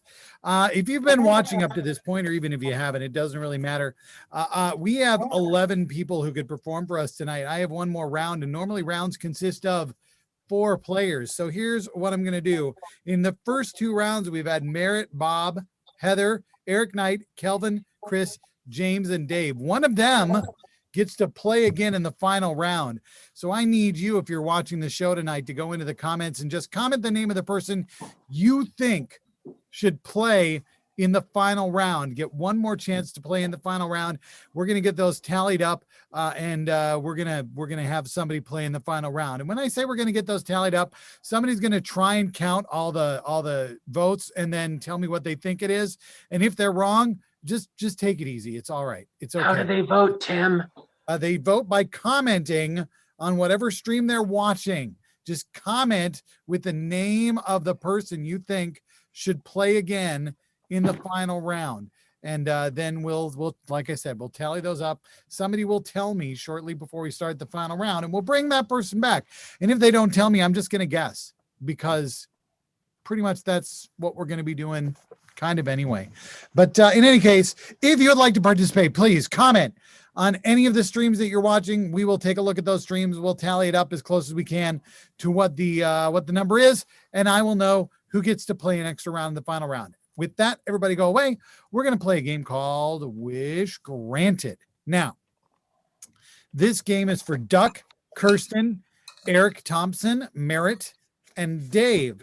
And what we're going to do is we're going to grant some wishes. Now, I'm going to ask other members of the cast to make wishes that this group is going to grant. And I'm going to say that sometimes granted wishes don't work out the way you want them to. So we'll start with Heather. Heather, we'd like to grant your wish. Do you have a wish that we can grant for you this evening? Yes, I do. Can you make my dog a puppy again? Because he's going to be 12 this month, and I'm very sad. Okay, make Heather's dog a puppy again. Yeah, Merritt. Wish granted, but it's a stuffed puppy. Oh. Kirsten. Wish granted, but now there is shit all over your carpet again. Oh, yeah. That's the way it goes. Yeah, Dave. Wish granted, but you have to be the one who gives birth. Oh. Oh, Jesus. No, I don't think so. Oh. Eric. Wish granted, he's hidden somewhere in the neighborhood, and you have to find him before it's too late. Jesus Christ. Okay. It's just a game of hide and seek, Tim. Yeah, I got it. Yeah, I don't want to find out what's next. Bob, we want to grant one of your wishes. It's your turn. What is the wish that we can grant for you?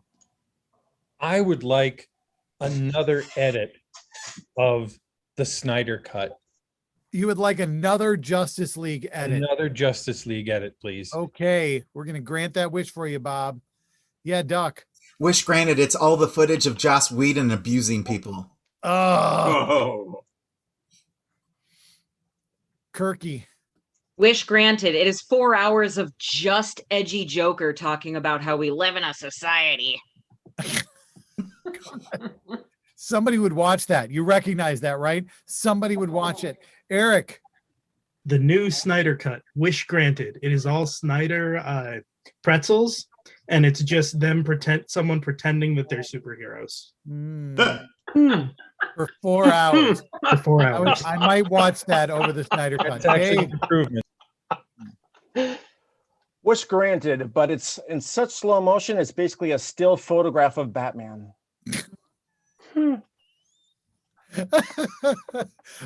Kirky. Wish granted, you hit play, the WB logo comes up. You hit stop, it's the perfect edit. Duck. Wish granted, it saturates so much of the color out that it becomes a black hole. Science. That's movie science right there. Okay. Chris, we would like to grant a wish for you. What wish could we grant?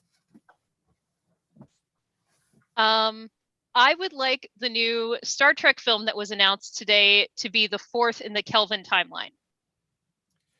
The 4th in the Kelvin timeline. Okay. It's a specific wish. Yeah, that's super specific. Merritt has going to grant that wish though. What do you got there, Merritt? Wish granted, but I'm the one writing it, and I've never seen a single Star Trek. Oh, rough. I mean, Wish granted. It's just the explanation of the film delivered by Kelvin Hatley. watch the shit out of that. I'm sorry, that would be the best version of that Watch the film. shit out of that. Eric, I think you misunderstand the point. Oh, Fringe Fest. Yeah, but it got everyone to laugh. I'm okay with that. And it got Duck to put his hand down. That was his joke. Kirsten. Wish granted, but you are still never getting laid, you fucking nerd. I mean, yeah, okay. Thank you for that wish, Chris. James, do you have a slightly perhaps less esoteric wish that you could share this evening? Yes. A never-ending supply of new video games. Never-ending supply of new video games. Duck. Wish granted, but they're just new copies of E.T. for the Atari 2600. I mean, if you find the right landfill. Eric. Wish granted, you still don't have time to play them. Oh God. Ow. Yeah, that's rough. Merritt. Wish granted, they're free to get, but they're all pay to play and pay to win. Oh, Microtransactions, baby. Wish granted, but it's an actual stream of video games because the dam has broke. Ah. Kirsten. Wish granted, but you can't mute voice chat, and there's a lot of teenagers on there. Gross. That just ruined it for me. Kelvin, can we grant you a wish? Perhaps. Yeah, why not? You know what? I would really like to have my house remodeled. Kelvin would like his house remodeled. That seems like a really reasonable wish. We should be able to grant you without any problem. Merritt. Wish granted, but you've seen that episode of The Simpsons, right? Where they remodel Flanders' house? Oh. That's a load-bearing poster. Eric. Wish granted, but it's because a car drove through your room that had all of your collectibles. Oh. Dave. Wish granted, your house is now full of models, but they're all men's catalog models. So? Maybe he doesn't care. If they're good at house cleaning. If that looks like all the granting of that wish we've got. Eric, time to grant a wish for you. Oh. I think you meant me? Eric Knight, yes. Yeah. Because I'm not in this bit. What the hell? I wish I was 21 years old again. Eric wishes he was 21 years old again. Merritt? Wish granted, and you are in jail, sir, forever. Duck. Wish granted, and the dinosaurs come back too.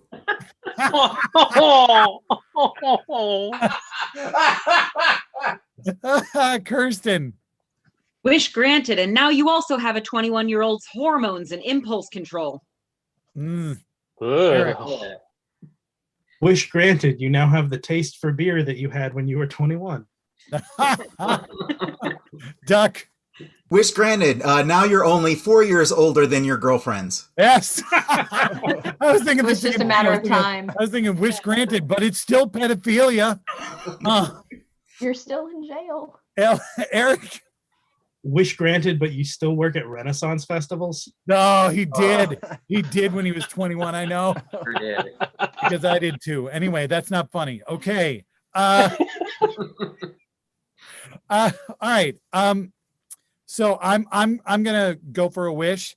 I'm going to wish that Fearless raises $20,000 this weekend.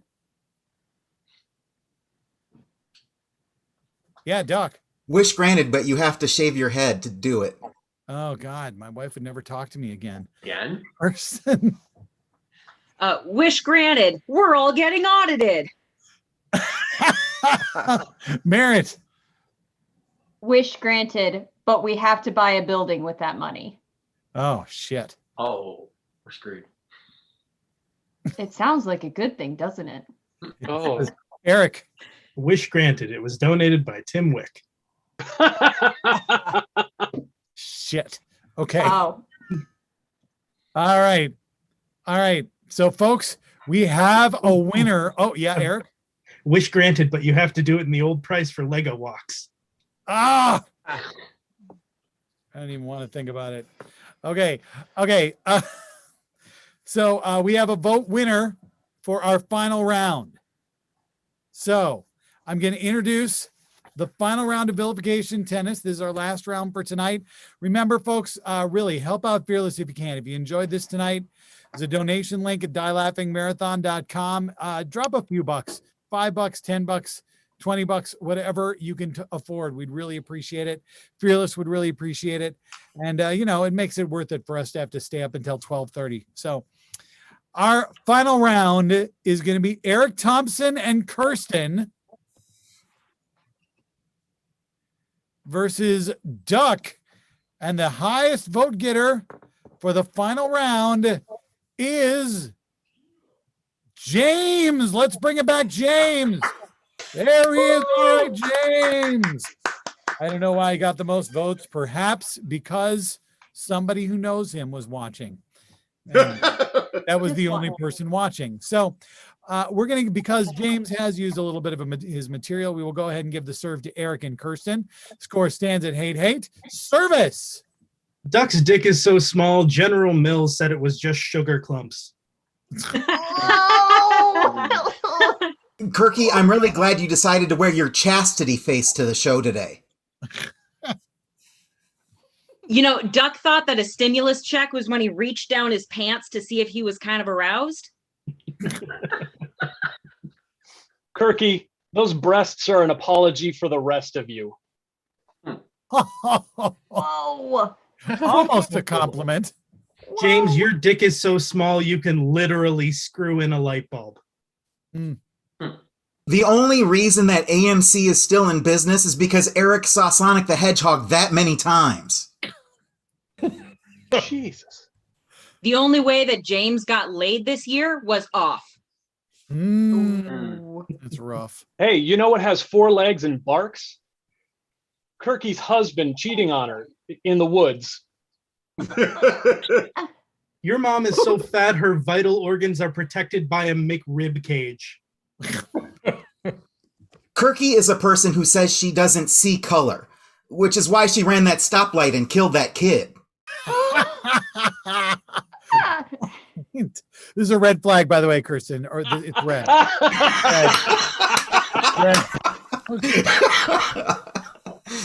Lots of red flags. Damn it. Just one of many during this show. Do you know why James's mom won't stop? Inertia. Do you know the difference between Kirky and a Renfest bathroom? It's been a long time since anyone used a Renfest bathroom. You know, Duck took his dog to get euthanized and got real confused when the vet didn't come back with a puppy.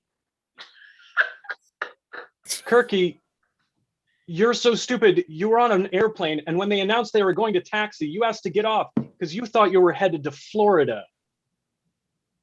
James, you're so poor, even your bow tie pasta is clip-ons.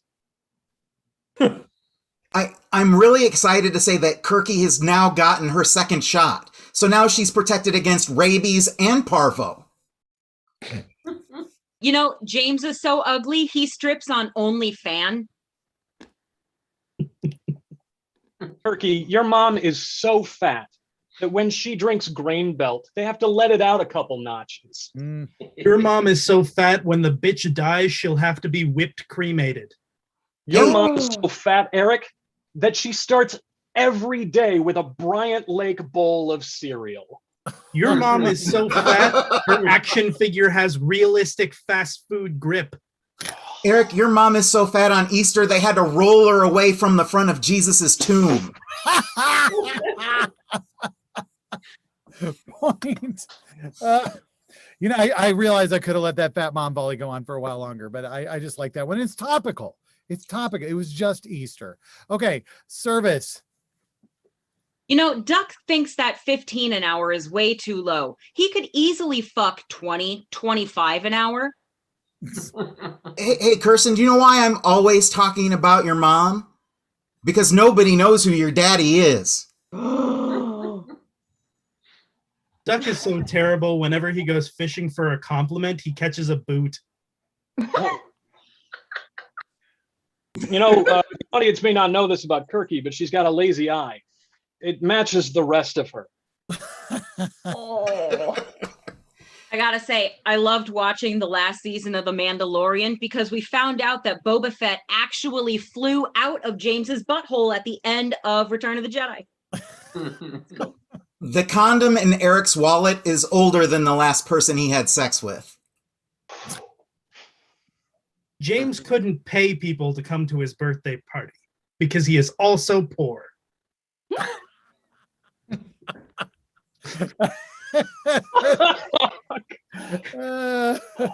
True. That is so true. Okay, Service. You know, every place James's mom goes is a small business. Hey, Eric, I just want to know, why does Chris Lindahl keep trying to tell everybody how fat your mom is? Duck has a room in his home devoted only to plants. It's the only way he can be within 100 yards of a nursery. Oh. Yikes. Yikes. You know, Eric, we don't make fun of you because you're ugly. We make fun of you because you're a piece of shit and you're ugly. You know, sex with James is a lot like one of those haunted houses at a carnival. I remember it being a lot scarier when I was a kid. Do you know why Eric came second in the spelling bee? Because the spelling bee fucked somebody else first. Duck's dick is like soup. It's for his family.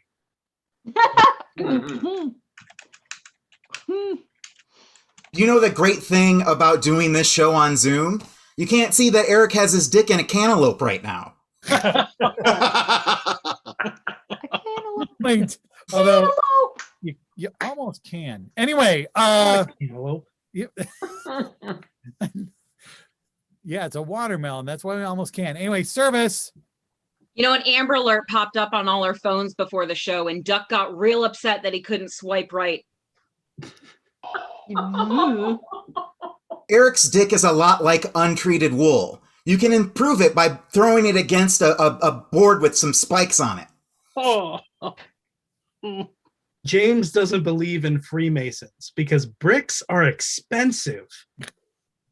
You know, I'm never lending Eric my plunger again. Oh, he gave it back, but it had shit on both ends. Terrifying. You know, Duck's mom is so fat, she ate a Key West pie. It's unfair to say that Eric is involuntarily celibate because he dresses himself.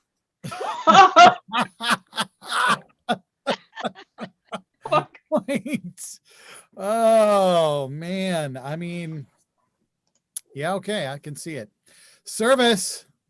In his last semester at school, Duck got an A, 2 B's, and a C. I never knew you could major in hepatitis. You know, Eric is so stupid. He's got an honorary lifetime subscription to Low Lights magazine for dumb kids. You know, James thought that getting a pedicure would make him stop hanging out in front of elementary schools. Point. Fuck. Didn't work, did it? No. Service. James is such a slut. Whenever he blows out the candles on his birthday cake, he swallows. Yikes. Do you know what Eric's wife and a barista have in common? Calling out my name. You know, Duck's so pathetic, he actually lost custody of his cum sock.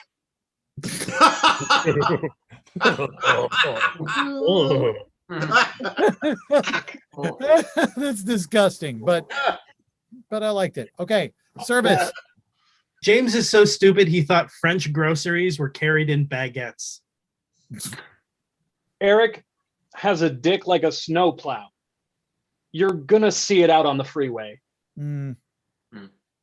James's mom only likes hip hop because she heard there's lots of sampling. Hey, Kirky, when you and David get divorced, are you going to inherit half of his debt? Oh, Probably. Duck's mom is so fat, her Grubhub orders are like my phone. Too many apps. You know, Eric's got a brain like a claw machine. There's a bunch of shit in there, but he can't quite grasp anything. Is anyone else really uncomfortable that James calls that one Mandalorian character Sexy Yoda? Kirky, your mom is so fat when she stepped on a scale, it said Jeffrey Epstein didn't kill himself. Hello? That is Game to Duck and James. Game to Duck and James. Raise the roof, raise the roof. Great job, James. Well done playing 2 rounds. You did a great job. Let's bring all of our performers back. We just have a minute or so before we got to say goodnight. We really appreciate being here for Die Laughing. This is Die Laughing halftime. It's going to be running for like another half hour or so. Then they're going to take a break overnight. Please, seriously, donate to Fearless a couple of bucks. Anything you can do would very much help out. We are Vilification Tennis. We have a show that you can watch online. Go check out our Facebook page. We do stream there live. We also have a Twitch and a YouTube on the 23rd, I want to say, of April. That's right. It is the 23rd. Vilification Tennis cheers you up. That's right. In addition to Vilification Tennis, we'll be playing Validation Tennis, where we will not be insulting each other. We will be complimenting each other. It's really going to happen. So come and watch Validation Tennis and everything else we're going to do to cheer you up on April 23rd. Other than that, I'm going to turn it back over to Kaz. Have a great night and enjoy the rest of the weekend.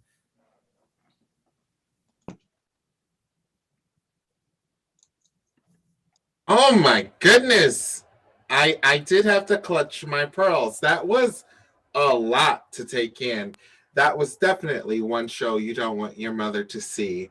As we all know, as theater people, we want mom to come support us out. And Heather, are you sure you want your dog to be a puppy again? Because I have a puppy, okay? And she just has made my life all types of fun. Are you just sure? Because right now she's got diarrhea, and it's not the funnest thing. We're gonna be going into another commercial soon, so stay tuned. Right now, so far, y'all got me walking 10,000 steps. Y'all want me to do 10,000 more? Come on and donate.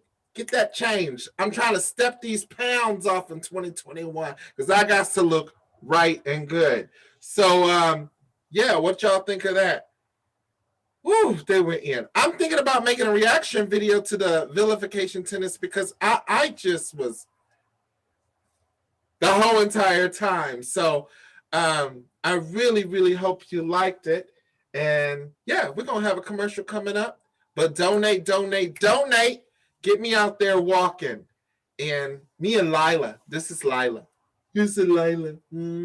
Get us out there walking and let's have some fun. Up next, we got Receptacle. We're going to be having a commercial sometime soon around here.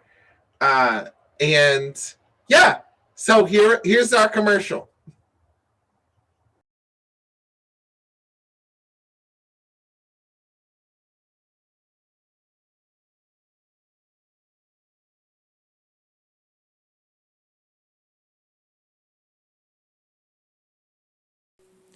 To share stories. To bring a little bit of magic into people's lives. I run tech because I love to paint the scenes in sound and light. To entertain and connect. Because when I don't, I start getting a little weird. Okay, weirder.